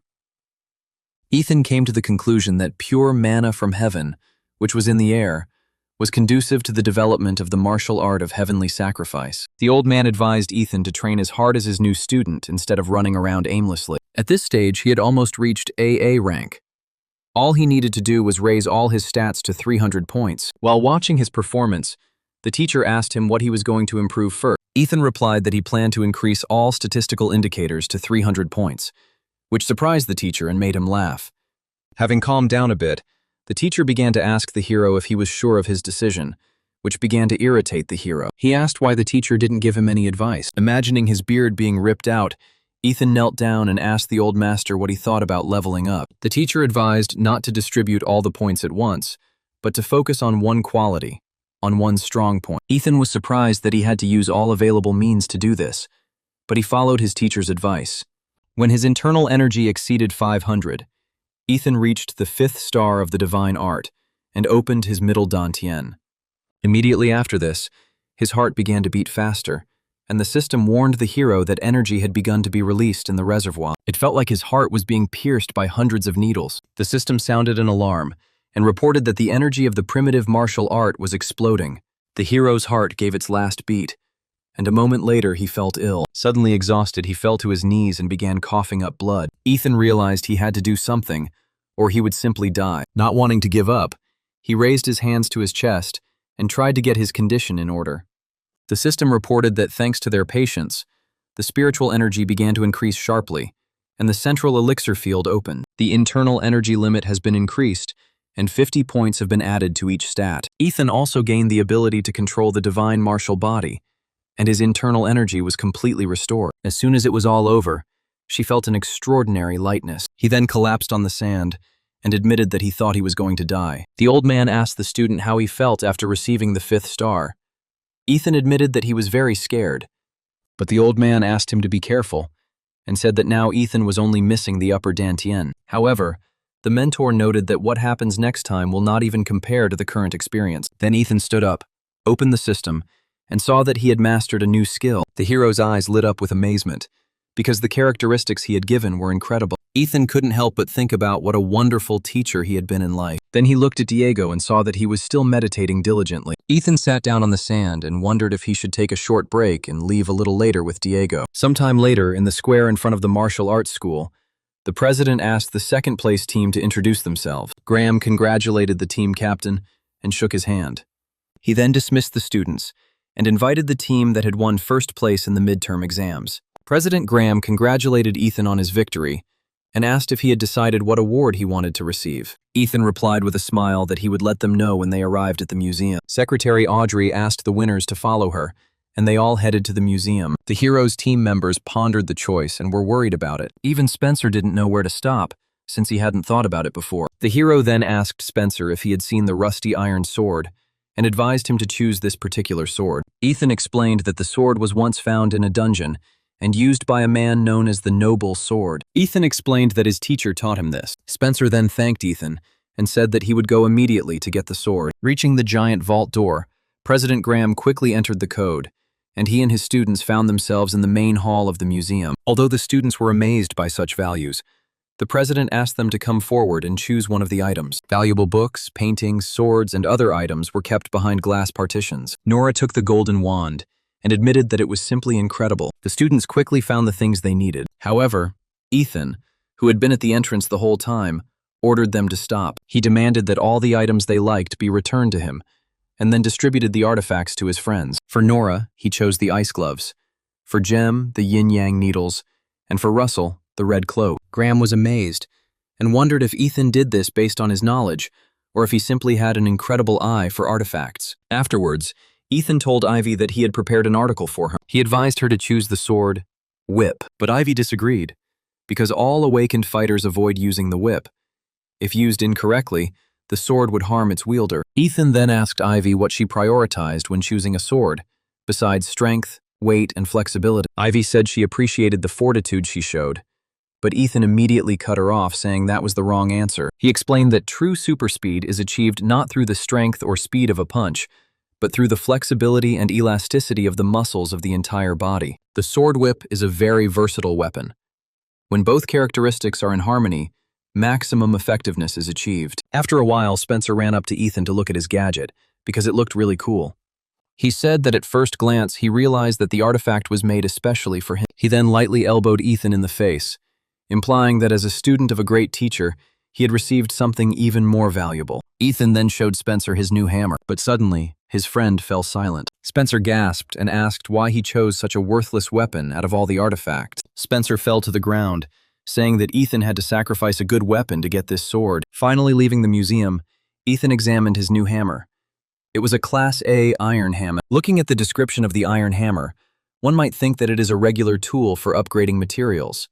And even he himself did not immediately understand that this weapon was the key to the purification of the heavenly lake. At this moment, a furious cry rang out, echoing throughout the entire Divine Fist clan. Dylan, screaming, began to furiously pound on the wall, imagining that he was killing the hero. During these clashes, Dylan swore that all the blame for what happened lay solely with this bastard. If it weren't for Ethan, he might have taken first place in the exam, but thanks to him, everyone found out about his actions in the dungeons. He couldn't even go to school anymore because he had disgraced his home and was now locked in his room. Suddenly, the bedroom door opened, and Dylan was told he could leave. Dylan was surprised at how quickly he was released and asked how things were outside. The man explained that the clan chief had included Ethan among the candidates and that he would take part with him in the third expedition to the lake. Hearing this, Dylan roared with indignation and demanded to know why he was being forced to compete with this bastard. The man explained that this probably happened because Ethan had attracted the attention of the clan leader and was even considered stronger than Dylan himself. Hearing this comparison, Dylan immediately tried to engage in conversation with the man, but he only grabbed his hand. Dylan, clenching his fist behind his back, demanded that he be more careful with his words, because he had failed to inherit the family power and become stronger than him. The man let go of her hand and admitted that it was just his personal assumption. However, he warned that Dylan might be studying demonic martial arts to get revenge on them. The man explained that for a person unable to inherit his family's power, there was only one way to become stronger. Dylan agreed and wanted to go to his father to tell him everything, but the man stopped him, holding out his hand and saying that it was not necessary. After all, if Mr. Dylan had taken care of it personally, the head of the family would have had a better opinion of him. She also prepared a gift for Dylan. It was an item that gave the owner the desired power. Naturally, Dylan could not refuse and accepted the gift, because this was exactly the power he wanted to receive. Then he took a mysterious ball out of the box and swallowed it. Finally, the day of the third attack on the lake arrived. The reporter reported that the expedition team's sudden decision to broadcast the proceedings live had caused a crowd to gather in front of the gates. The third attempt involves the Divine Fist, Imperial Sword, Divine Mastery, and Iron Blood clans. The team consists of 200 people from each clan, for a total of 800 people. Meanwhile, Dylan walked proudly alongside his clan members. Suddenly, a paintball came flying towards him, but Dylan reacted in time and caught it. The ball exploded, spraying paint everywhere. The people demanded that the Divine Fist and Imperial Sword clans leave this place. Dylan started to get angry, but the senior apprentice advised him not to make a scene because the clan leader didn't want that here. Suddenly, the crowd froze with their mouths open as Ethan, the man who had participated in the purification of the heavenly lake, approached them. People started applauding him, and he was already nicknamed the Ghost Spear. Ethan explained that it all happened because the school posted a video of the cleaning of the magical flower field. Suddenly, someone called out to the hero from behind. Before he could turn around, Spencer slammed into him again and ended up on top. Stunned, Ethan asked what the hell she was doing and demanded that she leave him alone. Jaya Ivy had to step in and pull Ethan out from under his friend. At that moment, someone spat on the asphalt, almost hitting Ethan in the face. Looking up, she realized it was Dylan. He called Ethan a scoundrel and warned him to walk around and watch where he was. Ethan jokingly asked him if Dylan really cared about him that much and if it was time for him to finally grow up. As he left, Dylan remarked that he could think whatever he wanted, but Heavenly Lake would definitely become his grave. Dylan took a deep breath and lamented that he always sounded like a villain doomed to fail. Soon, giant gates opened in the center of the city. Ethan walked through the door and found himself on the surface of a frozen lake. The system notified the hero that he was in the Heavenly Lake dungeon, and the owner of the lake was not going to let his guard down. Ethan remembered that ever since Azure had taken over the restricted area, the gate owners had become wary of his approach. Suddenly, a man stepped forward to introduce himself. His name was Roderick, and he was the leader of the third expedition. Unpredictable events constantly occur outside the gates, often resulting in loss of life. If anyone dies here, it will be solely because of their own weakness. I hoped that all the expedition members would remember this. All this time, Ethan smiled, understanding what the old man meant. The Heavenly Lake is also known as the Gate of Invincibility. During the first attempt to clear the door, blue monsters, nappas, began to appear, living in the shallow waters of the dungeon. Once these creatures are dealt with, a portal to the next level will open. Dylan soon defeated these monsters with his own hands. He laughed maniacally, wondering how these vile creatures dared to challenge him. The senior apprentice reminded his men that their job was to help the master hunt safely. Ethan noticed that Dylan was wasting his inner strength simply because everything was broadcast live. Meanwhile, one of the Napa residents crawled up to Ethan and growled loudly, intending to kill him. Before Ethan could react, a steel whip flew past his head, struck his cheek, and tore the monster apart. Ivy asked Ethan if he was okay, and the trembling hero admitted that he almost died. However, Ivy took responsibility for relaxing while cleaning. Off topic, Ethan noted that she had started using the indoor sword and admitted that she had improved her skills with it slightly. Glancing sideways at the pool of blood, Ethan had to admit that Ivy was indeed slowly mastering the sword. Just a second ago, he didn't even have time to feel the sword fly past his face. Everything happened too quickly. He admitted that Ivy is not called a genius for nothing. Roderick observed all this and learned that the Divine Fist clan's elite, the Heavenly Kings group, had joined them. And as you can see, this was not an empty threat. Meanwhile, Finn and the Black Lions fought well, but were still far behind Forrest, the leader of the Sky Kings. She had perfect control over her inner strength and was able to maintain the clan's divine energy without showing it. Such a person should have been noticed before the Divine Fist clan did. On the other hand, Ethan seemed like a completely pathetic child. He preferred to use a spear instead of his clan's martial arts. Dylan and Jasper suspected that Ethan had killed the Lizard King, but looking at the boy, they couldn't imagine it was possible. If this man really was that strong, Roderick was sure he was just using a trick. Meanwhile, the cleaners dealt with all the unexpectedly appearing monsters. Roderick praised them and emphasized that they had handled the first stage well without any problems. Since they were not too tired after the fight, Roderick suggested moving to the next floor, behind the door. On the second level of the Heavenly Lake, they had to pass through an area full of traps and obstacles. Falling into the water would instantly kill them. Their task was to cross the river along a narrow stone path. If anyone got lost, numerous obstacles awaited them. Any mistake can cost the lives of even the strongest of those awake. Ethan asked if there was such water in the place where the owner lived, to which he replied that even a 1,000-year-old golden turtle lived there. The master confirmed the hero's assumption and added that the turtle's body was made entirely of gold. He originally intended to kill the turtle to use it as an elixir, but ended up making it his pet. After this, Roderick ordered everyone to get ready, and then asked the leader of the primordial entity to draw a magic circle. A few seconds later, the system alerted everyone to the creation of a magic circle of water. Thanks to this circle, the water resistance of all expedition members increased by 30%. The effect lasted for half an hour. Roderick asked who wanted to go first. The expedition members began whispering among themselves until one of them, Victoria, raised her hand. The man then declared that the Ironblood clan would speak first. Roderick was ready to announce who would go first, but suddenly changed his mind and declared that she would go herself.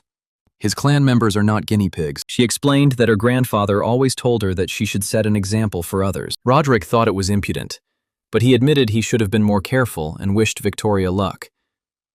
The old man asked Ethan if he could just watch, since the girl was his friend, but Ethan, smiling, replied that there was nothing to worry about, that he would think of something. Victoria was the first of the participants to cross the Heavenly River along a narrow stone path. Victoria was nervous. She had the feeling that if her foot remained on the rock for even a second, she would immediately fall into the water. Without thinking twice, he quickened his pace, trying to cross the river as quickly as possible without stopping on the stones. Suddenly, Ethan turned to her in his mind and asked her to listen to his advice. He told them that there was a sharp rock ahead and that they should stop right in front of it.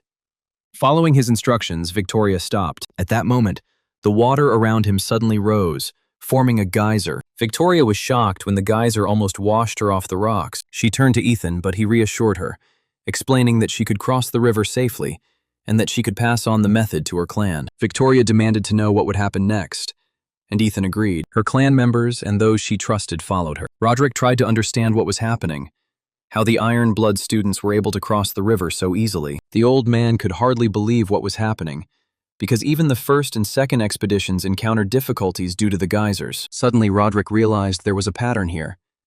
These people had somehow learned the pattern of how water geysers appeared. Realizing this, Roderick began to curse the Ironblood clan and the old man who did not tell them how to cross the river, although he himself knew how to do it. It soon became known that all members of the Ironblood clan had successfully crossed the river. Roderick warned his people that it was now their turn. He asked if everyone remembered the sequence of movements, and if so, to follow him. The members of the Imperial Sword Clan began to cross the river along a narrow stone path. The hero noticed that the old man was overly self-confident, but doubted that this would last long. One of the students heard the sound of water, and the next second, a drop of heavenly water pierced his body like a bullet. Roderick didn't expect that, even following the established scenario, one of the students would die, and Finn, with his mouth open, realized that he could die too. Several water spears burst out of the water and exploded upon landing, creating even more water. Suddenly, Roderick shouted that these were spears. Realizing the danger, he ordered his disciples to hurry and cross the river as quickly as possible. The disciples ran with all their might to save their lives, but there were too many water spears and many died. Roderick realized that the end of the path was only a few steps away, and if they followed the indicated route, they would almost reach their destination. But unfortunately, everything turned out differently. Hundreds of water spears rose into the air and fell upon the clan members. However, Roderick and the remaining students managed to overcome the test of the heavenly river. Victoria approached the man to find out if he was okay, but Roderick pulled his hand away, stood up and said everything was fine. He asked how many students had survived, and the students replied that, including the wounded, about 50 had survived. That day, Roderick cursed everyone, because most of his students had just died. All events on the second level of the Heavenly Lake were broadcast live. Then the students began to animatedly discuss what was happening. Many were afraid to continue watching, as it seemed as if the members of the cleaning crew were simply walking towards certain death. The disciples who were about to cross the river trembled with fear of death. Jasper gulped and stuttered as he asked who wanted to go next, and to his surprise, it was Ethan. Jasper wanted to understand the reason, because Ethan was not yet ready for such a test. Ethan replied that he would not perform with him, that he would try to do it with another clan. Hearing this, Jasper was furious. He would have let Ethan die, but all his actions were being broadcast live. Jasper knew that if Ethan didn't act in concert with his clan, the Divine Fist's authority would be in question. In turn, Ethan smiled mockingly and said that the old man was worried for nothing, because he was just joking. After that, he went to the clan, or rather, to Ivy. Realizing it was a sign, Ivy stepped forward and declared that her clan would be next. He also informed Ethan that he should act together with his clan, and Ethan agreed. Jasper felt relieved when a number of people had already crossed the river. The stones began to change in order. The Imperial Sword Clan suffered greatly because they failed to notice the changes in the stone sequence caused by the increased difficulty level. After crossing the river, 200 members of the Iron Blood Clan and 50 disciples of the Imperial Sword Clan safely reached the other bank. In total, about 250 people managed to cross the river before the rocks reached the third level. Remembering the example of the Imperial Blade Clan, Ethan advised Ivy to act calmly and slowly. Ivy assured him that she understood that, and that they wouldn't have gotten this far if they didn't trust Ethan. Beyond the personal trust based on Ivy's experience, it seemed perfectly reasonable to trust Ethan. However, he was puzzled as to how Ethan could have known how to cross the lake safely by following the indicated route. Ethan shared useful information with them in a friendly manner, but at the same time he did not trust them completely. The girl wondered if he could ever trust her as much as she trusted him. After crossing the river, the Divine Mastery clan members, led by Ivy, were finally able to catch their breath. Ivy informed Spencer that everyone had made it to the other side safely, and that almost no one was hurt. Seeing this, Roderick felt his anger rise again. He could not understand how the clan had managed to cross the river without a single loss. Roderick was convinced that he was the only one who didn't know something important. Now that the Divine Mastery clan had crossed the river, it was the Divine Fist clan's turn. Ethan suggested that after 50 people, the order of the stones would change again, and that would be the hardest level. The changes will occur in the middle of the road, which is the most dangerous place. Ethan got tired of taking care of everyone else, so he decided to just use the door. Jasper warned his students that if the Divine Mastery clan could cross the river without losses, then they could too. The old man chuckled and told Ethan that he had a bad feeling about a certain guy. The old man pointed to Dylan, who was nearby. He felt a familiar energy emanating from him, but could not determine its nature, so the teacher advised him to observe this man. After some time, the Divine Fist clan began to cross the Heavenly River. Suddenly, arrows burst out of the water, aimed at the hero Marco. However, Forrest managed to react in time and intercept all the arrows. He asked Jasper if he was hurt, and Jasper stammered that he was fine. It seemed to him that everything was going much easier than he had expected, and that if it continued like this, they would be able to cope without any problems. Ethan smiled, because now the most dangerous part was coming. Suddenly, the water around the stones began to boil, forming geysers that shot up into the air. Jasper then ordered his students not to panic or be afraid, but to keep moving and avoid the columns of water. Dylan jumped from rock to rock. Suddenly, he sensed something ominous in the nearby water column. Dylan dodged, and the spear flew right over him. He crushed the spear with his knee and looked at the source of the threat. However, I never expected to meet werewolf sharks here. Dylan was puzzled as to how a red-level monster could appear here. The problem is that these creatures can usually only be found in high-level gates. The water trembled, and 3 shark men jumped out of it, rushing towards their prey. However, Jasper intervened and knocked them aside with one blow. She asked Dylan if he was okay, and was relieved to see that her nephew was safe. Jasper suggested that they cross the river quickly, since the geysers had died down. However, suddenly they heard the sound of bodies falling into the water. Jasper and Dylan looked up to see that more than several dozen students from their clan had been killed. Jasper wondered if all these casualties could have been the result of attacks by sharkmen hiding in the water column. Even if that were the case, the monsters shouldn't have killed so many people. Suddenly, a mini-boss, a gigantic monster named Sharkman, appeared on the surface. His powerful roar inspired the brothers, increasing the werewolves' speed, the power of their water attacks, and water magic by 30%. Due to the terrain, the werewolves in the lake turned into red-level monsters and above. Ethan wanted to understand how the Divine Fist Clan's followers would be able to cope with such a catastrophic scenario, and suddenly he heard a system notification. Ethan was surprised when he opened the system window. The gate's owner's ability had activated, neutralizing the enemy's enhancements. Ethan was surprised that his fear had suddenly increased, and tried to understand the reason for this event. The system notified the hero that the Sharkman was watching him closely, and that the sharks were afraid of him. Ethan couldn't believe how quickly and easily everything was resolved. The clan's disciples were afraid to even move because of the gigantic Sharkman, and the monster itself was afraid of Ethan. Ethan mentally asked Sharkman why he suddenly decided to retreat when his victims were right in front of him. He ordered Sharkman to attack them in order to destroy all the humans before his eyes. However, the monster was frightened by the hero's mysterious aura, jumped into the water, and quickly swam away. The system alerted Ethan that Sharkman had gotten scared and run away, so Ethan set a record and received double the reward. The system also notified Ethan that he had been awarded the title Gray-Eyed Assassin.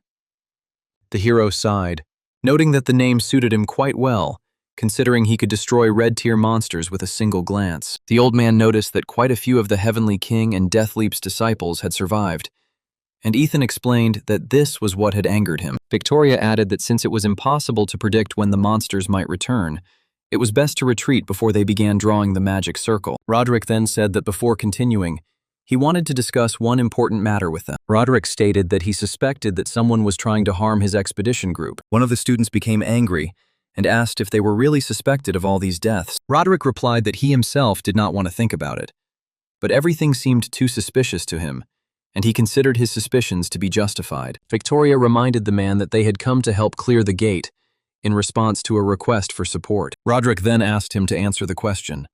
How did he manage to determine the sequence of actions for crossing the lake? Victoria wanted to explain everything, but she didn't want to betray Ethan. Ivy then called Roderick a rude person, stating that even as the Apostle of Wind, he had no right to suspect others without proof. Roderick bowed and admitted that he had no proof yet, but gathering all his strength, he kicked the ground. Under the onslaught of the Wind Apostle's power, the disciples of the Divine Mastery and Iron Blood clans fell to their knees.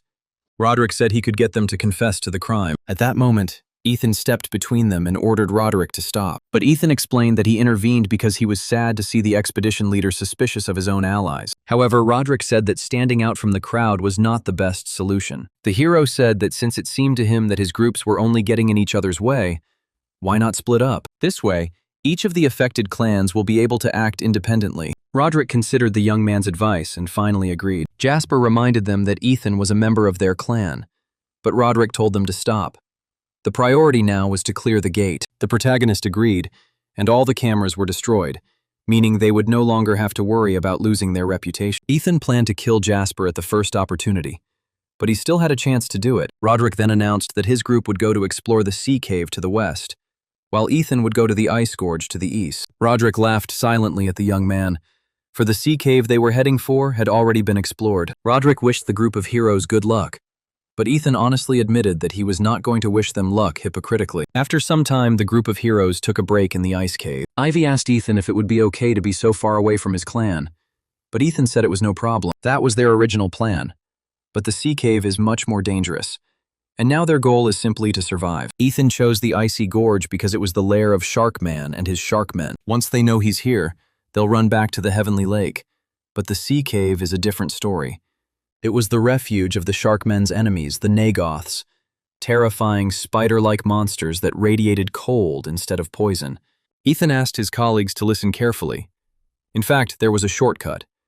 This required a special artifact that the hero possessed. The rest just needed to be covered. Victoria was surprised by the information Ethan had and asked him how he knew it. Ethan thought for a moment, then said that he had learned about it from a shady merchant. After some time, after a short rest, the group continued moving along the icy gorge. Victoria was surprised to learn that humanoid sharks lived there. But as she watched the icy landscapes, she was not about to let her guard down. Meanwhile, while Ethan was looking for what he needed, Victoria noticed that all that lay before them was a frozen lake. But Ethan remembered that he had mentioned this before.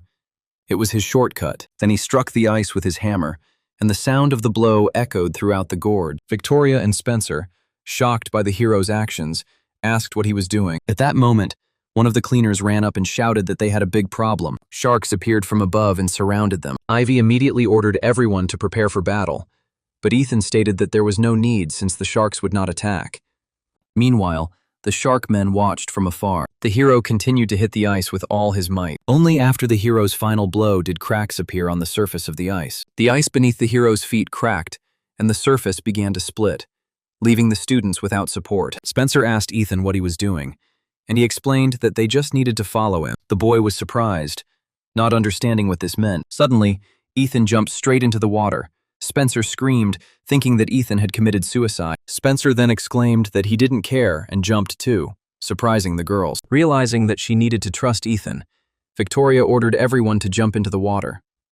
Victoria and Ivy immediately rushed after the boys. It turned out that it was not heavenly water, which could instantly crush them, but ordinary water. Looking around, Victoria saw the hero with Spencer standing next to him. Ethan gestured for everyone to follow him and swam to the bottom. After this, the students lined up behind the hero. After some time, Ethan appeared in the middle of a cave filled with crystals. Victoria asked Ethan to warn her in advance about such adventures, because her heart could not stand it. The hero apologized and explained that unexpected surprises are always more fun. Having gathered in the cave, Ethan's group continued on their way. They walked until they reached an icy door. Ethan explained that it was a secret path that led straight to the boss. He headed towards the door, and the group members began to whisper among themselves, not understanding how he knew all this. Feeling for the door, Ethan realized that it would not be easy to open, so he took out an iron hammer and warned everyone to leave. He swung the hammer and hit the door with all his might, destroying another obstacle. The system notified the hero that he had discovered a secret path. For this, he received 550,000 wood points. While examining the crystals, Victoria asked if they were all mana crystals. Ivy noted that the crystal's bright blue color indicates their highest quality, meaning each crystal is worth at least 1 million. Noticing their interest, Ethan said they could collect them if they wanted. Ivy replied that she didn't know how to mine crystals. Victoria then asked why Ethan was confident they had enough men to fight the boss. But Ethan replied that there were enough people, even more than necessary. The problem is that the boss can't attack them. Meanwhile, the monster had already sensed the approach of uninvited guests. Meanwhile, Roderick's group found itself surrounded by Nagot. One of the students, caught in the web, begged the giant spiders crawling towards him to stay away. He was on the verge of madness from fear, and silently prayed for salvation. Roderick's group grew smaller and smaller. The Nagochi devoured their bodies, and the awakened fought the spiders. Everyone was horrified to see the spiders devouring their people. Jasper shouted that they should retreat, but the students behind him replied that it was impossible because the road was blocked. The situation was critical. Of the 200 people who made up the expedition group, only half remained. The situation escalated as the number of Nagachi attacking them continued to grow. Roderick turned to Jasper and asked if he had the item he needed. But Jasper didn't immediately understand what he was talking about. Roderick then ordered Jasper to get ready. They were to use his subordinates as bait. A heartstone is a single-use item that can save a life in a critical moment. This is an extremely rare and expensive item created by one of the foreign witchcraft houses. Due to its cost, Most awakened cannot even touch the stone. Jasper hesitantly asked if they would be the only ones saved, and what would happen to the others. Roderick said he understood their concerns, but that if the entire Death Leap team died, Jasper's position in the house would collapse. Roderick promised to help him with this and do everything possible to save their lives. Jasper gritted his teeth and asked the man to keep his word. The students continued to fight Noguchi with all their might when they suddenly noticed a strange phenomenon. Roderick, along with several other people, used the homecoming stones and left the battlefield, leaving everyone else behind. The students' situation deteriorated sharply.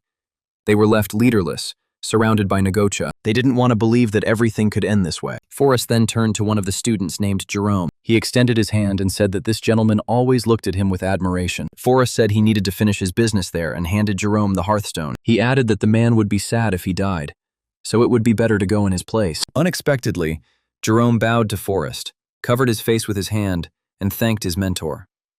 With the help of the return stone, Jerome left the dungeon. Despair hung over those who remained alive. They were all sure that this was where their end awaited them. But Forrest ordered the group to listen to him and reminded them that their mission was to serve the Divine Fist clan. He stressed that his task now is to ensure the survival of his mentor. All survivors must take up arms and continue the fight, and those who are defeated will not be forgiven. The group members enthusiastically promised to follow the mentor to the end. Suddenly, Ethan felt a blow from afar. He asked the teacher what it was, and he explained that it was Huangbo energy. Ethan noticed that no one except his father could use divine arts. Suddenly, Ethan remembered that there was another person, the leader of the Heavenly King group, Forrest. However, there was something strange here. Noguchi alone clearly couldn't force him to suddenly manifest his power. Ethan was going to explore the area. Then Ivy noticed his intention and asked what he was going to do. He suggested that the chief could not get out of the water because he was laying eggs. But before Ethan could finish his thought, the teacher shouted that the Millennium Golden Turtle was his pet. The hero then asked the owner why he was so sure that his pet and his boss were the same creature, because it seemed illogical. Then the teacher explained that he was in fact their teacher, a man from the great and glorious Goreo. Suddenly, Victoria realized that Ethan was talking to himself and asked him why he suddenly started screaming. Realizing he had been distracted, Ethan replied that nothing of the sort had happened. The teacher noted that one cannot judge without seeing everything in person, and if Golda is really here, she will be older than his student. So the hero decided not to waste time and hurried to Forest, without telling the teacher that Gold's name sounded no better than Lazurka's. Meanwhile, in Noguchi's lair in the sea cave, many students have already fallen victim to the monsters. The monsters also suffered losses, but not as significant. At that moment, Forrest and the surviving students were clinging to life with all their might. A moment later, Noguchi dropped the net, not allowing Forrest to move his arms freely. However, Noguchi's network did not pose a serious threat to him. Forrest simply tensed his arms, and the net burst. Taking advantage of the moment, one of the spiders unexpectedly attacked him from behind. In the blink of an eye, the boy turned around, grabbed Noguchi by the head with one hand, and by the back with the other. With one blow, he destroyed the spider. Meanwhile, Ethan arrived at Noguchi's lair and was surprised by what he saw. Noguchi's web was incredibly strong, but Forrest managed to break through it. But Ethan was surprised why he couldn't feel the presence of the rest of the group, his uncle, or Roderick. The Noguchi ate very little, and after a successful hunt, they returned to their lair and did not appear on the surface for some time. It is logical to assume that people like Roderick and the hero Jasper would sacrifice their people for their own salvation. Ethan suddenly realized that these guys were simply using the returning stones, using his subordinates as bait. Realizing how vile they were, Ethan began to laugh uncontrollably, which frightened even his master. But the laughter quickly died down when she realized the seriousness of the situation. Ethan's fingers dug into the cave wall, and he wondered if these people could be real people. He asked who could escape, leaving their subordinates to certain death. Forrest, exhausted after the fight, was breathing heavily, and taking advantage of this, one of the Noguchi quietly approached him from behind. In the blink of an eye, a strong net was wrapped around his neck. The spider then lured him to the feet of his companions. A second later, Ethan came face to face with Noguchi, a slobbering spider that was about to devour a man. But as soon as he got close, Forrest grabbed Noguchi's tongue with his teeth and bit it off. The wounded spider howled in pain. Forrest then took advantage of the situation, broke free, and immediately destroyed another Noguchi. One of the students asked if their mentor was okay. Forrest replied that he was fine, but looking at his hands, he noticed they were shaking. He had already killed hundreds of Noguchi, and now he barely had enough inner strength to continue the fight. Luckily, the remaining spiders were the last ones in the cave. Forrest reported that he was almost exhausted, and although his student offered to help him with his remaining forces, Forrest refused. He said that he would pave the way for the group, after which they would have to leave this place. The students shouted that they were not going to listen, but suddenly the fighter sensed danger. In the blink of an eye, Forrest grabbed Nagachi's head, squeezed it with his hand, and destroyed the spider. He declared that this was his last order, and demanded that everyone obey him. The students could hardly believe what was happening, and began whispering among themselves. Then they said they would not obey. Forrest called them idiots, but they ignored the remark and helped him up. The question immediately arose as to who would go first, and one of the first volunteers was a student with a scar on his face. He turned to the commander and said that he hoped to see them in the afterlife. He immediately rushed towards the crowd of naked people. However, in flight, someone grabbed him by the neck. The angry student asked who dared to do this to him. The hero then demanded an explanation from the student as to who allowed his death. At that moment, everyone froze in shock, not understanding how Ethan ended up there. Trembling, the student pointed at the hero and asked how he had ended up there so unexpectedly. But Ethan didn't let her finish and demanded an answer, making it clear that he would not tolerate such behavior.